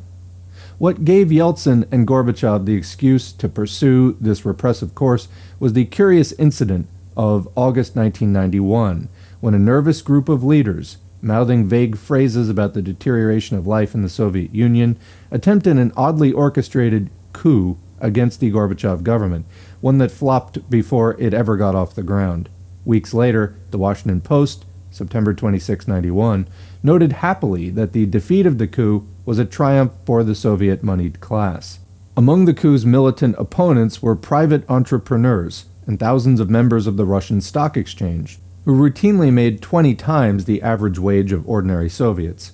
They headed onto, quote, the streets of Moscow to defend their right to wheel and deal. The coup collapsed. Democracy triumphed. Private businessmen contributed more than 15 million rubles to buy food and equipment for the defenders, unquote. One broker was struck by how few workers responded to Yeltsin's call to defend democracy. Well, gee, how interesting. The boldness of this investor class in the face of an armed coup might have another explanation. A socialist critic of communism, Boris Kagarlitsky, argued, quote, in fact, there was no coup at all, unquote. The soldiers were unarmed and confused, the tanks called out were undirected, and, quote, the leaders of the so-called coup never even seriously tried to take power, unquote. The real coup, says Kagarlitsky, came in the aftermath, when Boris Yeltsin used the incident to exceed his constitutional powers and dismantle the Soviet Union itself, absorbing all its powers into his own Russian Republic. While claiming to be undoing the, quote, old regime, Yeltsin overthrew the new democratic Soviet government of 1989 to 1991. So just to comment here, a lot was happening in the USSR at this time. As mentioned previously, there were a number of reforms being introduced by Gorbachev for a number of years. However, they felt that these weren't proceeding fast enough in paving the way for capitalism, hence all of this stuff. But I mean, even the USSR itself was up for debate and discussion. There was something called the New Union Treaty, which could have changed some of the fundamental relationships between the various Soviet socialist republics. However, following the August coup and then these emergency actions that led basically straight into capitalism, that was pretty much the end. As Parenti says, while claiming to be undoing the old regime, Yeltsin overthrew the new democratic Soviet government of 89 to 91. Continuing, in late 1993, facing strong popular resistance to his harsh free market policies, Yeltsin went further. He forcibly disbanded the Russian parliament and every other elected representative body in the country, including municipal and regional councils. He abolished Russia's constitutional court and launched an armed attack upon the parliamentary building, killing an estimated 2,000 resistors and demonstrators. Thousands more were jailed without charges or a trial, and hundreds of elected officials were placed under investigation. So commenting, when I say that the USSR was destroyed, a lot of people say the USSR fell. I have tried to correct that habit in myself by replacing fell with was destroyed. The USSR was destroyed. This is the process by which it was destroyed. It's not like the economy was, failing for a long time and then finally the wheels came off.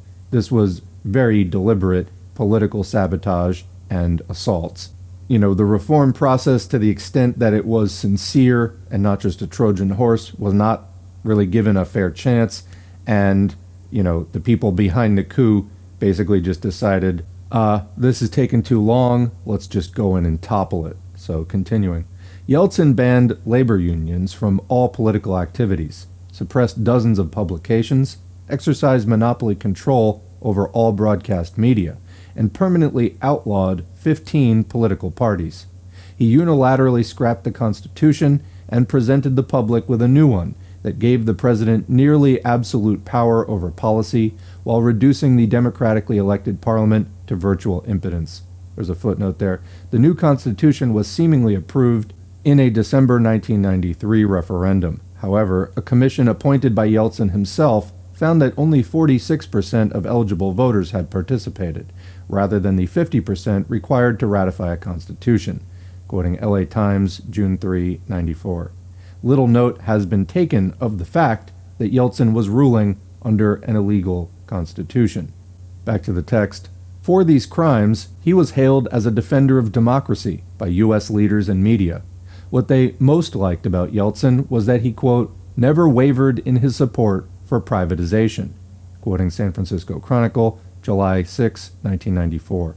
Footnote there, for a more detailed account of the Yeltsin repression and the whitewash it received in the U.S. media, see Yeltsin's Coup and the Media's Alchemy in Michael Parenti, Dirty Truths, City Light Books, 1996. Back to the text. Yeltsin, the, quote, Democrat, twice suspended publication of the Communist Party newspaper Pravda. He charged it exorbitant rent for the use of its own facilities. Then, in March 1992, he confiscated the paper's 12-story building and its press and turned full ownership over to Rossiyskaya Gazeta, a government, or pro-Yeltsin newspaper. Yeltsin's elite Oman troops repeatedly attacked leftist demonstrators and pickets in Moscow and other Russian cities. Parliamentary deputy Andrei Edzertsis, an independent, and Deputy Valentin Martemyanov, a communist, who both vigorously opposed the Yeltsin government, were victims of political assassination. In 1994, journalist Dmitry Kolodov, who was probing corruption in high places, also was assassinated. In 1996, Yeltsin won re-election as president, beating out a serious challenge from a communist rival. His campaign was assisted by teams of U.S. electoral advisors, who used sophisticated polling techniques and focus groups. There's a footnote there. These U.S. political consultants operated in strict secrecy, lest they be seen as interfering in Russian affairs, which indeed they were. They advised Yeltsin against making extended speeches and urged more sound bites and photo opportunities. They pointed to issues and images he could exploit and ones he should avoid. Political scientist Larry Sabato, who long opposed the involvement of U.S. consultants in foreign elections, observed that Americans can be stripped of their citizenship for voting in a foreign election. Quote, why then should it be acceptable to influence millions of votes in a foreign election? Unquote. I would add that no foreigner is allowed to contribute money to U.S. candidates or work on their campaign staffs, but U.S. leaders can send large sums and secret teams of consultants to manipulate and sway foreign elections. Just another example of the double standard under which U.S. policy operates. Back to the text. Yeltsin also benefited from multi-million-dollar donations from U.S. sources and a $10 billion aid package from the International Monetary Fund and World Bank.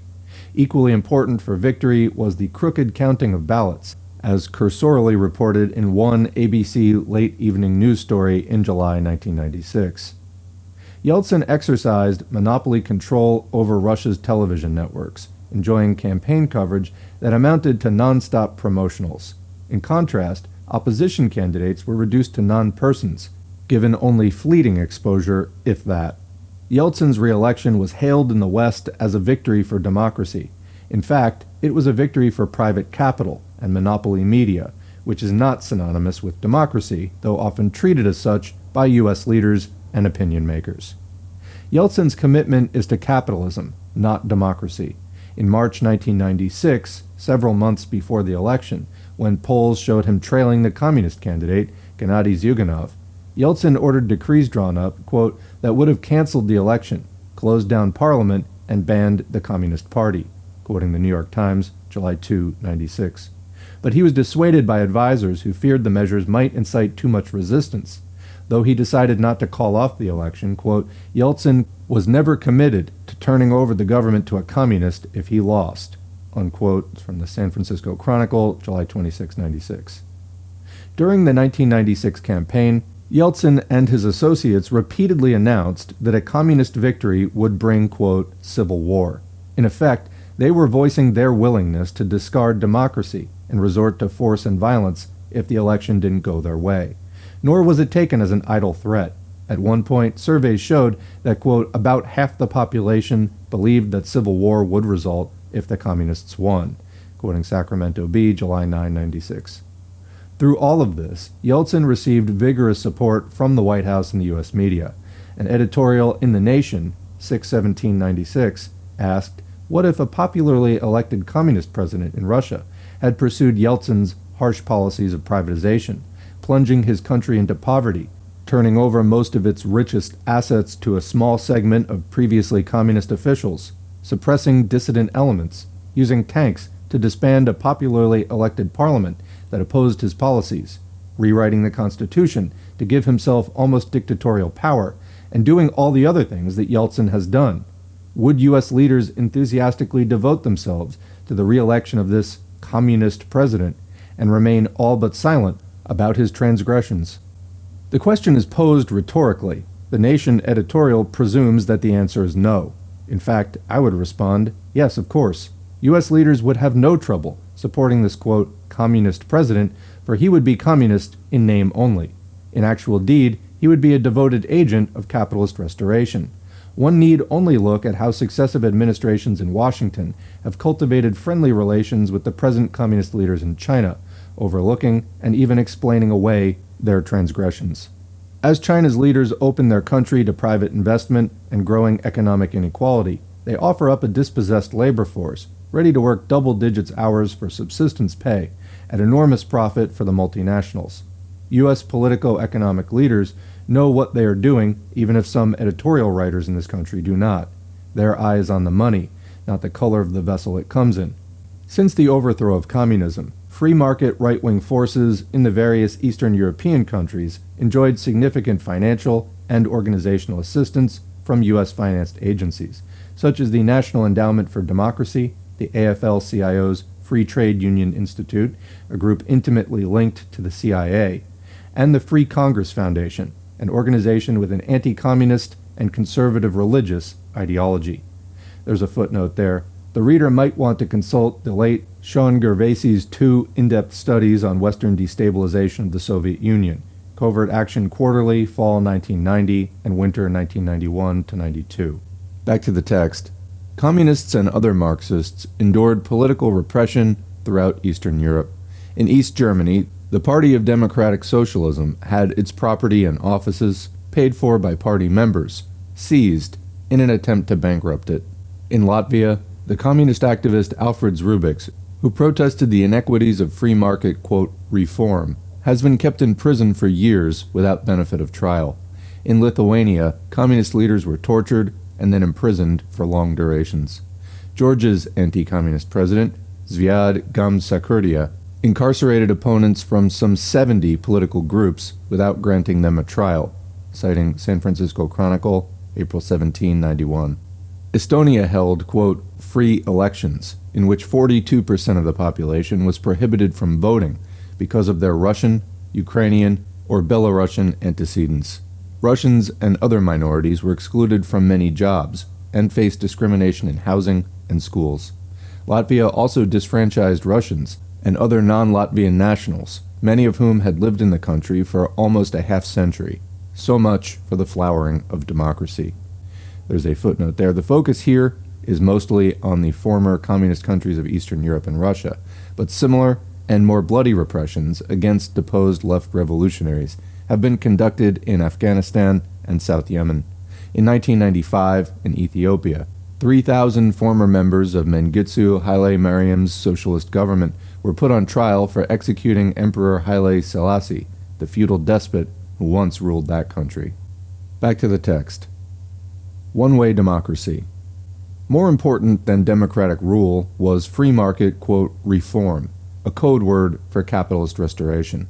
As long as democracy could be used to destabilize one-party communist rule, it was championed by the forces of reaction. But when democracy worked against free market restoration, the outcome was less tolerated. In 1990, in Bulgaria, capitalist restoration did not go according to plan. Despite generous financial and organizational assistance from U.S. sources, including the Free Congress Foundation, the Bulgarian conservatives ended up a poor second to the communists, in what Western European observers judged to be a fair and open election. What followed was a coordinated series of strikes, demonstrations, economic pressure, acts of sabotage, and other disruptions reminiscent of CIA-orchestrated campaigns against left governments in Chile, Jamaica, Nicaragua, and British Guiana. Within 5 months, the free market oppositionists forced the democratically elected communist government to resign. Bulgarian communists, quote, complained that the U.S. had violated democratic principles in working against freely elected officials. There's a footnote there. For information on Bulgaria, see William Blum's report in Covert Action Quarterly, Winter 94-95. Back to the text. The same pattern emerged in Albania, where the democratically elected communist government won an overwhelming victory at the polls, only to face demonstrations, a general strike, economic pressure from abroad, and campaigns of disruption, financed by the National Endowment for Democracy and other U.S. sources. After 2 months, the communist government collapsed. Once the right took power, a new law was passed, denying Albanian communists and other opponents of capitalist restoration the right to vote or otherwise participate in political activities. As a reward for having extended democratic rights to all citizens, the Albanian communists and all former state employees and judges were stripped of their civil rights. In the 1996 Albanian elections, the Socialists and other opposition parties, who had been predicted to do well, withdrew from the election hours before the polls closed in protest of the, quote, blatantly rigged vote. Election monitors from the European Union and the United States said that they witnessed numerous instances of police intimidation and the stuffing of ballot boxes. The Socialist Party had its final campaign rally banned, and a number of prominent leaders barred from running for office because of their past communist affiliations, citing New York Times, May 28, 96. When the Socialists and their allies tried to hold protest rallies, they were attacked by Albanian security forces, who beat and severely injured dozens of demonstrators, citing People's Weekly World, May 11, 96 and June 1, 96. Openly anti-Semitic groups, crypto-fascist parties, and hate campaigns surfaced in Russia, Poland, Hungary, Ukraine, Belarus, Czechoslovakia, and Romania. Museums that commemorated the heroic anti-fascist resistance were closed down, and monuments to the struggle against Nazism were dismantled. In countries like Lithuania, former Nazi war criminals were exonerated, some even compensated for the years that they had spent in jail. Jewish cemeteries were desecrated, and xenophobic attacks against foreigners of darker hue increased. With the communists no longer around, Jews and foreigners were blamed for low crop prices, inflation, crime, and other social ills. On June 11, 1995, Lech Walesa's personal pastor, Father Henryk Jankowski, declared during a mass in Warsaw that the, quote, Star of David is implicated in the swastika as well as in the hammer and sickle, unquote, and that the, quote, diabolical aggressiveness of the Jews was responsible for the emergence of communism, unquote, and for World War II. The priest added that Poles should not tolerate governments made up of people who are tied to Jewish money. Walesa, who was present during the sermon, declared that his friend Jankowski was not an anti-Semite, but simply, quote, misinterpreted. Rather than retracting his comments, Jankowski spewed forth the same bile in a subsequent television interview. At about that time, placards that read, quote, Jews to the gas, and, quote, down with the Jewish communist conspiracy, were visible at a Polish solidarity demonstration of 10,000 in Warsaw, earning not a censorious word from church or state authorities, citing The Nation, August 7, 95. The economic policies of the fascist Pinochet regime in Chile were openly admired by the newly installed capitalist government in Hungary. In 1991, leading political figures and economists from the soon-to-be-abolished USSR attended a seminar on Chilean economics in Santiago and enjoyed a cordial meeting with mass murderer General Pinochet. The Chilean dictator also was accorded a friendly interview in Literaturная Gazeta, a major Russian publication.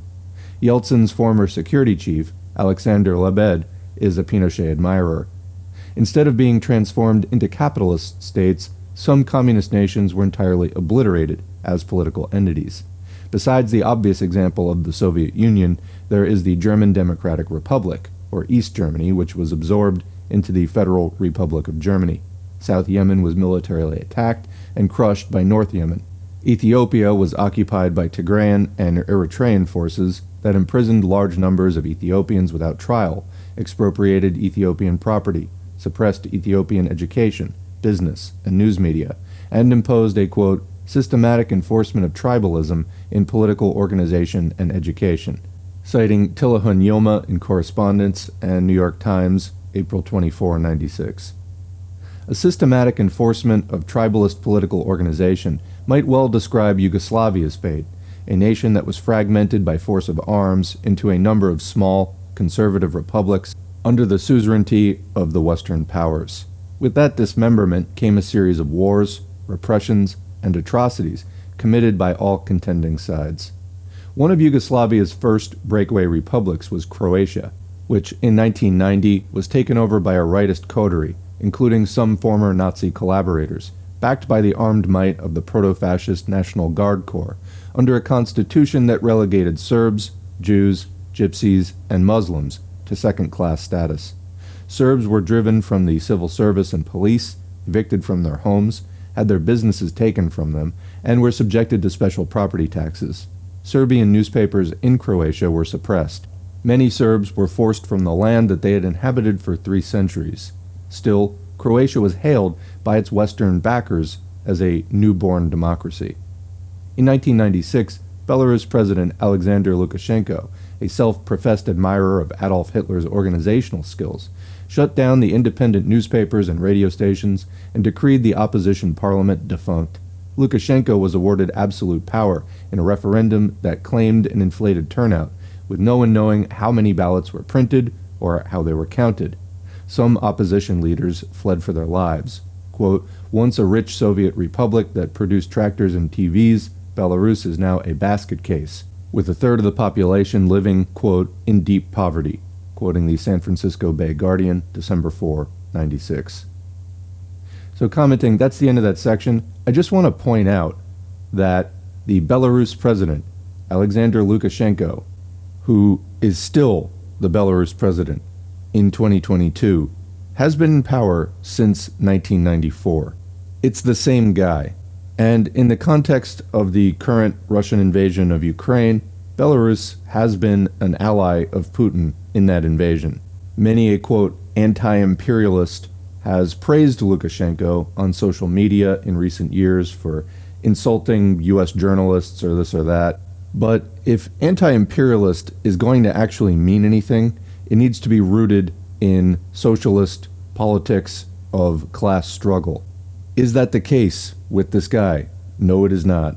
And this is just one example. In fact, Parenti's book was written in 97. Lukashenko has had a long career since then and has continued to make similar comments. If you're a socialist, this is not your guy. Continuing. Must we adore Václav Havel? No figure among the capitalist restorationists in the East has won more adulation from U.S. officials, media pundits, and academics than Václav Havel, a playwright who became the first president of post-communist Czechoslovakia and later president of the Czech Republic. The many left-leaning people who also admire Havel seem to have overlooked some things about him: his reactionary religious obscurantism, his undemocratic suppression of leftist opponents, and his profound dedication to economic inequality and an unrestrained free market capitalism. Raised by governesses and chauffeurs in a wealthy and fervently anti-communist family, Havel denounced democracy's, quote, cult of objectivity and statistical average, and the idea that rational, collective social efforts should be applied to solving the environmental crisis.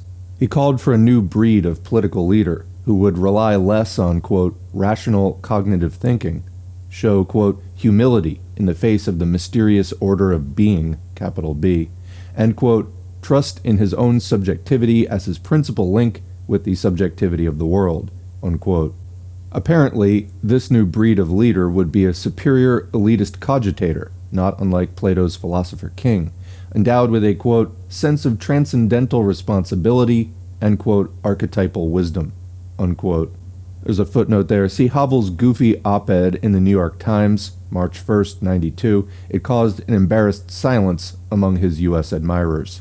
Back to the text. Havel never explained how this transcendent and archetypal wisdom would translate into actual policy decisions, and for whose benefit, at whose expense.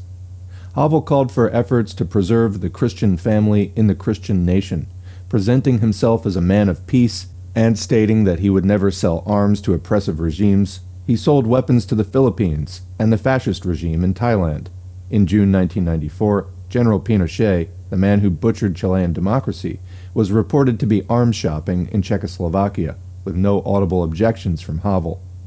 Havel joined wholeheartedly in George Bush's Gulf War, an enterprise that killed over 100,000 Iraqi civilians.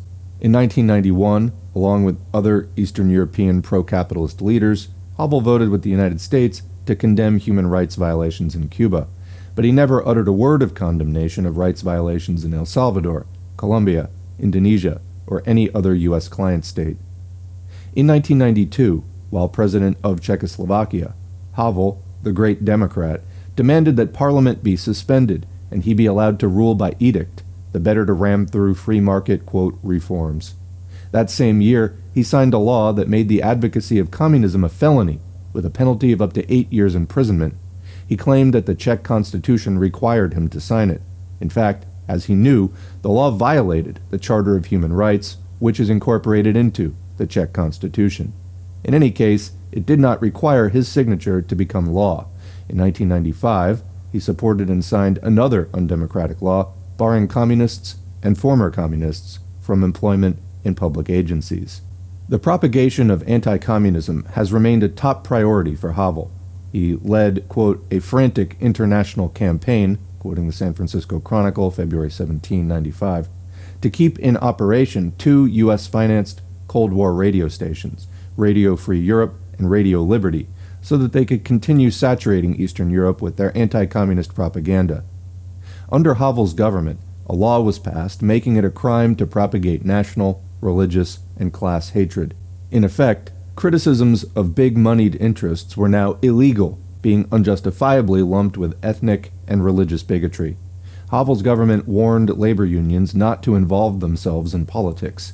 Some militant unions had their property taken from them and handed over to compliant company unions. In 1995, Havel announced that the, quote, revolution against communism would not be complete until everything was privatized.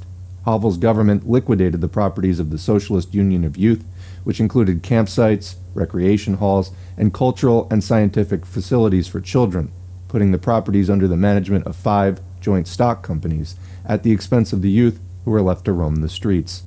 Under Czech privatization and, quote, restitution programs, factories, shops, estates, homes, and much of the public land was sold at bargain prices to foreign and domestic capitalists. In the Czech and Slovak republics, former aristocrats or their heirs were being given back all the lands their families had held before 1918 under the Austro-Hungarian Empire, dispossessing the previous occupants and sending many of them into destitution. Havel himself took personal ownership of public properties that had belonged to his family 40 years before. While presenting himself as a man dedicated to doing good for others, he did well for himself. For these reasons, some of us do not have warm, fuzzy feelings toward Václav Havel. Comment, that's the end of page 99. For some reason, my copy skips pages 100 and 101. So, unfortunately, missing 2 pages. Moving on to page 102, we come in mid-sentence. Quote, in a country that cared about its workers, unquote, said one machinist who now was sorry that he had opposed that system. New York Times, May 8, 94. In Macedonia, one of the breakaway republics of Yugoslavia, a labor representative noted, quote, privatization seems to mean the destruction of our companies, unquote. Macedonians seemed more troubled by free market economic hardships than by the much publicized ethnic rivalries. They complained about how work has taken over their lives, Quote, one has no time to care about others. There's no time even for oneself. Only time for making money. Unquote. PBS TV report, January 16, 95. Comment, again, this whole, gee, I didn't realize what we had till it was gone. What were they teaching these people, honestly? These are like incredibly fundamental things in Marxism. Of course, we're talking about Yugoslavia, so this was Tito, but still, it seems to be kind of a common refrain. These are like incredibly fundamental things in Marxism. Of course, we're talking about Yugoslavia, so this was Tito, but still, it seems to be kind of a common refrain. Oh, gee, I didn't realize how bad capitalism was. Yeah, that's sort of why your ancestors fought a revolution against it. And in countries that didn't have a revolution, it's why your ancestors participated in the labor movement, often making great sacrifices to win gains on the shop floor, to have more economic rights with respect to the job, even if capitalists were still in power. And again, people let the labor movement go slack. What have been the consequences? Ruin. Just ruin. Continuing. Agricultural output of grain, corn, livestock, and other products plummeted in the former communist countries as thousands of cooperative farms were forcibly broken up. The new private farmers have small plots, often cannot get loans, seeds, fertilizer, or machinery, and are rapidly losing their holdings or reverting to subsistence farming. Hungary's agricultural cooperatives had been one sector of the socialist economy that performed well, but with privatization, farm output tumbled 40% in 1993, citing LA Times, January 29, 94. A drastic deterioration in agricultural production occurred in Bulgaria, once considered the breadbasket of Eastern Europe, causing severe bread shortages by 1996. Bulgaria was also suffering from a 20% monthly inflation and was sinking into that familiar cycle of foreign debt, cutting back on services to qualify for IMF loans, borrowing to pay off past borrowing. Quote, the Bulgarian government must impose more free market austerity measures to get vital international loans to repay portions of the $9.4 billion foreign debt, quoting San Francisco Chronicle, July 1896. In 1992, the Lithuanian government decreed that former owners and their descendants could reclaim property confiscated during the socialist era. As a result, tens of thousands of farming families, about 70% of the rural population, were evicted from land that they had worked for over a half-century, destroying the country's agricultural base in the process. Much production in East Germany was dismantled to prevent competition with West German firms. This was especially evident when collective agriculture was broken up to protect the heavily subsidized and less productive private farms of West Germany. There's a footnote there. See Robert McIntyre's report in Monthly Review, December 93. Back to the text. Without making compensation, West German capitalists grabbed almost all the socialized property in the GDR, including factories, mills, farms, apartments, and other real estate, and the medical care system, assets worth about $2 trillion, in what has amounted to the largest expropriation of public wealth by private capital in European history. The end result of all this free market privatization in East Germany is that rents, once 5% of one's income, have climbed to as much as 2/3. Likewise, the costs of transportation, childcare, healthcare, and higher education have soared beyond the reach of many. East Germans of various political stripes have a number of complaints. A. The net money flow has been east to west, in what amounts to a colonization of the East. B. The free market is a myth. The West German economy is heavily subsidized and fully regulated, but against the interests of the East. C. West German police are much more brutal than were the East German police. D. If West Germany had denazified anywhere near as thoroughly as it forced the East to desocialize, it would be a totally different country. Citing Z Magazine, July 92. On that last point, it should be noted that German officials are bringing criminal charges against those who, quote, collaborated with the GDR of East Germany in any official capacity, even including teachers and minor administrators. Footnote there, several thousand former GDR officials, judges, and others have been imprisoned or are facing prison terms for, quote, treason. See the discussion in Chapter 5. Back to the text. Emigres from communist states are astonished by the amount of bureaucracy that they find in the West. 2 Soviet immigrants to Canada complained, independently of each other, that, quote, bureaucracy here was even worse than at home, quoting Monthly Review 588. East Germans living in the West were staggered by the flood of complicated forms that they had to fill out for taxes, health insurance, life insurance, unemployment compensation, job retraining, rent subsidies, and bank accounts. Furthermore, quote, because of the kind of personal information they had to give, they felt more observed and spied on than they were by the Stasi, the GDR security police, quoting Z Magazine, July 92. Soviet Jews who emigrated to Israel during the Cold War era experienced a similar disillusionment with the difficulties of life and lack of idealism. The discouraging letters they sent home were considered an important factor in the drop in immigration from the USSR to Israel. With the capitalist restoration in full swing, the peoples of the former communist nations had ample opportunity to learn what life was like in the free market paradise. Their experiences are detailed in the next chapter. Chapter 7, The Free Market Paradise Goes East, Part 2. Free market propagandists in the former communist countries claimed that, as capital was privatized and accumulated in a few hands, production would be stimulated and prosperity would be at hand. But first, there would be a, quote, difficult period to go through. The difficult period is proving to be far more severe and protracted than predicted, and may well be the permanent condition of capitalist restoration. For Vipers and Bloodsuckers. In 1990, as the Soviet Union was preparing for its fatal plunge into the free market paradise, Bruce Gelb, head of the United States Information Agency, told a reporter that the Soviets would benefit economically from U.S. business education because, quote, the vipers, the bloodsuckers, the middlemen, that's what needs to be rehabilitated in the Soviet Union. That's what makes our kind of country click, unquote. Washington Post, June 11, 90. Today, the former communist countries and China are clicking away with vipers and bloodsuckers. Thousands of luxury cars have appeared on the streets of Moscow and Prague. Rents and real estate prices have skyrocketed. Numerous stock exchanges have sprung up in China and Eastern Europe, 16 in the former USSR alone. And a new class of investors, speculators, and racketeers are wallowing in wealth.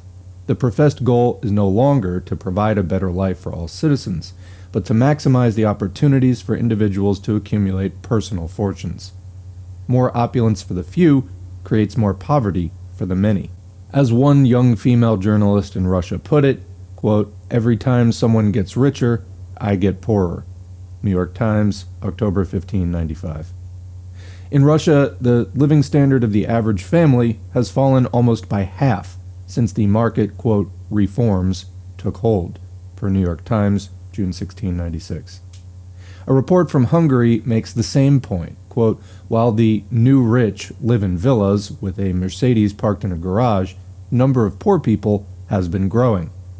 New York Times, February 27, 90.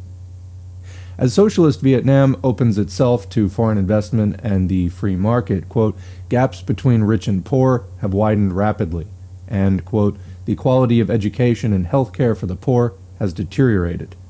New York Times, April 8, 96. Prosperity has come, quote, only to a privileged few in Vietnam, leading to, quote, an emerging class structure that is at odds with the country's professed egalitarian ideals, quoting AP report, October 28, 96.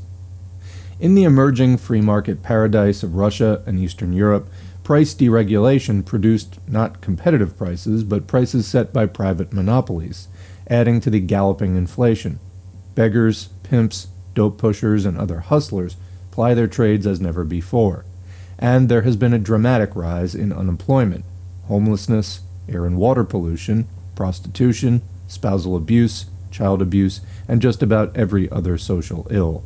Footnote there, this is from Vladimir Belenkin, Russian Workers Under the Yeltsin Regime, Notes on a Class in Defeat, in Monthly Review, November 96.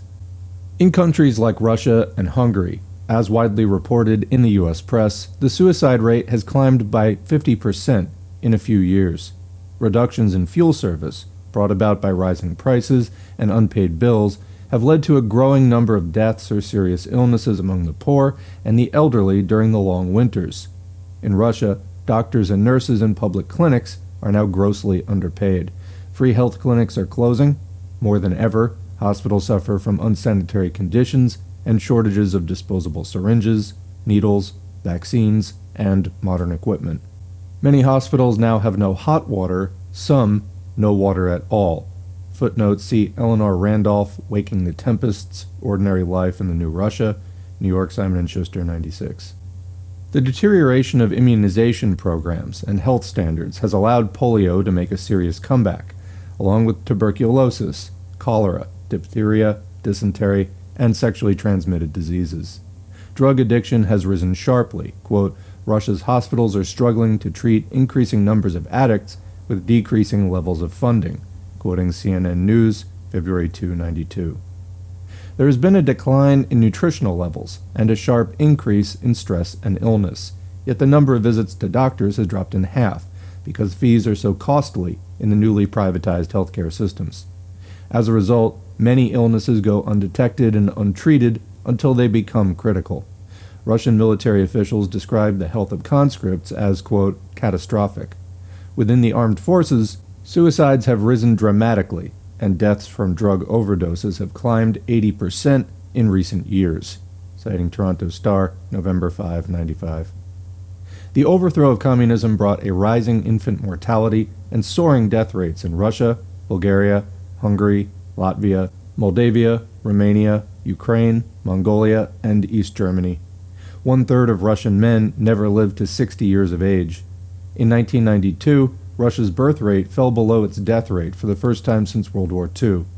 In 1992 and 93, East Germans buried 2 people for every baby born. The death rate rose nearly 20% for East German women in their late 30s, and nearly 30% for men of the same age, per New York Times, April 6, 94. With the end of subsidized rents, estimates of homelessness in Moscow alone run as high as 300,000. The loss of resident permits deprives the homeless of medical care and other state benefits, such as they are. Dressed in rags and victimized by both mobsters and government militia, thousands of indigents die of cold and hunger on the streets of various cities. In Romania, thousands of homeless children live in sewers and train stations, sniffing glue to numb their hunger, begging, and falling prey to various predators. Per NPR, July 21, 96. In Mongolia, hundreds of homeless children live in the sewers of Ulaanbaatar. Before 1990, Mongolia was a prosperous nation that had benefited from Soviet and East European financial assistance and technical aid. Its new industrial centers produced leather goods, woolen products, textiles, cement, meat, grain, and timber. Quote, the communist era dramatically improved the quality of life of the people, achieving commendable levels of social development through state-sponsored social welfare measures, unquote, but free market privatization and deindustrialization has brought unemployment, mass poverty, and widespread malnutrition to Mongolia. Footnote there, citing K.L. Aberwikrama, The Marketization of Mongolia in Monthly Review, March 96. Also, I want to comment there, Ulaanbaatar is now known as the world's most polluted city. I was just reading an article on that this week. Shock therapy for the many. Unemployment rates have risen as high as 30% in countries that once knew full employment under communism.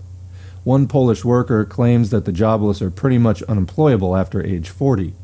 Polish women say that economic demise comes earlier for them since to get a job, as one puts it, quote, you must be young, childless, and have a big bosom, unquote, citing The Nation, December 7, 92. Occupational safety is now almost non-existent, and workplace injuries and deaths have dramatically increased. Workers now toil harder and longer for less, often in sweatshop conditions. Teachers, scientists, factory workers, and countless others struggle for months without pay as their employers run out of funds. LA Times, January 17, 96. The waves of strikes and work stoppages in Russia and Eastern Europe are accorded unsympathetic press treatment, in those countries.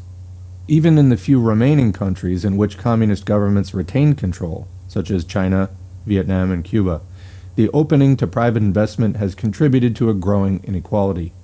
In Cuba, the dollar economy has brought with it a growth in prostitution, including girls as young as 11 and 12, street beggars, and black market dealings with tourists, citing Avi Chomsky, Cuba Update, September 96. In China, there are workers who now put in 12 to 16-hour days for subsistence pay without regularly getting a day off. Those who protest against poor safety and health conditions risk being fired or jailed. The market reforms in China have also brought a return of child labor. Per San Francisco Chronicle, August 1490, quote, "I think this is what happens when you have private companies," says Ms. Peng, a young migrant who has doubts about the new China. Quote, "In private companies, the workers don't have rights," unquote. Wall Street Journal, May 1994. Throughout Eastern Europe, unions have been greatly weakened or broken.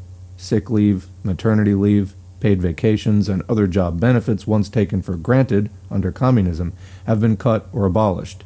Worker sanitariums, vacation resorts, health clinics, sports and cultural centers, children's nurseries, daycare centers, and other features that made communist enterprises more than just workplaces have nearly vanished. Rest homes formerly reserved for workers have been privatized and turned into casinos, nightclubs, and restaurants for the nouveau riche. Footnote there, one booming employment area is the business security forces and private armies, which in the Soviet Union alone muster some 800,000 men. Quote, "Another employer of choice for working-class youth is the immense state apparatus of repression, which is now more formidable than that of the Soviet period. Today, this apparatus is numerically superior to the armed forces, better paid, and better equipped. The regime's real enemy is inside, after all," unquote. Balenkin, Russian Workers Under the Yeltsin Regime, Monthly Review, November 96. Back to the text. Real income has shrunk by as much as 30 to 40% in the ex-communist countries. In 1992 alone, Russia saw its consumer spending drop by 38%. By comparison, during the Great Depression, consumer spending in the United States fell 21% over 4 years. In both Poland and Bulgaria, an estimated 70% now live below or just above the poverty line. In Russia, it is 75 to 85%, with a third of the population barely subsisting in absolute economic desperation. In Hungary, which has received most of the West's investment in Eastern Europe, over one-third of its citizens live in abject poverty, and 70% of the men hold 2 or more jobs, working up to 14 hours a day, according to the Ministry of Labor. After months of not getting paid, coal miners in far eastern Russia were beginning to starve. By August 1996, 10,000 of them had stopped working, simply because they were too weak from hunger. With no coal being extracted, the region's power plants began to shut down, threatening an electrical blackout that would further harm the nation's Pacific coastal industry and trade. Citing LA Times, August 3, 96. Eastern Europeans are witnessing scenes, quote, "that are commonplace enough in the West, but are still wrenching here. The old man rummaging through trash barrels for castaway items, the old woman picking through a box of bones at a meat market in search of one with enough gristle to make a thin soup." From LA Times, March 10, 90. With their savings and pensions swallowed up by inflation, elderly pensioners crowd the sidewalks of Moscow selling articles of their clothing and other pathetic wares, while enduring harassment by police and thugs. Washington Post, January 1st, 96. A Russian senior citizen refers to, quote, "this poverty, which only a few have escaped, while some have, quote, become wildly rich." Modern Maturity, September-October 94. Crime and corruption. With the socialist ethic giving way to private greed, corruption assumed virulent new forms in the post-communist nations. Officials high and low are on the take, including the police. The Russian security minister calculated that 1/3 of Russian oil and 1/2 of Russian nickel shipped out of the country was stolen. Among those enjoying, quote, "staggering profits from this plunder were Shell Oil and British Petroleum," per Washington Post, February 2, 93. In April 1992, the chairman of Russia's central bank admitted that at least $20 billion had been illegally taken out of the country, and deposited in Western banks, per The Nation, April 1993. Choice chunks of public real estate are quietly sold off at a fraction of their value in exchange for payoffs to the officials who preside over the sales. Government officials buy foods from private contractors at twice the normal price in exchange for kickbacks. Factory directors sell state-made commodities at low state prices to their own private firms, which those firms then resell at market prices for a vast profit. One member of the Moscow City Council estimated that corruption amounted to hundreds of billions of dollars. If these funds went into state coffers instead of private pockets, quote, we could meet our budget 3 or 4 times over. Citing LA Times, July 10, 92. Along with corruption, there's an upsurge in organized crime. Over 100 racket syndicates in Russia now extort tribute from 80% of all enterprises. From 1992 to 95, as competition for the spoils of reform intensified, 46 of Russia's more prominent businessmen were slain in gangland-style murders. In 1994, there were more than 2,500 contract murders, almost all of them unsolved. Quote, contract murders occur regularly now in Russia, and most go without much notice. Quoting San Francisco Chronicle, November 17, 95. Police say that they lack the funds, personnel, and crime detection equipment for any real campaign against the mobs. Street crime has also increased sharply. In the former Soviet Union, women and elderly who once felt free to sit in parks late at night now dare not venture out after dark. Since the overthrow of communism in Hungary, thefts and other felonies have nearly tripled, and there has been a 50% increase in homicides, per NPR, February 24, 96. The police force in Prague today is many times greater than it was under communism, when, quote, relatively few police were needed. How odd that fewer police were needed in the communist police state than in the free market paradise. In the Republic of Georgia, life has been reduced to a level of violent chaos never imagined under communism. Criminal rings control much of the commerce, and paramilitary groups control most of the criminal rings. No longer able to sell its goods on the Soviet market, but unable to compete on the international market, Georgian industry has experienced a massive decline, and, as in most Eastern countries, the public debt has leapt upward while real wages have shrunk painfully. Cultural decay. Cultural life has drastically declined in the former communist countries. Theaters are sparsely attended because tickets are now prohibitively expensive. Publicly owned movie industries in countries like Russia, Poland, Czechoslovakia, and the German Democratic Republic, which produced a number of worthwhile films, have been defunded or bought out by Western business interests, and now make cartoons, commercials, and music videos. Movie houses have been taken over by corporate chains and offer many of the same Hollywood junk films that we have the freedom to see. Subsidies for the arts and literature have been severely cut. Symphony orchestras have disbanded or taken to playing at block parties and other minor occasions.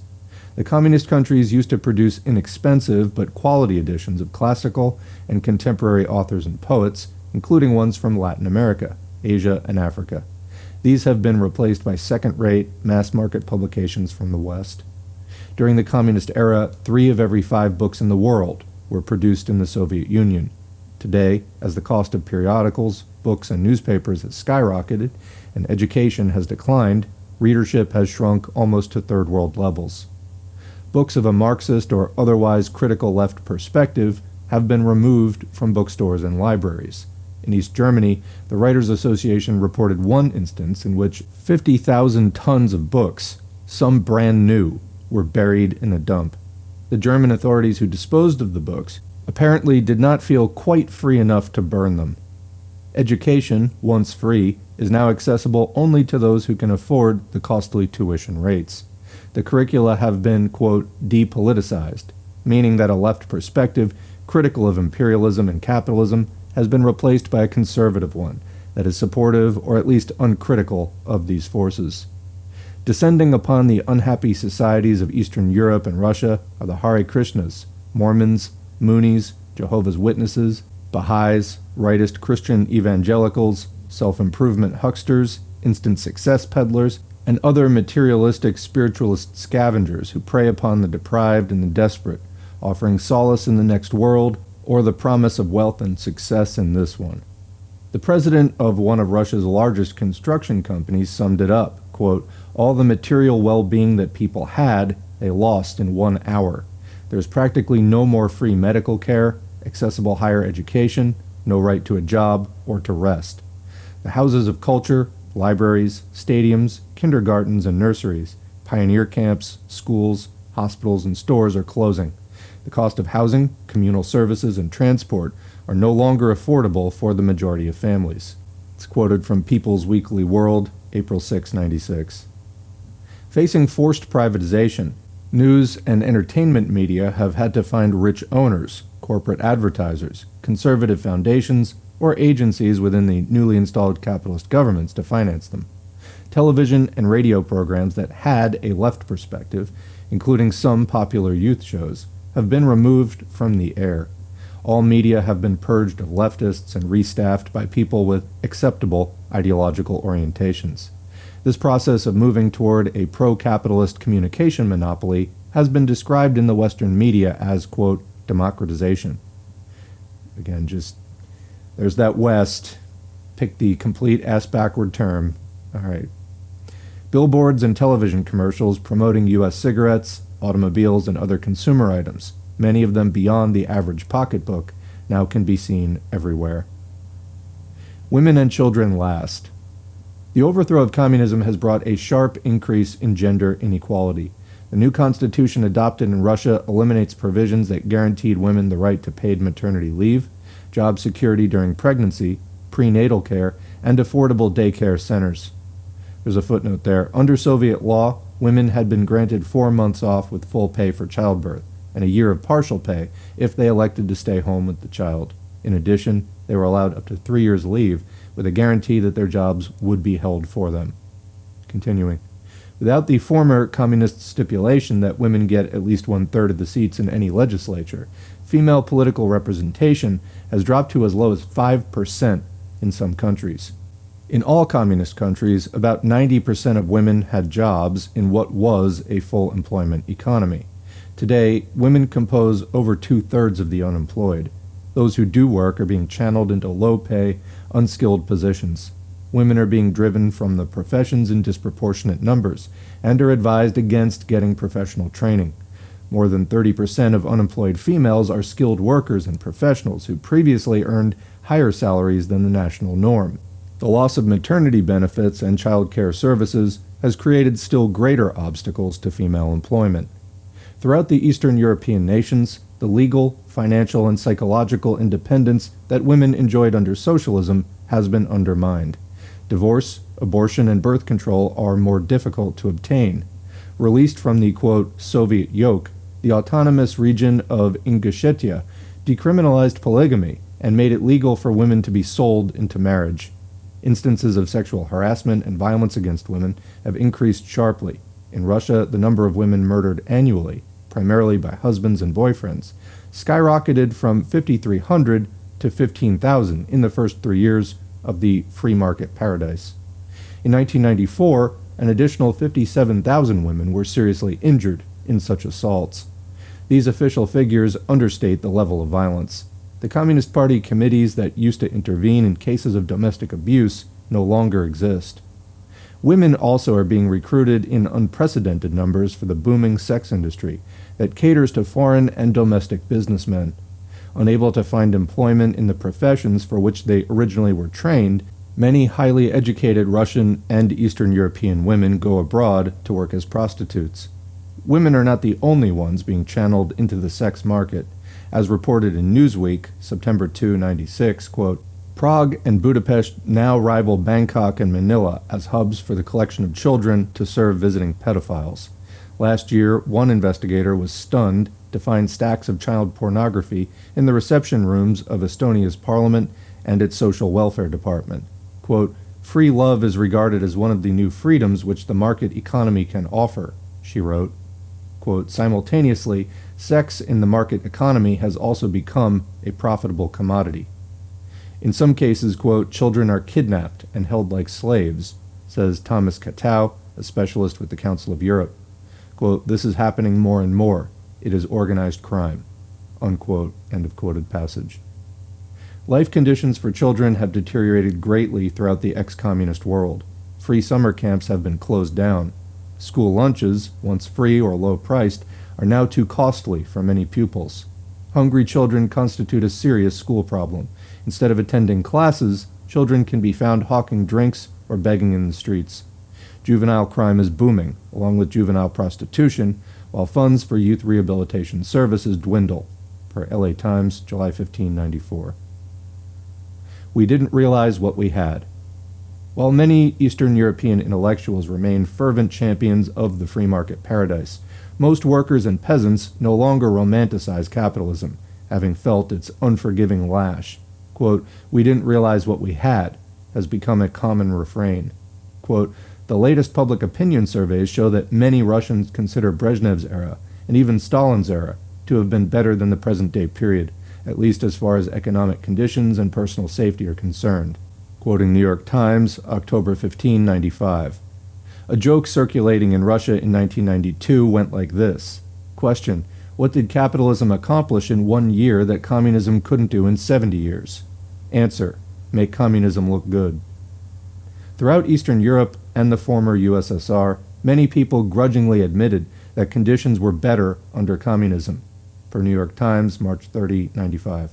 Pro-capitalist Angela Stent of Georgetown University allows that, quote, "most people are worse off than they were under communism. The quality of life has deteriorated with the spread of crime and the disappearance of the social safety net." Quoting New York Times, December 20, 1993. An East German steelworker is quoted as saying, quote, "I do not know if there is a future for me, and I'm not too hopeful. The fact is, I lived better under communism." From New York Times, March 3, 1991.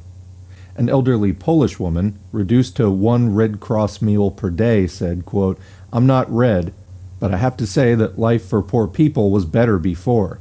Now, things are good for businessmen, but not for us poor." Quoted in New York Times, March 17, 1991. I just want to interject a comment there. So she starts out by saying, "I'm not red, but my life sucks now." I don't know, maybe you should be red. Just a thought, because these are your choices. You ally with the big bourgeoisie, or you ally with the working class. Those are the only two choices. So as she says, now things are good for businessmen, but not for us poor. Okay, well, since you're not a businessman, I guess you should be opposed to the current system and align with the system that was better for you. Right. One East German woman commented that the West German women's movement was only beginning to fight for, quote, "what we already had here. We took it for granted because of the socialist system. Now we realize what we lost." Quoted in LA Times, August 6, 1991. Anti-communist dissidents who labored hard to overthrow the GDR were soon voicing their disappointments about German reunification. One noted Lutheran clergyman commented, quote, "We fell into the tyranny of money. The way wealth is distributed in this society, capitalist Germany, is something that I find very hard to take," unquote. Gee, I don't know, maybe you should have paid attention when people are trying to teach you Marxism, because this is super basic about the history of capitalism. It's literally anywhere that you look at the history of capitalism, very, very easy to understand. Another Lutheran pastor said, quote, "We East Germans had no real picture of what life was like in the West. We had no idea how competitive it would be. Unabashed greed and economic power are the levers that move this society. The spiritual values that are essential to human happiness are being lost or made to seem trivial. Everything is buy, earn, sell." Quoted in New York Times, May 26, 1996. Yeah, it's almost like, all that dogmatic Marxist propaganda isn't just propaganda. It's not just, communist lies. It actually was correct, and they were describing an accurate picture of capitalism. It was all right there, but I don't know, some people chose not to believe it. Maureen Orth asked the first woman she met in a market if her life had changed in the last 2 years, and the woman burst into tears. She was 58 years old, had worked 40 years in a potato factory, and now could not afford most of the foods in the market. Quote, "It's not life, it's just existence," she said. Vanity Fair, September 94. Orth interviewed the chief of a hospital department in Moscow who said, quote, "Life was different 2 years ago. I was a human being," unquote. Now he had to chauffeur people around for extra income. Comment in a preview of like Uber and Lyft. "What about the new freedoms?" "Freedom for what?" he responded. "Freedom to buy a pornographic magazine?" In a similar vein, former GDR defense minister Heinz Kessler commented, quote, "Sure, I hear about the new freedom that people are enjoying in Eastern Europe, but how do you define freedom? Millions of people in Eastern Europe are now free from employment, free from safe streets, free from health care, free from social security." Quoted in New York Times, July 2096. Do people in the East want the free market? Opinion polls taken in late 1993 in Russia showed only 27% of all respondents supported a market economy. By large majorities, people believed that state control over prices and over private business is, quote, useful, and that, quote, the state should provide everyone with a job and never tolerate unemployment, unquote. In Poland, 92% wanted to keep the state welfare system, and lopsided majorities wanted to retain subsidized housing and foods and return to full employment. Monthly Review, December 94. Quote, "Most people here," reports a New York Times Moscow correspondent on June 23, 96, quote, "are suspicious of private property, wonder what was so bad about a system that supplied health care at low cost from birth to death, and hope that prices are once again reined in by the government," unquote. One report from Russia describes, quote, "a bitter electorate, which has found life under a Democrat," meaning Yeltsin, "worse than under the now-departed communists," quoting New York Times, December 18, 91. A report from Warsaw refers to the, quote, "free market economic transformation that most Poles no longer support," Washington Post, December 15, 91. People's biggest fears are inflation, unemployment, crime, and pollution. State socialism, quote, "the system that didn't work, provided everyone with some measure of security. Free market capitalism, quote, "the system that works, brought a free-falling economy, financial plunder, deteriorating social conditions, and mass suffering. In reaction, Eastern European voters have been returning communists to office to preside over the ruin and wreckage of broken nations. By 1996, former communists and their allies had won significant victories in Russia, Bulgaria, Poland, Hungary, Lithuania, and Estonia, sometimes emerging as the strongest blocs in their respective parliaments.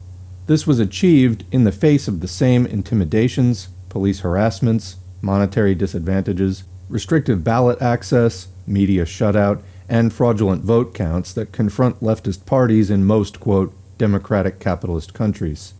Comment, so while this kind of would go on through the 90s and maybe early 2000s, of course it did not result in a restoration of socialism. So, we often say you can't vote socialism in. You also apparently cannot vote socialism back in. Keep this in mind the next time that socialism is achieved. Don't let it go.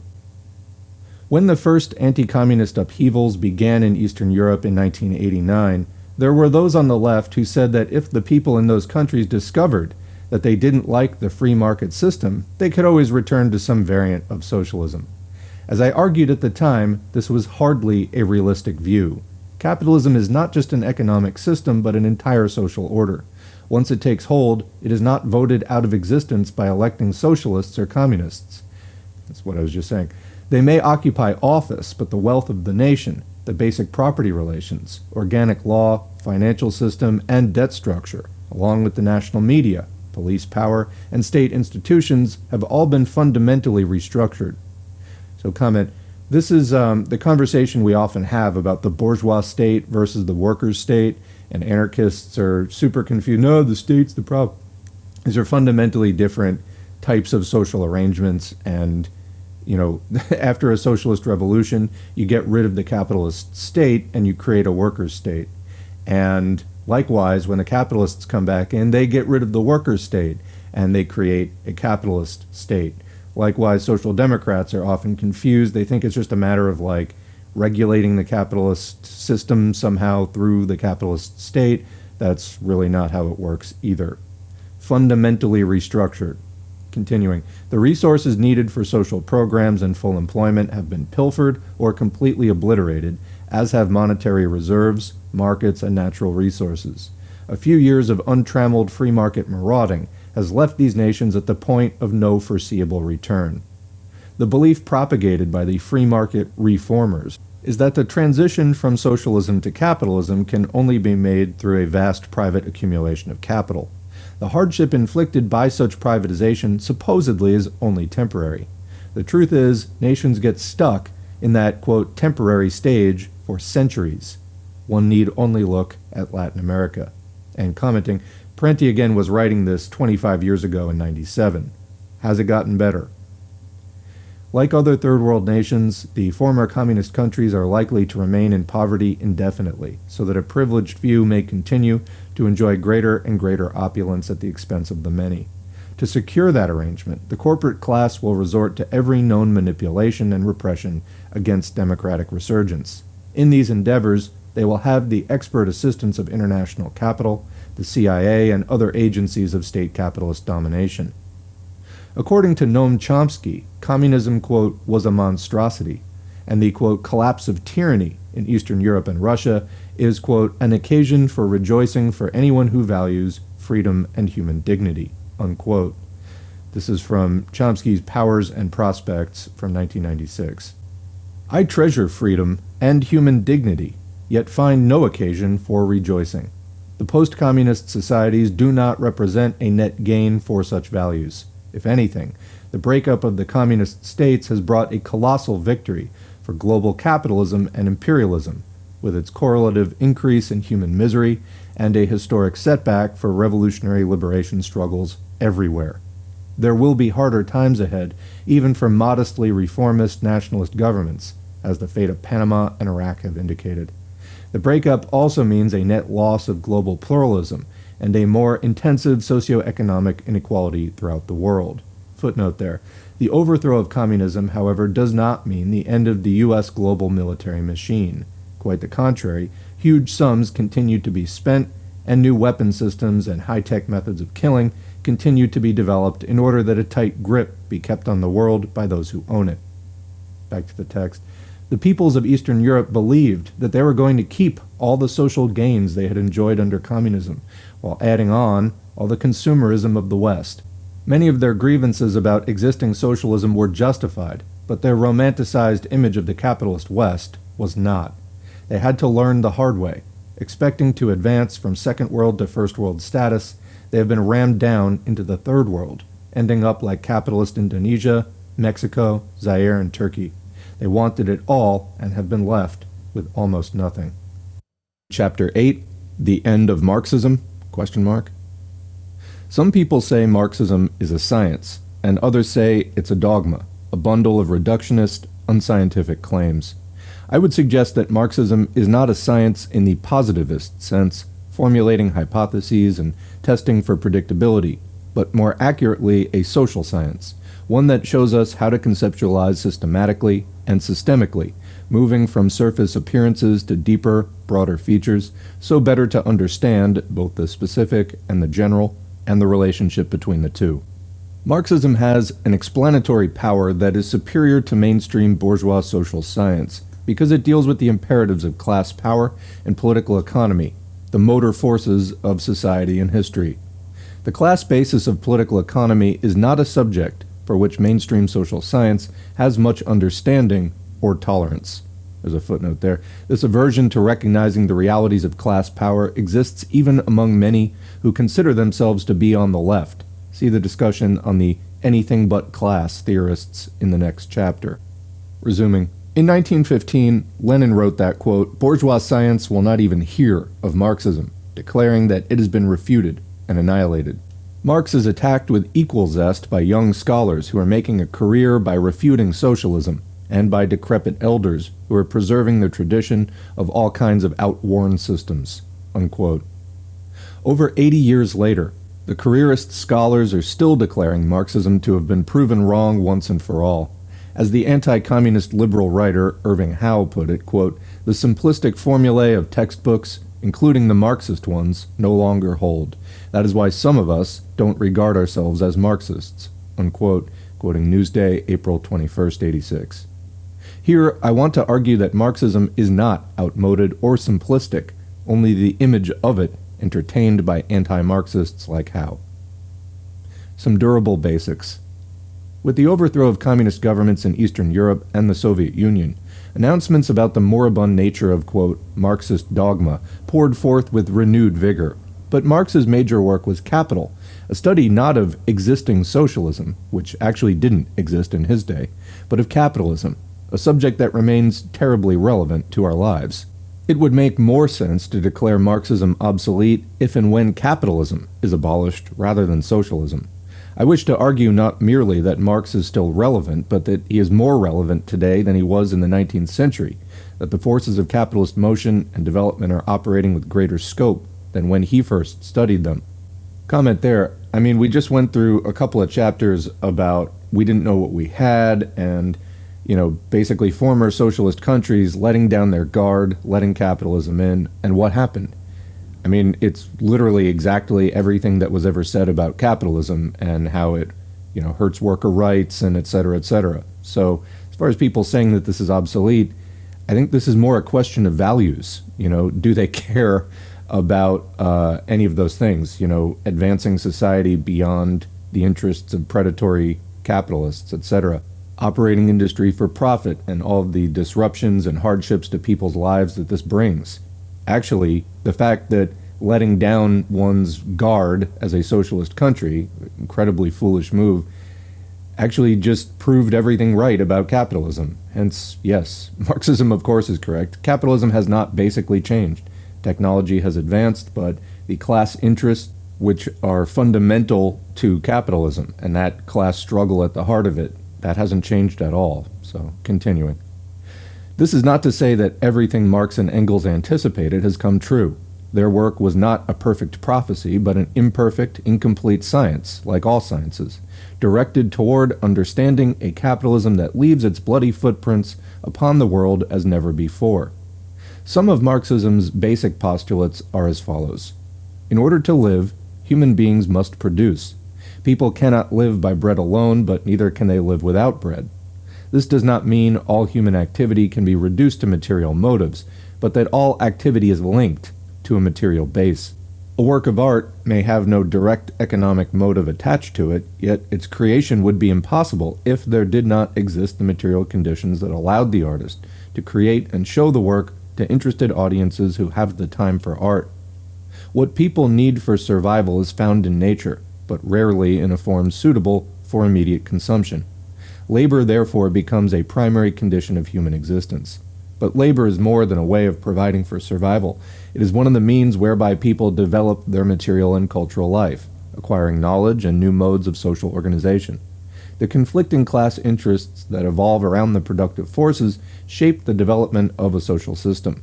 When we speak of early horticultural societies, or of slave or feudal or mercantile or industrial capitalist societies, we are recognizing how the basic economic relations leave a defining stamp on a given social order. Capitalist theorists present capital as a creative, providential force. As they would have it, capital gives shape and opportunity to labor. Capital creates production, jobs, new technologies, and a general prosperity. Marxists turn the equation around. They argue that, of itself, capital cannot produce anything.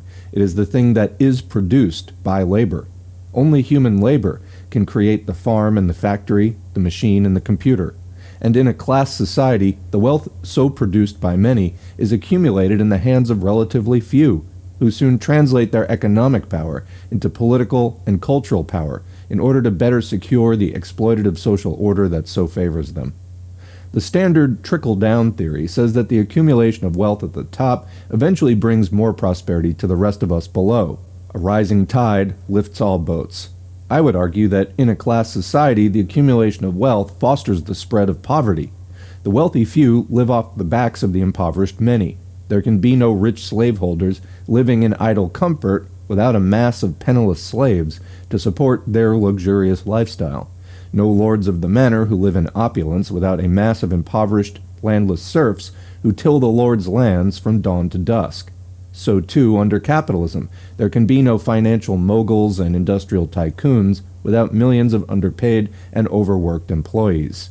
Exploitation can be measured not only in paltry wages, but in the disparity between the wealth created by the worker and the pay she or he receives. Thus, some professional athletes receive dramatically higher salaries than most people, but compared to the enormous wealth they produce for their owners, and taking into account the rigors and relative brevity of their careers, the injuries sustained, and the lack of lifelong benefits, it can be said that they are exploited at a far higher rate than most workers. Conservative ideologues defend capitalism as the system that preserves culture, traditional values, the family, and community.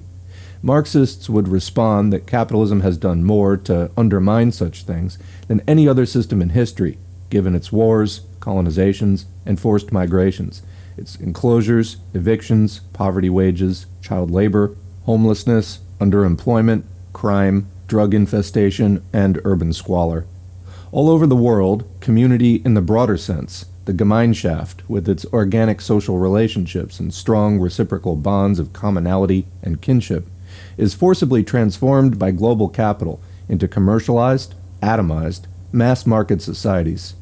In the Communist Manifesto, Marx and Engels referred to capitalism's implacable drive to settle, quote, over the whole surface of the globe, creating, quote, a world after its own image. No system in history has been more relentless in battering down ancient and fragile cultures, pulverizing centuries-old practices in a matter of years, devouring the resources of whole regions, and standardizing the varieties of human experience. Big capital has no commitment to anything but capital accumulation, no loyalty to any nation, culture, or people. It moves inexorably according to its inner imperative to accumulate at the highest possible rate without concern for human and environmental costs. The first law of the market is to make the largest possible profit from other people's labor. Private profitability, rather than human need, is the determining condition of private investment. There prevails a rational systematization of human endeavor in pursuit of a socially irrational end. Accumulate, accumulate, accumulate. More right than wrong. Those who reject Marx frequently contend that his predictions about proletarian revolution have proven wrong. From this, they conclude that his analysis of the nature of capitalism and imperialism must also be wrong.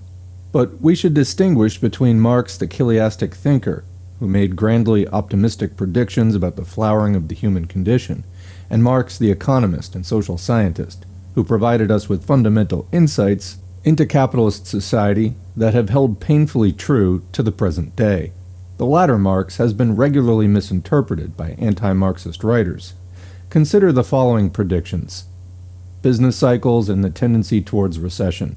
Marx noted that something more than greed is involved in the capitalist's relentless pursuit of profit. Given the pressures of competition and rising wages, capitalists must make technological innovations to increase their productivity and diminish their labor costs. This creates problems of its own. The more capital goods, such as machinery, plants, technologies, fuels, needed for production, the higher the fixed costs and the greater the pressure to increase productivity to maintain profit margins. Footnote: as an industry becomes more capital intensive, proportionately more money must be invested to generate a given number of jobs. But business is not dedicated to creating jobs. In fact, capitalists are constantly devising ways to downsize the workforce. From 1980 to 1990, the net number of jobs created by the biggest corporations in the United States, the Fortune 500, was 0. The new jobs of that period came mostly from less capital-intensive smaller firms, light industry, service industry, and the public sector. Resuming, since workers are not paid enough to buy back the goods and services they produce, Marx noted, there is always the problem of a disparity between mass production and aggregate demand. If demand slackens, owners cut back on production and investment.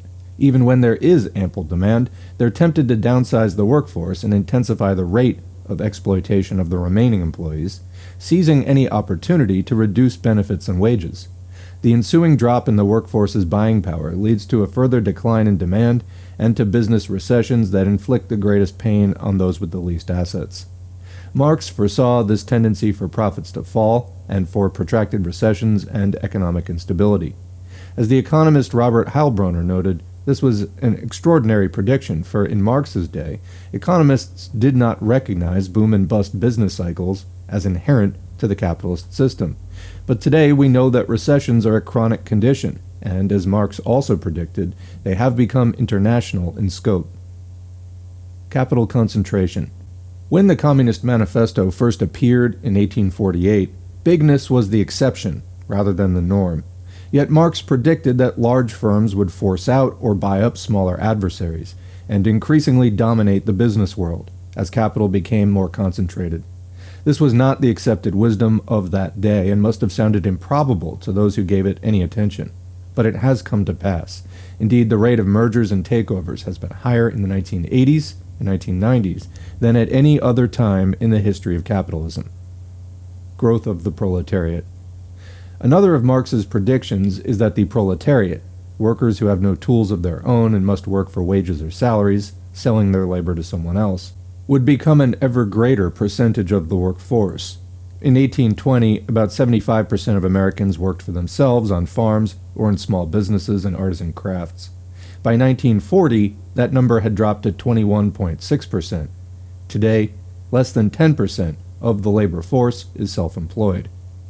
The same shift in the workforce can be observed in the Third World. From 1970 to 1980, the number of wage workers in Asia and Africa increased by almost two-thirds, from 72 million to 120 million. The tendency is toward the steady growth of the working class, both industrial and service workers. And as Marx predicted, this is happening globally, in every land upon which capitalism descends. Proletarian revolution. As capitalism develops, so will the proletariat, Marx predicted. We have seen that to be true. But he went further. With the growing misery and polarization, the masses would eventually rise up and overthrow the bourgeoisie and put the means of production under public ownership for the benefit of all. The revolution would come in the more industrialized capitalist countries that had large, developed working classes.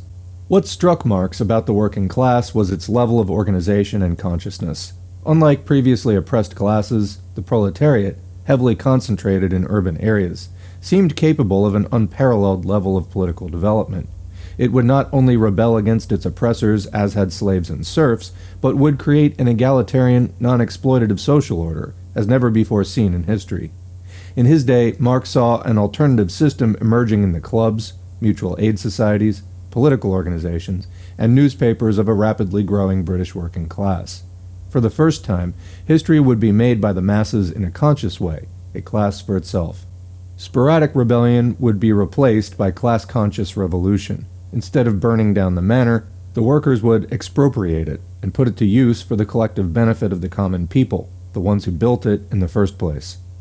Certainly Marx's predictions about revolution have not materialized. There has been no successful proletarian revolution in an advanced capitalist society. As the working class developed, so did the capitalist state, whose function has been to protect the capitalist class, with its mechanisms of police oppression and its informational and cultural hegemony. Of itself, class struggle does not bring inevitable proletarian victory, or even a proletarian uprising. Oppressive social conditions may cry out for revolution, but that does not mean revolution is forthcoming. This point is still not understood by some present-day leftists. In his later years, Marx himself began to entertain doubts about the inevitability of a victorious workers' revolution. So far, the prevailing force has not been revolution, but counter-revolution, the devilish destruction wreaked by capitalist states upon popular struggles, at a cost of millions of lives.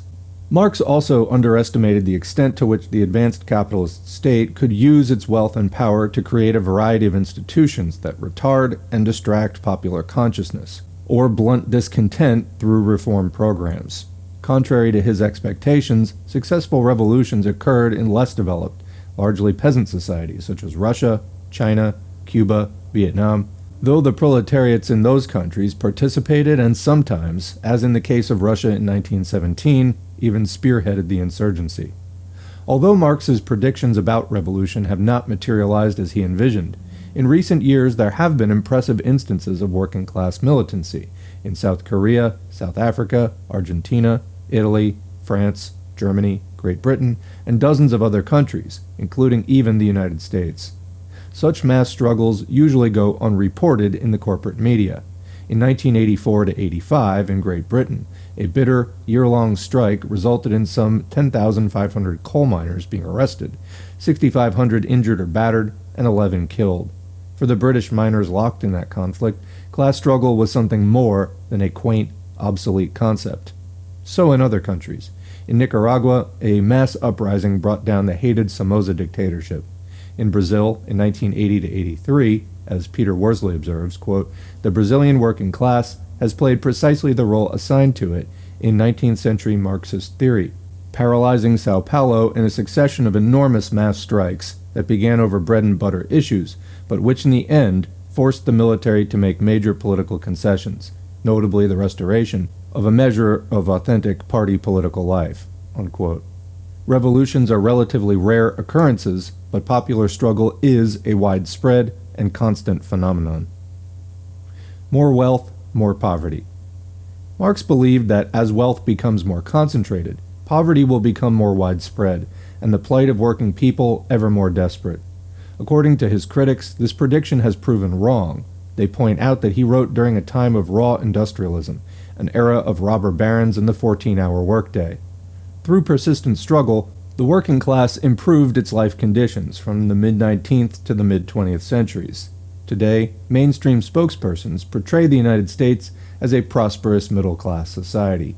Yet one might wonder, during the Reagan-Bush-Clinton era, from 1981 to 1996, the share of the national income that went to those who work for a living shrank by over 12%.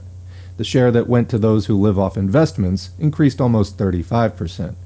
Less than 1% of the population owns almost 50% of the nation's wealth. The richest families are hundreds of times wealthier than the average household in the lower 90% of the population. The gap between America's rich and poor is greater than it has been in more than half a century, and is getting ever greater. Thus, between 1977 and 1989, the top 1% saw their earnings grow by over 100%, while the three lowest quintiles averaged a 3 to 10% drop in real income. Footnote, that's from Paul Krugman's Peddling Prosperity, Norton, 1994. The New York Times, June 20, 1996, reported that income disparity in 1995, quote, was wider than it has been since the end of World War II, unquote. The average income for the top 20% jumped 44%, from $73,754 to $105,945 between 1968 and 1994, while the bottom 20% had a 7% increase, from $7,202 to $7,762, or only $560 in constant dollars. But these figures understate the problem. The Times story is based on a Census Bureau study that fails to report the income of the very rich. For years, the reportable upper limit was $300,000 yearly income. In 1994, the Bureau lifted the allowable limit to $1 million. This still leaves out the richest 1%, the hundreds of billionaires and thousands of multimillionaires who make many times more than $1 million per year. The really big money is concentrated in a portion of the population so minuscule as to be judged statistically insignificant. But despite their tiny numbers, the amount of wealth they control is enormous, and bespeaks an income disparity 1,000 times greater than the spread allowed by the Census Bureau figures. Thus, the difference between a multi-billionaire who might make $100 million in any one year and a janitor who makes $8,000 is not 14 to 1, the usually reported spread between highest and lowest, but over 14,000 to 1. Yet the highest incomes remain unreported and uncounted. In a word, most studies of this sort give us no idea of how rich the very rich really are. Footnote there, when asked why this procedure was used, a Census Bureau official told my research assistant that the Bureau's computers could not handle higher amounts. What? This excuse seems most improbable, since once the Census Bureau decided to raise the upper limit, it did so without any difficulty. Another reason he gave was confidentiality. Given place coordinates, someone with a very high income could be identified. In addition, high-income respondents understate their income. The interest and dividend earnings they report is only about 50 to 60% of actual investment returns. And since their actual numbers are so few, they are likely not to show up in a random sample of the entire nation. By designating the top 20% as the, quote, richest, The Census Bureau is lumping in upper-middle professionals and other people who make as little as $70,000 or so, people who are anything but the, quote, richest. Back to the text. The number living below the poverty level in the United States climbed from 24 million in 1977 to over 35 million by 1995. People were falling more deeply into poverty than in earlier times, and finding it increasingly difficult to emerge from it. In addition, various diseases related to hunger and poverty have been on the rise. Footnote there, for more extensive data, see my essay, Hidden Holocaust USA, in Michael Parenti, Dirty Truths, City Lights Books 96. Back to the text. There's been a general downgrading of the workforce. Regular employment is being replaced by contracted labor or temporary help, resulting in lower wages with fewer or no benefits. Comment: boy, I'm sure glad this has gotten better in the 25 years since Parenti wrote this book, aren't you? Many unions have been destroyed or seriously weakened. Protective government regulations are being rolled back or left unenforced, and there has been an increase in speed-ups, injuries, and other workplace abuses. By the 1990s, the growing impoverishment of the middle and working classes, including small independent producers, was becoming evident in various countries. In 20 years, more than half the farmers in industrialized countries, some 22 million, were ruined. Meanwhile, as noted in the previous two chapters, free market reforms have brought a dramatic increase in poverty, hunger, crime, and ill health, along with the growth of large fortunes for the very few in the former communist countries. The Third World has endured deepening impoverishment over the last half-century. As foreign investment has increased, so has the misery of the common people who are driven from the land. Those who manage to find employment in the cities are forced to labor for subsistence wages.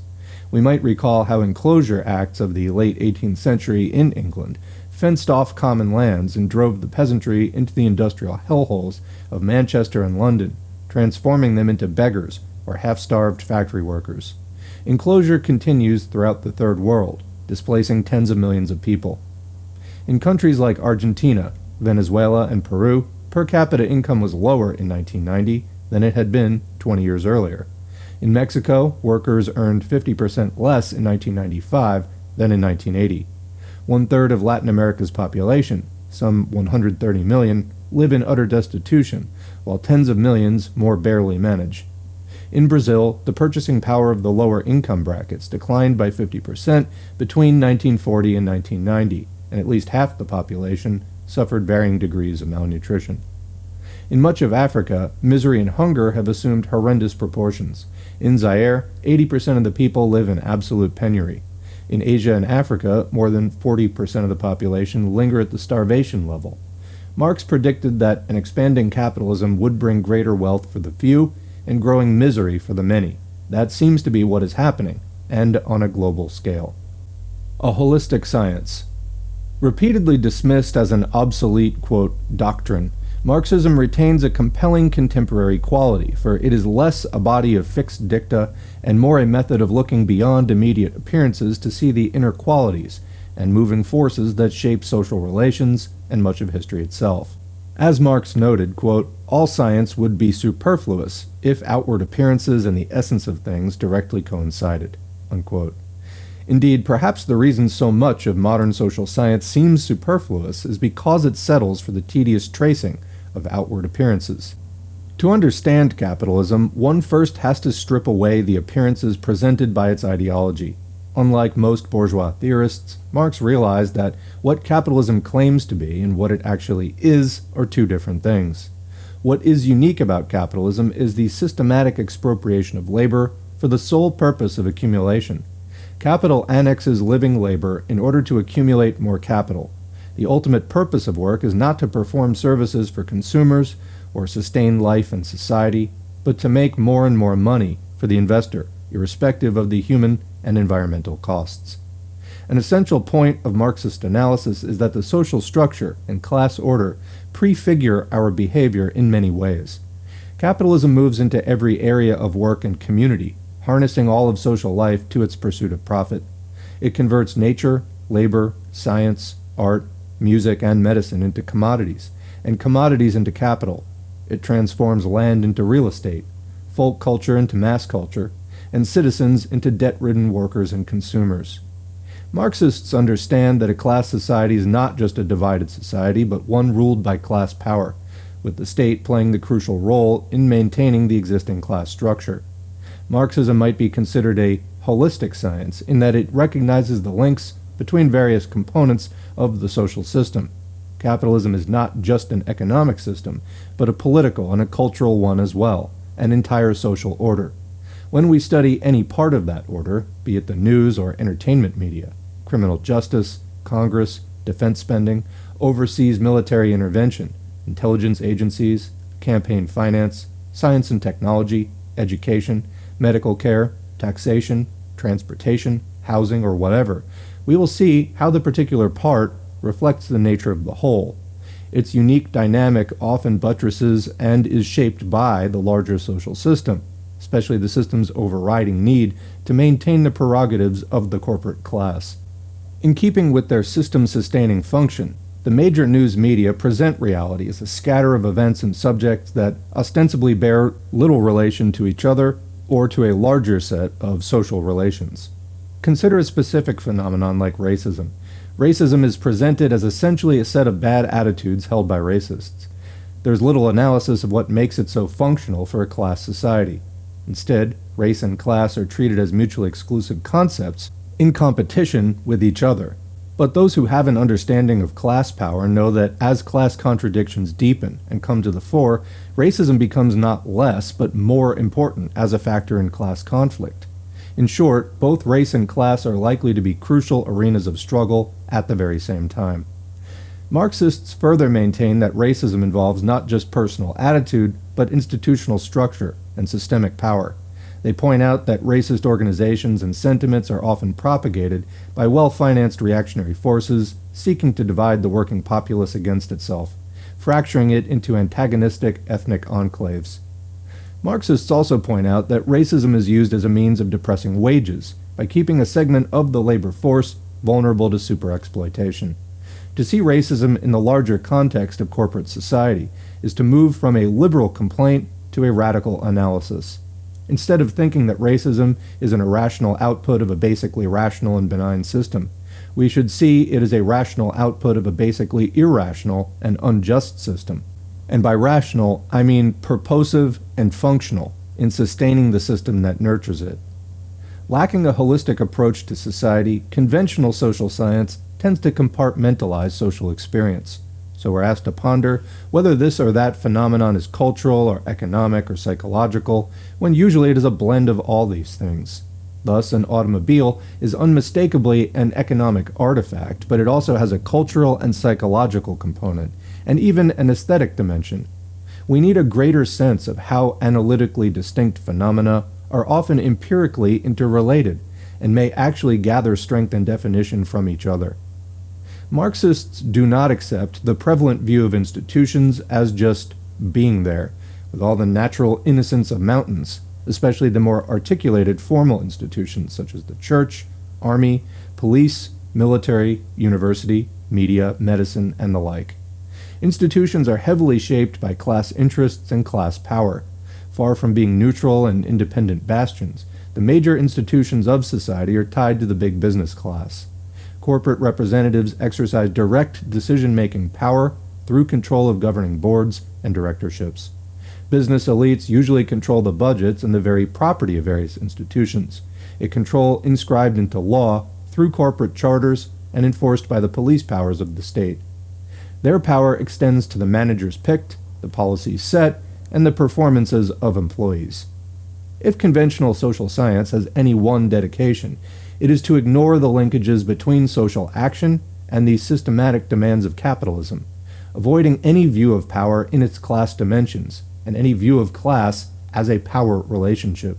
For conventional researchers, power is seen as fragmented and fluid, and class is nothing more than an occupational or income category, to be correlated with voting habits, consumer styles, or whatever, and not as a relationship between those who own and those who labor for those who own. In the Marxist view, there can be no such thing as a class as such, a social entity unto itself.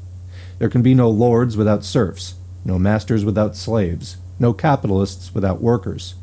More than just a sociological category, class is a relationship to the means of production and to social and state power. This idea, so fundamental to an understanding of public policy, is avoided by conventional social scientists who prefer to concentrate on everything else but class power realities.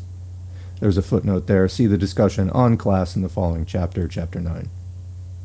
It is remarkable, for instance, that some political scientists have studied the presidency and Congress for decades without uttering a word about capitalism, without so much as a sidelong glance at how the imperatives of a capitalist politico-economic order play such a crucial role in prefiguring the political agenda. Social science is cluttered with, quote, community power studies that treat communities and issues as isolated autonomous entities. Such investigations are usually limited to the immediate interplay of policy actors, with little said about how issues link up to a larger range of social interests. Quick comment there. I remember one time, this must have been 15 years ago, I was having a conversation with somebody that involved them using the buzzword of like co-creating and like, oh, yeah, we in society are like co-creating stuff. And I was like, yeah, but some people have much more power than other people, hence their contributions to the creative process in society are, weighted much more heavily than others. There was like 30 seconds of uncomfortable silence, and I think they just walked away, which was not the effect I was going for. But I was just pointing out, like, hey, there's sort of a glaring flaw in this idea that everybody is just equal. I don't know how you could even develop that in the first place, but apparently it was not received well. Anyway, continuing. Conservative ideological preconceptions regularly influence the research strategies of most social scientists and policy analysts. In political science, for instance, 1. The relationships between industrial capitalist nations and third world nations are described as A. Dependency and interdependency, and as fostering a mutually beneficial development, rather than B. An imperialism that exploits the land, labor, and resources of weaker nations for the benefit of the favored classes in both the industrial and less developed worlds. 2. The United States and other, quote, democratic capitalist societies are said to be held together by A. common values that reflect the common interest, not by B. class power and domination. 3. The fragmentation of power in the political process is supposedly indicative of A. a fluidity and democratization of interest group pluralism, rather than B. the pocketing and structuring of power in unaccountable and undemocratic ways. 4. The mass propagation of conventional political beliefs is described as A. political socialization and, quote, education for citizenship, and is treated as a desirable civic process, rather than B. an indoctrination that distorts the information flow and warps the public's critical perceptions. In each of these instances, mainstream academics offer version A not as a research finding, but as an a priori assumption that requires no critical analysis, upon which research is then predicated. At the same time, they disregard the evidence and research that supports version B, by ignoring the dominant class conditions that exercise such an influence over social behavior. Conventional social science can settle on surface factualness, trying to explain immediate actions in exclusively immediate terms. Such an approach places a high priority on epiphenomenal and idiosyncratic explanations, the peculiarities of specific personalities and situations. What is habitually overlooked in such research, and in our news reports, our daily observations, and sometimes even our political struggles, is the way that seemingly remote forces may prefigure our experiences. Learning to ask why. When we think without Marx's perspective, that is, without considering class interests and class power, we seldom ask why certain things happen. Many things are reported in the news, but few are explained. Little is said about how the social order is organized and whose interests prevail. Devoid of a framework that explains why things happen, we're left to see the world, as do mainstream media pundits, as a flow of events, a scatter of particular developments and personalities unrelated to a larger set of social relations, propelled by happenstance, circumstance, confused intentions, and individual ambition, never by powerful class interests, and yet producing effects that serve such interests with impressive regularity. Thus, we fail to associate social problems with the socio-economic forces that create them, and we learn to truncate our own critical thinking. Imagine if we attempted something different. For example, if we tried to explain that wealth and poverty exist together not in accidental juxtaposition, but because wealth causes poverty, an inevitable outcome of economic exploitation, both at home and abroad. How could such an analysis gain any exposure in the capitalist media, or in mainstream political life? Suppose we started with a particular story about how child labor in Indonesia is contracted by multinational corporations at near-starvation wage levels. This information probably would not be carried in right-wing publications, but in 1996 it did appear, after decades of effort by some activists, in the centrist mainstream press. What if we then crossed a line and said that these exploitative employer-employee relations were backed by the full might of the Indonesian military government? Fewer media would carry the story, but it still might get mentioned on an inside page of the New York Times or Washington Post. Then suppose that we crossed another line and said that these repressive arrangements would not prevail were it not for generous military aid from the United States, and that for almost 30 years the homicidal Indonesian military has been financed, armed, advised, and trained by the U.S. national security state. Such a story would be even more unlikely to appear in the liberal press, but it is still issue-specific, and safely without an overall class analysis, so it might well make its way into left liberal opinion publications like The Nation and The Progressive. Now suppose that we pointed out that the conditions found in Indonesia, the heartless economic exploitation, brutal military repression, and lavish U.S. support, exist in scores of other countries. Suppose we then crossed that most serious line of all, and instead of just deploring this fact, we also asked why successive U.S. administrations involved themselves in such unsavory pursuits throughout the world. And what if we then tried to explain that the whole phenomenon is consistent with the U.S. dedication to making the world safe for the free market and the giant multinational corporations, and that the intended goals are A, to maximize opportunities to accumulate wealth by depressing the wage levels of workers throughout the world, and preventing them from organizing on behalf of their own interests, and B, to protect the overall global system of free market capital accumulation. Then what if, from all this, we concluded that U.S. foreign policy is neither timid, as the conservatives say, nor foolish, as the liberals say, but is remarkably successful in rolling back just about all governments and social movements that attempt to serve popular needs rather than private corporate greed? Such an analysis, hurriedly sketched here, would take some effort to lay out, and would amount to a Marxist critique, a correct critique, of capitalist imperialism. Though Marxists are not the only ones that might arrive at it, it almost certainly would not be published anywhere except in a Marxist publication. We crossed too many lines, because we tried to explain the particular situation, child labor, in terms of a larger set of social relations, corporate class power. Our presentation would be rejected out of hand as, quote, ideological. The perceptual taboos imposed by the dominant powers teach people to avoid thinking critically about such powers. In contrast, Marxism gets us into the habit of asking why, of seeing the linkage between political events and class power. A common method of devaluing Marxism is to misrepresent what it actually says and then attack the misrepresentation. This would be a straw man. This happens easily enough since most of the anti-Marxist critics and their audiences have only a passing familiarity with Marxist literature and rely instead on their own caricatured notions.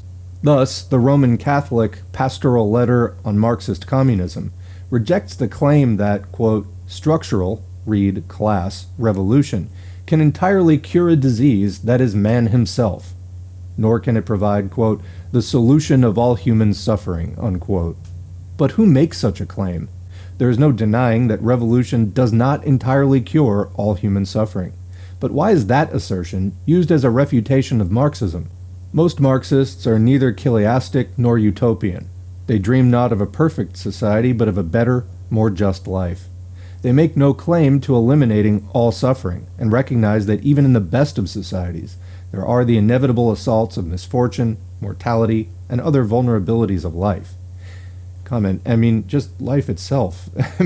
You fall down, you bump your knee, it hurts. I mean, no revolution can fix that, but we can certainly fix things like homelessness, being treated like crap by the system, etc.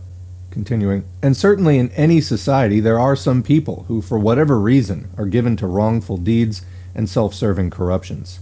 The highly imperfect nature of human beings should make us all the more determined not to see power and wealth accumulating in the hands of an unaccountable few, which is the central dedication of capitalism.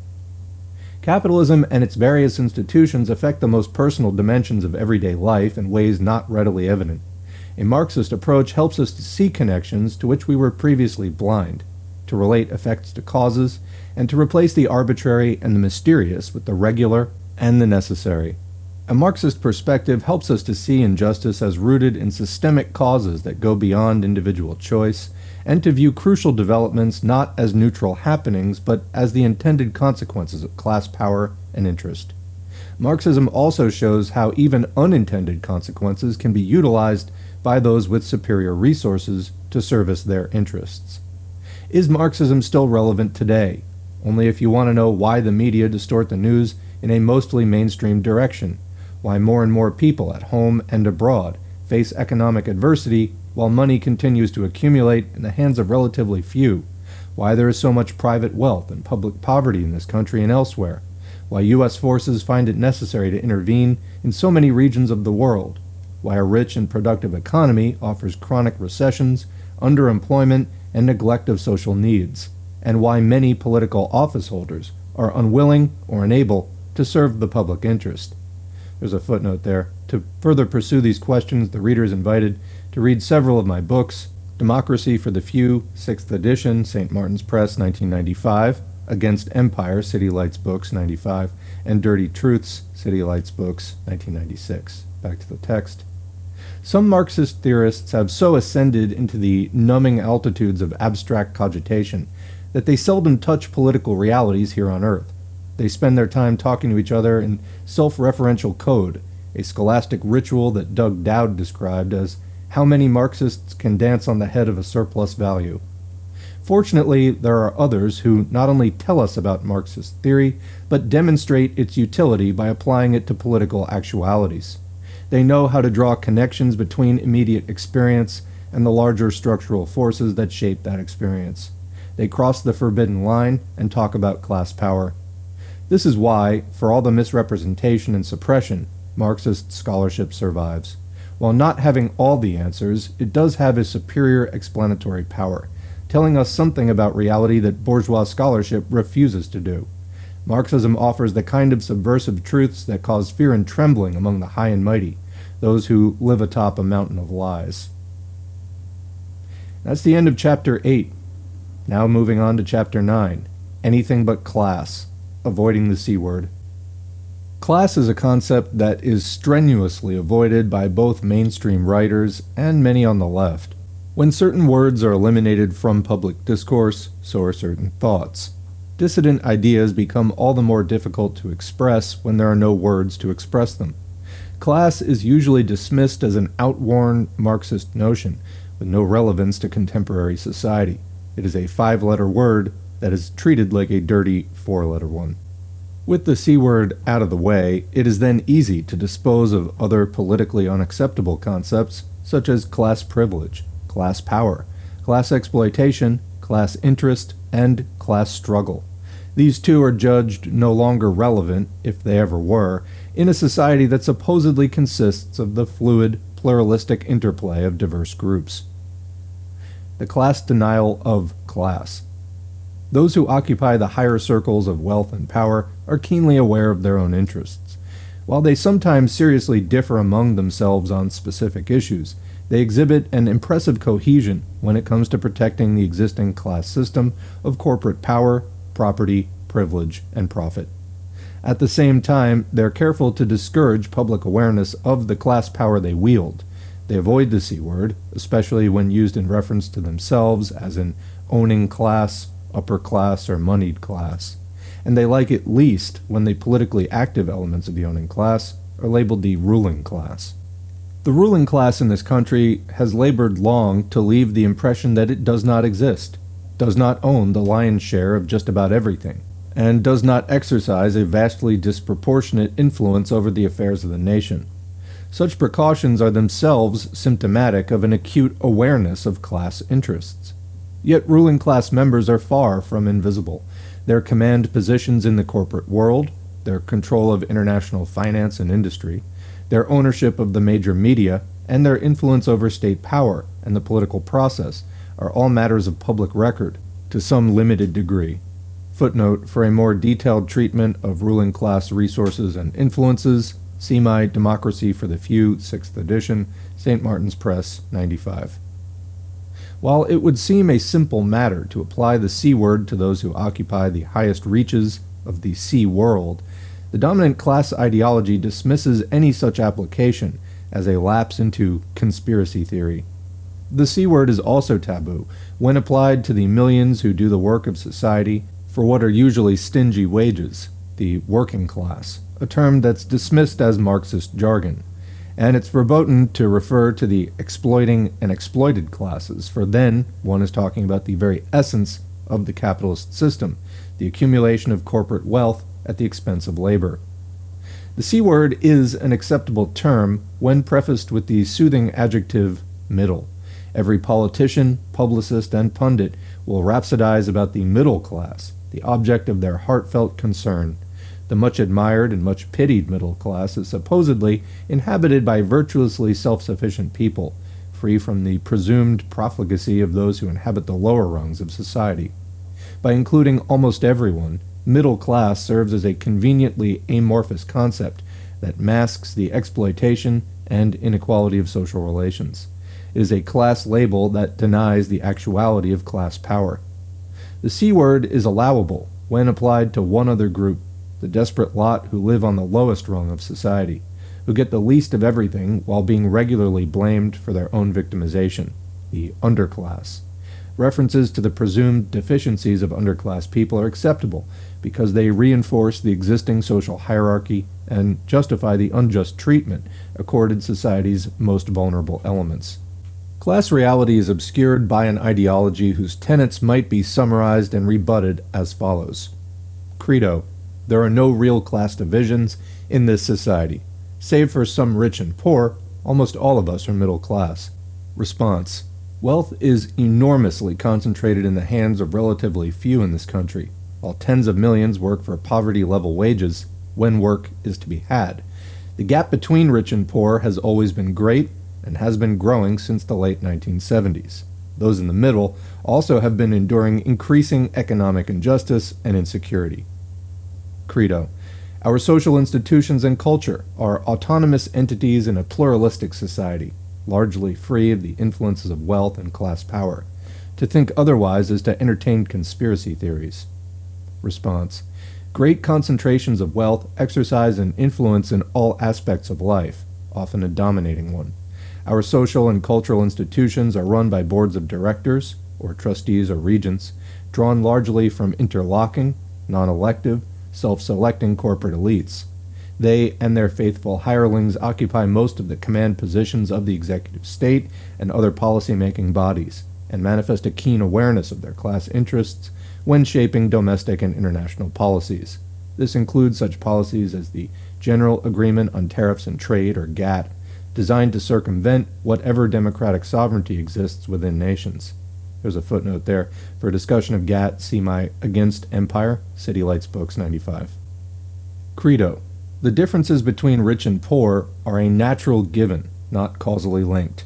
Individual human behavior, not class, determines human performance and life chances. Existing social arrangements are a natural reflection of largely innate human proclivities. Response: all conservative ideologies justify existing inequities as the natural order of things, inevitable outcomes of human nature. If the very rich are naturally so much more capable than the rest of us, why must they be provided with so many artificial privileges under the law, so many bailouts, subsidies, and other special considerations at our expense? Their naturally superior talents, quote-unquote, include unprincipled and illegal subterfuges such as price fixing, stock manipulation, insider trading, fraud, tax evasion, the legal enforcement of unfair competition, ecological spoliation, harmful products, and unsafe work conditions. One might expect naturally superior people not to act in such rapacious and venal ways. Differences in talent and capacity, as might exist between individuals, do not excuse the crimes and injustices that are endemic to the corporate business system. The ABC theorists. Even among persons normally identified as progressive, one finds a reluctance to deal with the reality of capitalist class power. Sometimes the dismissal of the C word is quite categorical. At a meeting in New York in 1986, I heard the sociologist Stanley Aronowitz comment, "When I hear the word class, I just yawn." For Aronowitz, class is a concept of diminishing importance, used by those he repeatedly referred to as, quote, orthodox Marxists. Footnote there, Aronowitz and some other, quote, left academics do battle against Marxism by producing hyper-theorized exegesis in a field called cultural studies. That their often impenetrable writings seldom connect to the real world was demonstrated in 1996 by physicist Alan Sokal, himself a leftist, who wrote a cultural studies parody and submitted it to Aronowitz's Social Text, a journal devoted to articles that specialize in bloated verbiage, pedantic pretensions, and academic one-upmanship. Sokal's piece was laden with obscure but trendy jargon and footnoted references to the likes of Jacques Derrida and Aronowitz himself. It purported to be an epistemic exposition of, quote, recent developments in quantum gravity and, quote, the space-time manifold and, quote, foundational conceptual categories of prior science that have, quote, become problematized and relativized with, quote, profound implications for the content of a future postmodern and liberatory science. Various social text editors read and accepted the piece as a serious contribution. After they published it, Sokal revealed that it was little more than fabricated gibberish that, quote, wasn't obliged to respect any standards of evidence or logic. In effect, he demonstrated that the journal's editors were themselves so profoundly immersed in pretentiously inflated discourse as to be unable to distinguish between a genuine intellectual effort and a silly parody. Aronowitz responded by calling Sokal ill-read and half-educated, per New York Times, May 1896. One is reminded of Robert McChesney's comment, quote, at some universities the very term cultural studies has become an ongoing punchline to a bad joke. It signifies half-assed research, self-congratulation, and farcical pretension.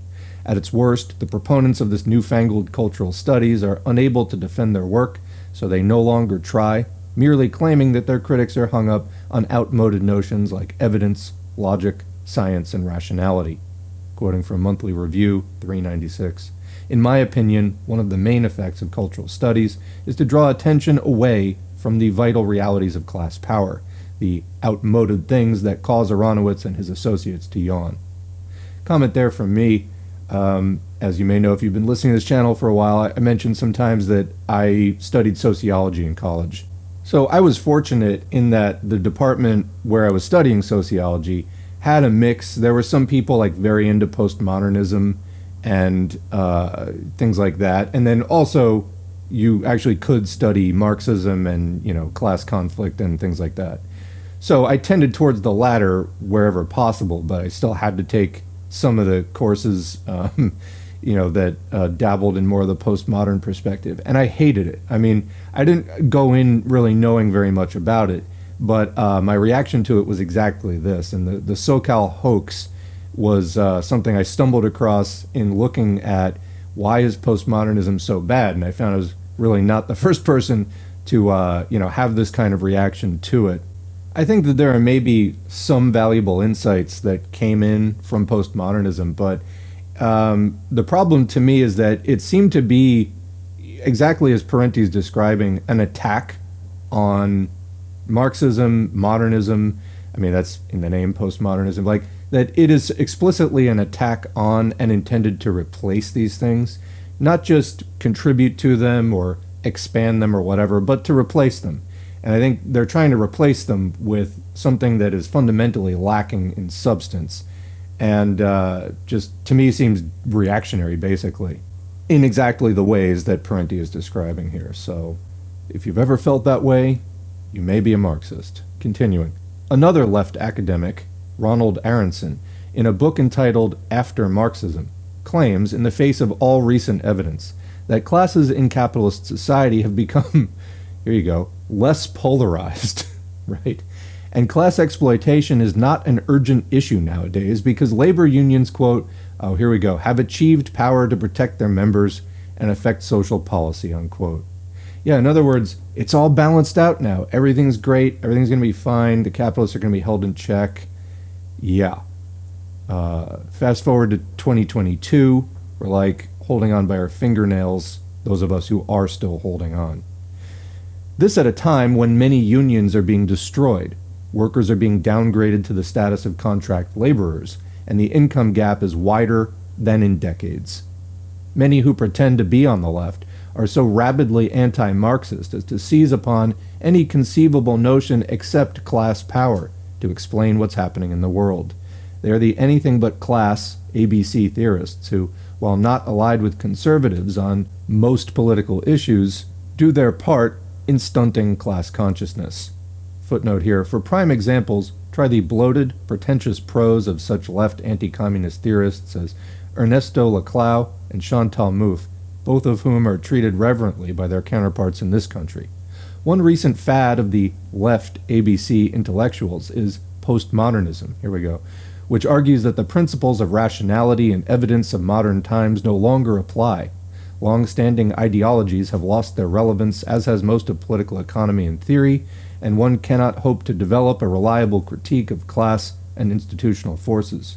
While claiming to search for new meanings, postmodernism resembles the same old anti-class theories, both right and left.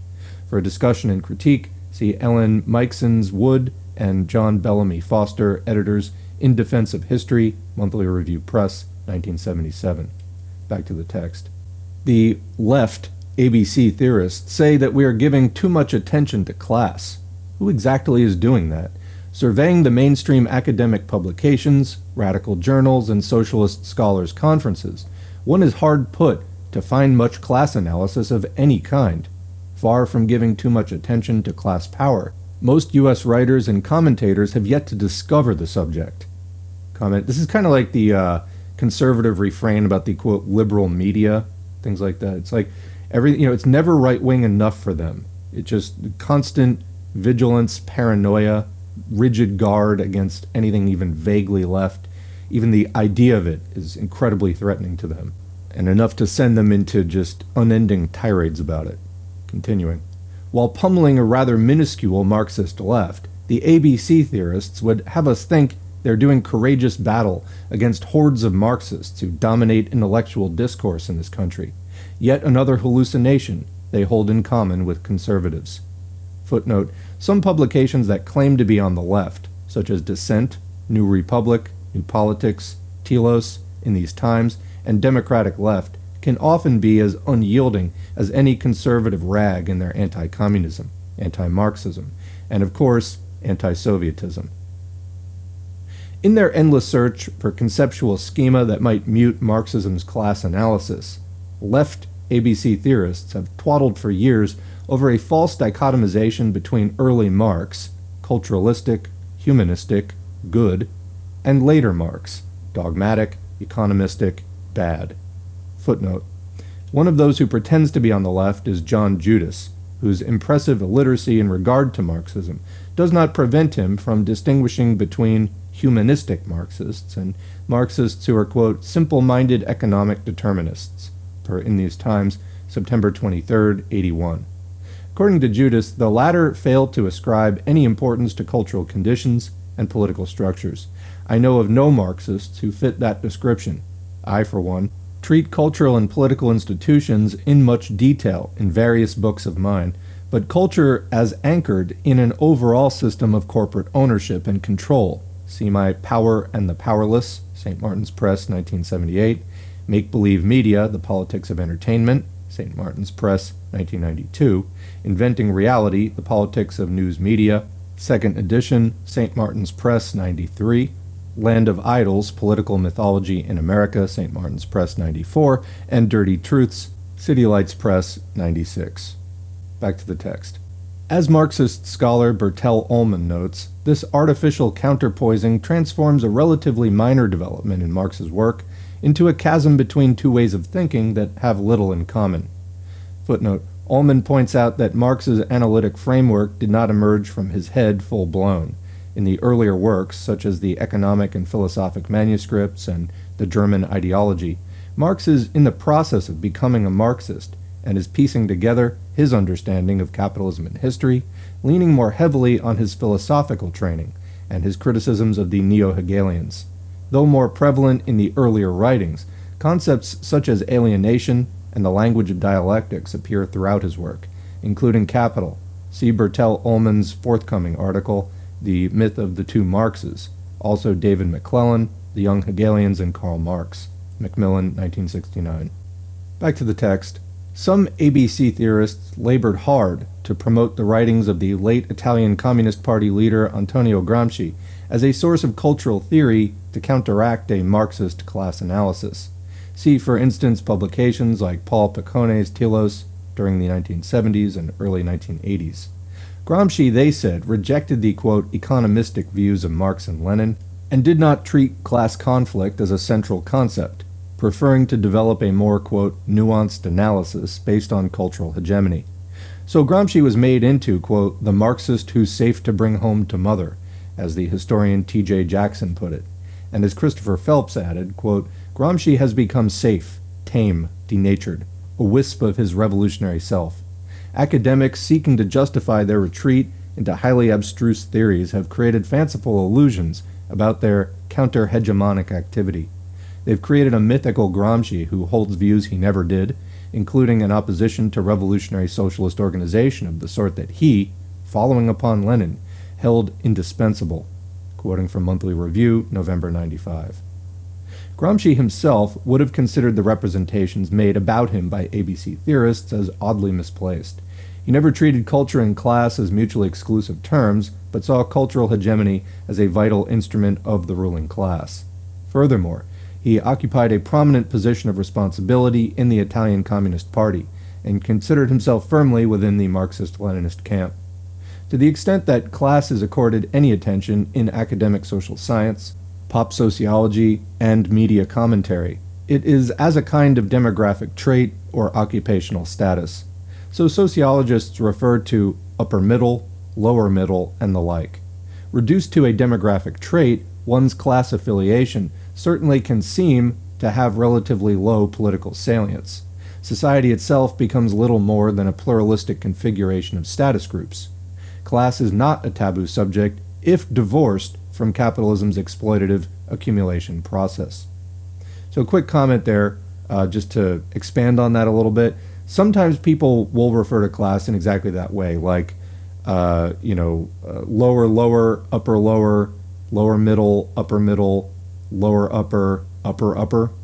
But this is just basically taking the range of income and then, dividing it up in a somewhat arbitrary way, and then looking for commonalities in the culture of, people who occupy these, different income brackets. But class is fundamentally not about income bracket, although it certainly does correspond in some ways to it, but not in this way. Class is fundamentally about one's relationship to capital. And, of course, there are going to be some trends that develop in terms of the wealth of capitalists versus non-capitalists. But just sort of reducing it to income bracket rather than relationship to the means of production and capital really neutralizes the revolutionary concept of what if we did away with the owning class, which is fundamental to Marxism in terms of the proletarian revolution, that whole concept. Continuing. Both mainstream social scientists and, quote, left ABC theorists fail to consider the dynamic interrelationship that gives classes their significance. In contrast, Marxists treat class as the key concept in an entire social order known as capitalism, or feudalism, or slavery, centering around the ownership of the means of production, factories, mines, oil wells, agribusinesses, media conglomerates, and the like, and the need, if one lacks ownership, to sell one's labor on terms that are highly favorable to the employer. Class gets its significance from the process of surplus extraction. The relationship between worker and owner is essentially an exploitative one, involving the constant transfer of wealth from those who labor but do not own to those who own but do not labor. This is how some people get richer and richer without working, or with doing only a fraction of the work that enriches them, while others toil hard for an entire lifetime, only to end up with little or nothing. Both orthodox social scientists and left ABC theorists, left always being in quotes here, treat the diverse social factions within the non-capitalist class as classes unto themselves. So they speak of a blue-collar class, a professional class, and the like. In doing so, they claim to be moving beyond a, quote, reductionist, Marxist dualistic model of classes. But what is more reductionist than to ignore the underlying dynamics of economic power and the conflict between capital and labor? What is more misleading than to treat occupational groups as autonomous classes, giving attention to every social group in capitalist society except the capitalist class itself, to every social conflict except class conflict? Both conventional and left ABC theorists have difficulty understanding that the creation of a managerial or technocratic social formation constitutes no basic change in the property relations of capitalism, no creation of new classes. Professionals and managers are not an autonomous class as such. Rather, they are mental workers who live much better than most other employees, but who still serve the accumulation process on behalf of corporate owners. Comment there. So this is an important point. We don't want to, on the one hand, reduce class to just sort of income brackets without understanding the relationship to the means of production and the role in capital accumulation, owning versus working, things like that. That's fundamental. That needs to stay in the picture. That said, we can recognize that, but also look beyond just merely worker and capitalist. I've made frequent reference to a couple of works by Mao. One is his 1926 Analysis of the Classes in Chinese Society. Another one is 1933, How to Differentiate the Classes in the Rural Areas.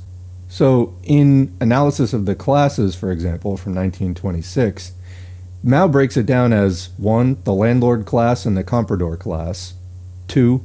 The middle bourgeoisie, 3. The petty bourgeoisie, 4. The semi-proletariat, and then within the semi-proletariat there are 5 categories. 1. The overwhelming majority of the semi-owner peasants, 2. The poor peasants, 3. Small handicraftsmen, 4. Shop assistants, 5. The peddlers. Then there's also as a major category the proletariat. And then in the 1933 piece, How to Differentiate the Classes in the Rural Areas, he breaks it down into landlord, rich peasant, middle peasant, poor peasant, and worker. So these are important sometimes when organizing is being carried out, because you can't lump all peasants together, because the rich peasants have more in common with the landlords, and the poor peasants basically have nothing at all, so completely different situation. So also in the case of a semi-proletarian, there you have somebody who produces for themselves part of the time, and then part of the time they have to sell their labor to an employer. So this is a kind of more detailed look that still keeps relationship to capital at an international, national, and local scale in the foreground, while also giving us a richer, more detailed and nuanced look, which again can be important for doing political organizing and rallying as far as the struggle, because people are going to go in different directions based on those particular finer features of their class position. So back to the text. Everyday class struggle. To support their view that class in the Marxist sense is passé, the ABC theorists repeatedly assert that there is not going to be a workers' revolution in the United States in the foreseeable future.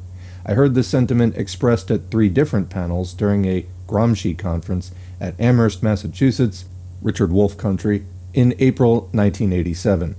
Even if we agree with this prophecy, we might still wonder how it becomes grounds for rejecting class analysis, and for concluding that there is no such thing as exploitation of labor by capital, and no opposition from people who work for a living. The feminist revolution that was going to transform our entire patriarchal society has thus far not materialized, yet no progressive person takes this to mean that sexism is a chimera, or that gender-related struggles are of no great moment. That workers in the United States are not throwing up barricades does not mean that class struggle is a myth. In present-day society, such struggle permeates almost all workplace activities. Employers are restlessly grinding away at workers, and workers are constantly fighting back against employers. Capital's class war is waged with court injunctions, anti-labor laws, police repression, union busting, contract violations, sweatshops, dishonest clocking of time, safety violations, harassment and firing of resistant workers, cutbacks in wages and benefits, raids of pension funds, layoffs, and plant closings. Labor fights back with union organizing, strikes, slowdowns, boycotts, public demonstrations, job actions, coordinated absenteeism, and workplace sabotage. Class has a dynamic that goes beyond its immediate visibility. Whether we are aware of it or not, class realities permeate our society, determining much about our capacity to pursue our own interests. Class power is a factor in setting the political agenda, selecting leaders, reporting the news, funding science and education, distributing health care, mistreating the environment, depressing wages, resisting racial and gender equality, marketing entertainment and the arts, propagating religious messages, suppressing dissidents, and defining social reality itself. ABC theorists see the working class as not only incapable of revolution, but is on the way out, declining in significance as a social formation. Footnote there, most ABC theorists have very limited day-to-day experience with actual working people, a fact that may contribute to their impression that the working class is of marginal import. Continuing, anyone who still thinks that class is of primary importance is labeled a die-hard Marxist, guilty of economism and reductionism, and unable to keep up with the post-Marxist, post-structuralist, post-industrialist, post-capitalist, post-modernist, and post-deconstructionist times. It is ironic that some left intellectuals should deem class struggle to be largely irrelevant at the very time that class power is becoming increasingly transparent, at the very time that corporate concentration and profit accumulation is more rapacious than ever, and the tax system has become more regressive and oppressive. The upward transfer of income and wealth has accelerated. Public sector assets are being privatized. Corporate money exercises an increasing control over the political process. People at home and abroad are working harder for less, and throughout the world, poverty is growing at a faster rate than the overall population. There are neoconservatives and mainstream centrists who manifest a better awareness of class struggle than the, quote, left ABC theorists.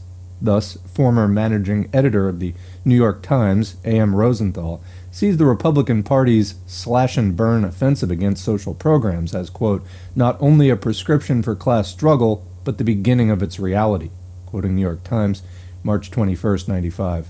Rosenthal goes on to quote Wall Street financier Felix Rohatyn, who notes that, quote, the big beneficiaries of our economic expansion have been the owners of financial assets, in what amounts to, quote, a huge transfer of wealth from lower-skilled middle-class American workers to the owners of capital assets and to the new technological aristocracy. Increasingly, quote, working people see themselves as simply temporary assets to be hired or fired to protect the bottom line and create, quote, shareholder value. It says little for left ABC intellectuals when they can be outclassed by establishment people like Rosenthal and Rohatyn. Seizing upon anything but class, U.S. leftists today have developed an array of identity groups centering around ethnic, gender, cultural, and lifestyle issues. These groups treat their respective grievances as something apart from class struggle, and have almost nothing to say about the increasingly harsh politico-economic class injustices perpetrated against us all. Identity groups tend to emphasize their distinctiveness and their separateness from each other, thus fractionalizing the protest movement. To be sure, they have important contributions to make around issues that are particularly salient to them, issues often overlooked by others, but they should also not downplay their common interests, nor overlook the common class enemy that they face. The forces that impose class injustice and economic exploitation are the same ones that propagate racism, sexism, militarism, ecological devastation, homophobia, xenophobia, and the like. People may not develop a class consciousness, but they still are affected by the power, privileges, and handicaps related to the distribution of wealth and want. These realities are not canceled out by race, gender, or culture. The latter factors operate within an overall class society. The exigencies of class power and exploitation shape the social reality we all live in. Racism and sexism help to create super-exploited categories of workers, minorities, and women, and reinforce the notions of inequality that are so functional for a capitalist system. To embrace a class analysis is not to deny the significance of identity issues, but to see how these are linked both to each other and to the overall structure of politico-economic power. An awareness of class relations deepens our understanding of culture, race, gender, and other such things. Wealth and power. In order that a select few might live in great opulence, millions of people work hard for an entire lifetime, never free from financial insecurity, and at great cost to the quality of their lives. The complaint is not that the very rich have so much more than everyone else, but that their superabundance and endless accumulation comes at the expense of everyone and everything else, including our communities and our environment. Great concentrations of wealth give the owning class control not only over the livelihoods of millions, but over civic life itself. Money is the necessary ingredient that gives the rich their immense political influence, their monopoly ownership of mass media, their access to skilled lobbyists and high public office. To those who possess it, great wealth also brings social prestige and cultural dominance, including membership on the governing boards of foundations, universities, museums, research institutions, and professional schools. Likewise, the absence of money is what makes the have-nots and have-littles relatively powerless, depriving them of access to national media and severely limiting their influence over political decision-makers. As the gap between the corporate rich and the rest of us grows, the opportunities for popular rule diminish. There is much discourse on how to balance freedom with security. History offers numerous examples of leaders who, in the name of national security, have been ready to extinguish what precious few liberties people might have won after generations of struggle. Challenges to the privileged social order are treated as a tax upon all social order, a plunge into chaos and anarchy. Repressive measures are declared necessary to safeguard people from the dangers of terrorists, subversives, Reds, and other supposed enemies, both foreign and domestic. Comment here, this was written in 97, or published in 97 at least. I'm sure after 2001, 9/11, the War on Terror, this was all anybody talked about for a few years anyway. Again and again, we are asked to choose between freedom and security, when in truth there is no security without freedom. In both dictatorships and democracies, the agencies of, quote, national security, acting secretively and unaccountably, have regularly violated both our freedom and our security, practicing every known form of repression, corruption, and deceit. Once in control of the state, plutocratic interests can use a regressive taxation system to make the public pay for the agencies of repression that are essential to elite domination. Still, democratic governance can prove troublesome, inciting all sorts of popular demands and imposing restraints on big business's enjoyment of a freewheeling market. For this reason, the captains of capitalism and their conservative publicists support both a strong state armed with every intrusive power and a weak government unable to stop corporate abuse or serve the needs of the ordinary population. Aside from the systemic imperatives that cause capitalism to accumulate without end, we must also reckon with the driving force of class greed. Wealth is an addiction. There's no end to the amount of money one might desire to accumulate. The best security to being rich is to get still richer, piling possession upon possession, giving oneself over to the ori sacra fames, the cursed greed for gold, the desire for more money than can be consumed in 1,000 lifetimes of limitless indulgence, wanting in nothing, but still more and more money. Wealth buys every comfort and privilege in life, the fame of fortune, elevating the possessor to the highest social stratosphere, an expression of the aggrandizing self, an expansion of the ego's boundary, an extension of one's existence beyond the grave, leaving one feeling almost invulnerable to time and mortality. Wealth is pursued without moral restraint. The very rich try to crush anyone who resists their endless, heartless, unprincipled accumulation. Like any addiction, money is pursued in that obsessive, a moral, single-minded way, revealing a total disregard for what is right or wrong, just or unjust, an indifference to other considerations and other people's interests, and even one's own interests, should they go beyond feeding the addiction. Footnote, thus it is necessary and desirable to have laws to protect the environment, workers' lives, and consumer health, because big business has a total indifference to such things, and, to the extent that they cut into profits, an outright hostility toward regulations on behalf of the public interest.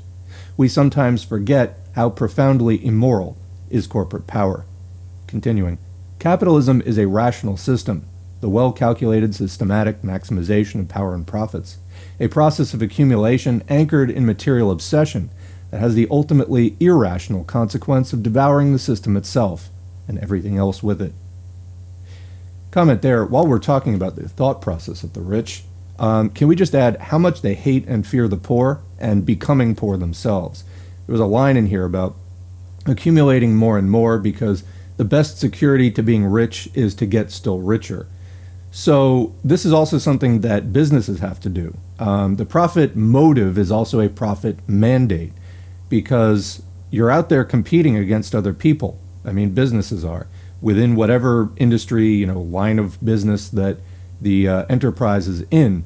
If they are not constantly putting as much in their coffers as they possibly can, somebody else is going to come in and put them out of business. That's the nature of the game.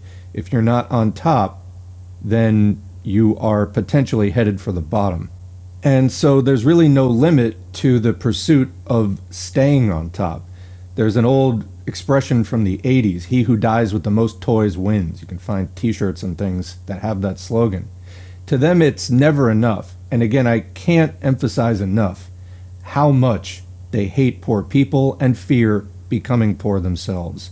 It's a cruel, basically psychopathic mindset, but it's very real.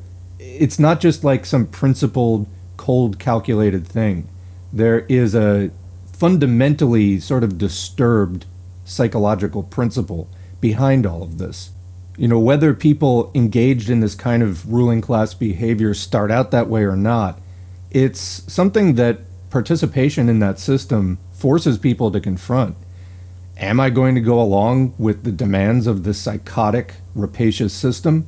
Is that something that I can turn a blind eye to or embrace with open eyes, even worse in a way, know it's wrong and do it anyway? There are certainly people who decline that and become class traitors. Unfortunately, they're few in number. Too many who have the opportunity to be in the ruling class are too weak-willed to resist the temptation, and so the burden of undoing the system falls on those who do not benefit from it, the working class. We must revolt. Continuing, Eco-Apocalypse, a Class Act. In 1876, Marx's collaborator, Friedrich Engels, offered a prophetic caveat, quote, "Let us not flatter ourselves overmuch on account of our human conquest over nature, for each such conquest takes its revenge on us. At every step, we are reminded that we by no means rule over nature, like a conqueror over a foreign people, like someone standing outside of nature, but that we, with flesh, blood, and brain, belong to nature and exist in its midst." Unquote. With its never-ending emphasis on exploitation and expansion, and its indifference to environmental costs, capitalism appears determined to stand outside nature. The essence of capitalism, its raison d'etre, is to convert nature into commodities and commodities into capital, transforming the living earth into inanimate wealth. This capital accumulation process wreaks havoc upon the global ecological system. It treats the planet's life-sustaining resources, arable land, groundwater, wetlands, forests, fisheries, ocean beds, rivers, air quality, as dispensable ingredients of limitless supply, to be consumed or toxified at will. Consequently, the support systems of the entire ecosphere, the planet's thin skin of fresh air, water, and topsoil, are at risk, threatened by such things as global warming, massive erosion, and ozone depletion. Global warming is caused by tropical deforestation, motor vehicle exhaust, and other fossil fuel emissions that create a greenhouse effect, trapping heat close to the Earth's surface. This massed heat is altering the atmospheric chemistry and climatic patterns across the planet, causing record droughts, floods, tidal waves, snowstorms, hurricanes, heat waves, and great losses in soil moisture. We now know that the planet does not have a limitless ability to absorb heat caused by energy consumption. Comment. I'm sure you are also glad that this, went away in the last 25 years, right? No. Another potential catastrophe is the shrinkage of the ozone layer that shields us from the sun's deadliest rays. Over 2.5 billion pounds of ozone-depleting chemicals are emitted into the Earth's atmosphere every year, resulting in excessive ultraviolet radiation that is causing an alarming rise in skin cancer and other diseases. Increased radiation is damaging trees, crops, and coral reefs, and destroying the ocean's phytoplankton, the source of about half of the planet's oxygen. If the oceans die, so do we. At the same time, the rise in pollution and population has given us acid rain, soil erosion, silting of waterways, shrinking grasslands, disappearing water supplies and wetlands, and the obliteration of thousands of species, with hundreds more on the endangered list. Footnote, putting an end to the population explosion will not of itself save the ecosphere, but not ending it will add greatly to the dangers the planet faces. The environment can sustain a quality life for just so many people. Continuing. In 1970, on what was called Environment Day, President Richard Nixon intoned, "What a strange creature is man that he fouls his own nest."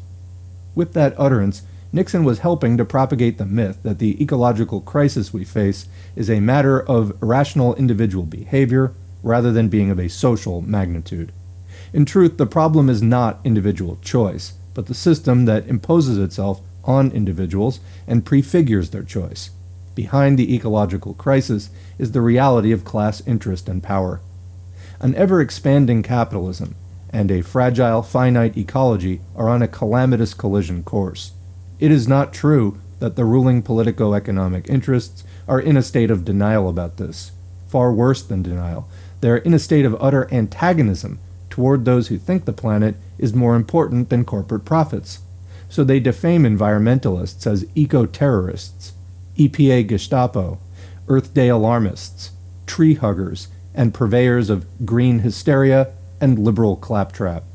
Some environmental activists in this country have been the object of terrorist assaults conducted by unknown assailants, with the implicit tolerance of law enforcement authorities. Footnote, to offer one example, the FBI was quick to make arrests when environmentalists Judy Barry and Darrell Cherney were seriously injured by a car bomb in 1990. They arrested Barry and Cherney, calling them radical activists, charging that the bomb must have belonged to them. Both had long been outspoken advocates of nonviolence. The charges were eventually dropped for lack of evidence. The bomb had been planted under the driver's seat. The FBI named no other suspects and did no real investigation of the attack. Additional comment and information there. Barry was involved with the IWW Radical Labor Union, also known as the Wobblies, and people studying this case from a critical perspective have proposed that it was the combination of radical environmentalism with the labor movement that was what was so threatening and may have caused what looked like an assassination attempt. Continuing. Autocrats in countries like Nigeria, in bed with the polluting oil companies, have waged brutal war upon environmentalists, going so far as to hang popular leader Ken Saro-Wiwa. In recent years, conservatives within and without Congress, fueled by corporate lobbyists, have supported measures that would 1. Prevent the Environmental Protection Agency from keeping toxic fill out of lakes and harbors, 2. Eliminate most of the wetland acreage that was to be set aside for a reserve, 3. Completely deregulate the production of chlorofluorocarbons that deplete the ozone layer, 4. Virtually eliminate clean water and clean air standards, 5. Open the unspoiled Arctic Wildlife Refuge in Alaska to oil and gas drilling, 6. Defund efforts to keep raw sewage out of rivers and away from beaches, 7. Privatize and open national parks to commercial development, 8. Give the few remaining ancient forests over to unrestrained logging, and 9. Repeal the Endangered Species Act. In sum, their openly professed intent has been to eviscerate all our environmental protections however inadequate these are. Comment, seems to be a running theme here, but as I keep inserting, gee, I'm sure glad that this all became better over the last 25 years. No, it hasn't. I mean, that's the thing, why we need to study history, particularly of the neoliberal era. It's not that hard. Go back 40, 50 years only. If you can at least get that down, you can see the picture of the particular era of capitalism that we're in currently, although, of course, going back further, very helpful as well. But at a bare minimum, understanding, this has been going on for decades. All of those things we've seen in the news in recent years. These struggles continue as the capitalist class tries to get their hands on more and more researches. There is just literally no limit. Nothing is sacred. Continuing. Conservatives maintain that there is no environmental crisis. Technological advances will continue to make life better for more and more people. Footnote. A cover story in Forbes, August 14, 1995, derides the, quote, health scare industry and reassures readers that highly chemicalized and fat-ridden junk foods are perfectly safe for one's health. The magazine's owners and corporate advertisers are aware that if people begin to question the products offered by the corporate system, they may end up questioning the system itself. Not without good cause does Forbes describe itself as, quote, a capitalist tool. Now, commenting there, that is one area where we see things like the Whole Foods supermarket chain and sort of the organic movement in general. That has come up since the publication of this book in the last 20 years as more of a mainstream thing. As more and more people try to become health conscious, as more and more people fall into conditions of overweight and obesity, and we've talked about this in the live streams a number of times about food under capitalism.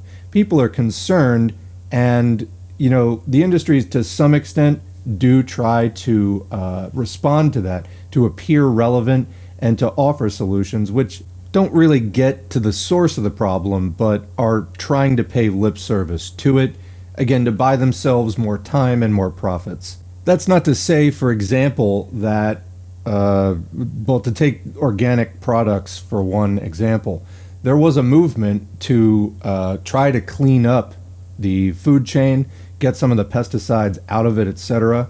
And then, unfortunately, it got picked up by corporations who had the USDA, in the case of the United States, make a definition of organic, which was far short of what anybody wanted. It was more corporate friendly, allowed a lot more pesticides to still be used, etc., etc. That's not to say that there isn't some value to it, but also it got heavily corrupted by corporate influences trying to preserve their profitability and their particular way of doing things cheaply and while externalizing costs onto the environment and onto consumers. Anyway, back to the text. One might wonder why rich and powerful interests take this seemingly suicidal anti-environmental route. They can destroy welfare, public housing, public education, public transportation, Social Security, Medicare, and Medicaid with impunity, for they and their children will not thereby be deprived, having more than sufficient means to procure private services for themselves. But the environment is a different story. Wealthy conservatives and their corporate lobbyists inhabit the same polluted planet as everyone else, eat the same chemicalized food, and breathe the same toxified air. Comment, in other words, no jobs or profits on a dead planet. In fact, they do not live exactly as everyone else. They experience a different class reality, residing in places where the air is somewhat better than in low and middle income areas. They have access to food that is organically raised and specially prepared. The nation's toxic dumps and freeways usually are not situated in or near their swanky neighborhoods. The pesticide sprays are not poured over their trees and gardens. Clear cutting does not desolate their ranches, estates, and vacation spots. Even when they or their children succumb to a dread disease like cancer, they do not link the tragedy to environmental factors, though scientists now believe that most cancers stem from human-made causes. Comment, not just cancer, but other diseases as well. For example, anybody knows the actor Michael J. Fox, who came down with Parkinson's disease a number of years ago. I was listening to an interview with him where he was talking about there were a number of other actors that he worked on with some early project, like early 80s, something like that. And there was some kind of, I don't know if it was a pesticide or what it was, but being sprayed on some crops, and it was like a huge cluster of cases came out of people who were on that work site. Because apparently, I think it was like I think it was an insecticide, and it's a neurotoxin. That's how it kills the bugs, but it may also have attacked the human nervous system as well. Anyway, side note, continuing. They deny that there is a larger problem because they themselves create that problem and owe much of their wealth to it. But how can they deny the threat of an ecological apocalypse brought on by ozone depletion, global warming, disappearing topsoil, and dying oceans? Do the dominant elites want to see life on Earth, including their own, destroyed? In the long run, they indeed will be victims of their own policies, along with everyone else. However, like us all, they live not in the long run, but in the here and now. For the ruling interests, what is at stake is something of more immediate and greater concern than global ecology. It is global capital accumulation. The fate of the biosphere is an abstraction compared to the fate of one's own investments. Furthermore, pollution pays while ecology costs. It's an obstacle to profit, right? Every dollar a company must spend on environmental protections is one less dollar in earnings. It is more profitable to treat the environment like a septic tank, pouring thousands of new harmful chemicals into the atmosphere each year, dumping raw industrial effluent into the river or bay, turning waterways into open sewers. The long-term benefit of preserving a river that runs alongside a community, where the corporate polluters don't live anyway, doesn't weigh as heavily as the immediate gain that comes from the ecologically costly modes of production. Solar, wind, and tidal energy systems could help avert ecological disaster, but they would bring disaster to the rich oil cartels. 6 of the world's 10 top industrial corporations are involved primarily in the production of oil, gasoline, and motor vehicles. Fossil fuel pollution means billions in profits. Ecologically sustainable forms of production threaten those profits. Immense and immediate gain for oneself is a far more compelling consideration than a diffuse loss shared by the general public. The cost of turning a forest into a wasteland weighs little against the profits that come from harvesting the timber. This conflict between immediate private gain on the one hand and remote public benefit on the other operates even at the individual consumer level. Thus, it is in one's long-term interest not to operate a motor vehicle, which contributes more to environmental devastation than any other single consumer item. But we do have an immediate need for transportation in order to get us to work, or do whatever else needs doing. So most of us have no choice except to own and use automobiles. Comment particularly in the US, which was pretty much entirely designed by oil companies and car companies around the use of automobiles and gasoline to run them. The car culture demonstrates how the ecological crisis is not primarily an individual matter of man soiling his own nest.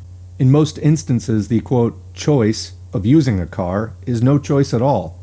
Ecologically efficient and less costly electric car mass transportation has been deliberately destroyed since the 1930s in campaigns waged across the country by the automotive, oil, and tire industries.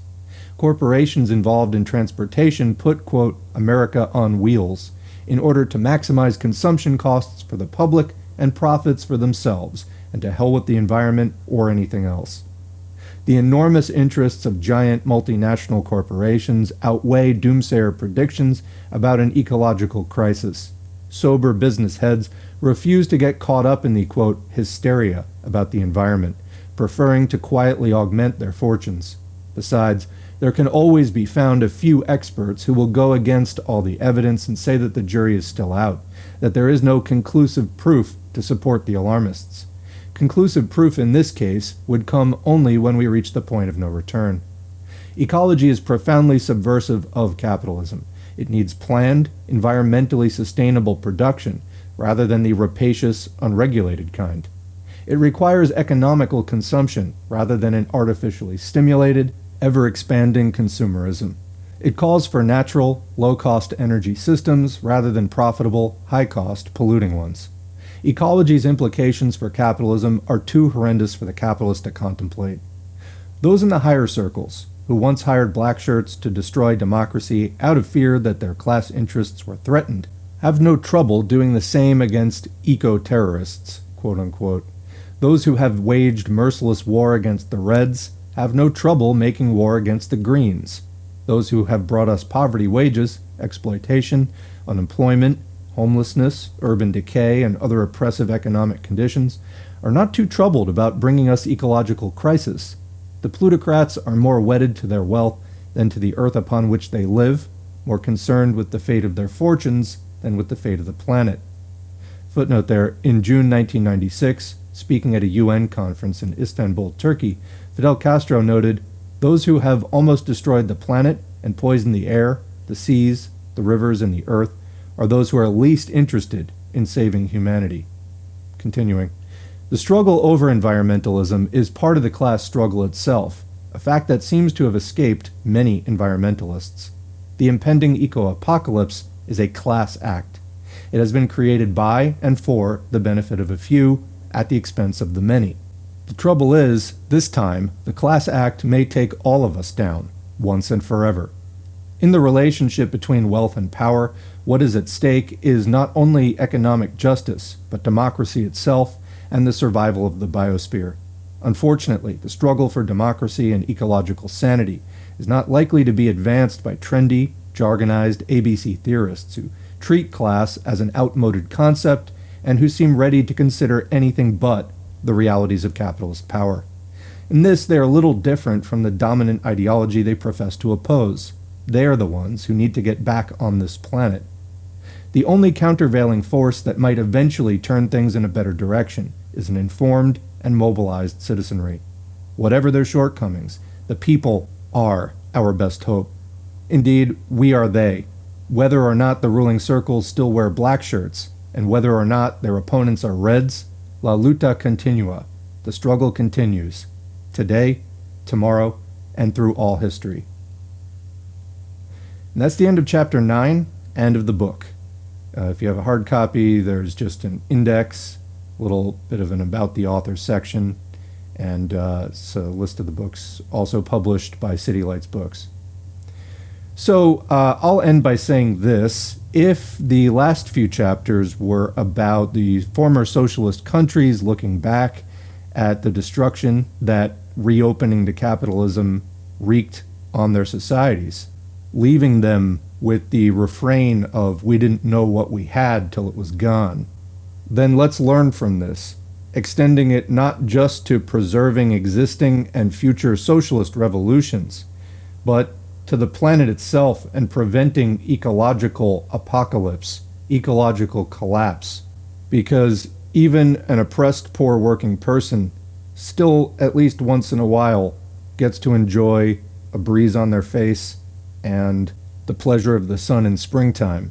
But if the environment goes, we won't even be around anymore to lament the loss. So that concludes the reading of Michael Parenti's Black Shirts and Reds, Rational Fascism and the Overthrow of Communism from 1997. What do you think? Leave a question or comment below. We will pick up the discussion there. I'll also be posting this file as one unbroken piece as soon as time allows. In the meantime, there is a playlist of all of these half a dozen or so videos that comprise the entire book. You should be able to find a link to that playlist in the pinned comment beneath each video, or you can just search for it on the channel. So if you haven't listened to the previous sections, make sure to go back and listen to those. It's a really key book that a lot of people feel is a pretty good reference point. You know, it doesn't contain so much Marxist theory. There's a little bit of that there in Chapter 8, but you want to study the theory separately, and then I think that this is kind of a good introduction to some of the discussions that have been going on for decades in U.S. culture about Marxism, and gives you some jumping off points for how to combat a lot of the myths and sort of recycled tropes of anti-Marxism, anti-communism that get brought up. So I think it is valuable, definitely, for that. Anyway, thank you for listening to this book. Make sure to check out the other hundreds of videos on the channel. And thanks to the current patrons whose names are on the screen. Again, we don't run ads here at Socialism for All, so all the financial support that we get comes through the Patreon. You can get your name on the screen and support us by heading to patreon.com/socialismforall. You can sign up for as little as $2 a month or more. whatever you see fit. Every donation is encouraging. They're also materially helpful. So thank you to all of the patrons for that. It's allowed me to spend a lot more time making these videos and administering the channel than I would have been able to do without your financial support. Also helpful for the channel is engagement, liking, sharing, subscribing, and commenting. All of that helps to boost the videos in the YouTube algorithm, so if the financial support lets me spend the time on it, then the engagement helps to make sure that that time is maximized and helps more people to stumble across this content. You know, we want to make all of this quality information as accessible as possible to all of the working people who have questions about why society is the way it is, why do they experience oppression and exploitation, and so forth. So thank you to everyone in the community for engaging in any of those ways, and we'll catch you in the next video.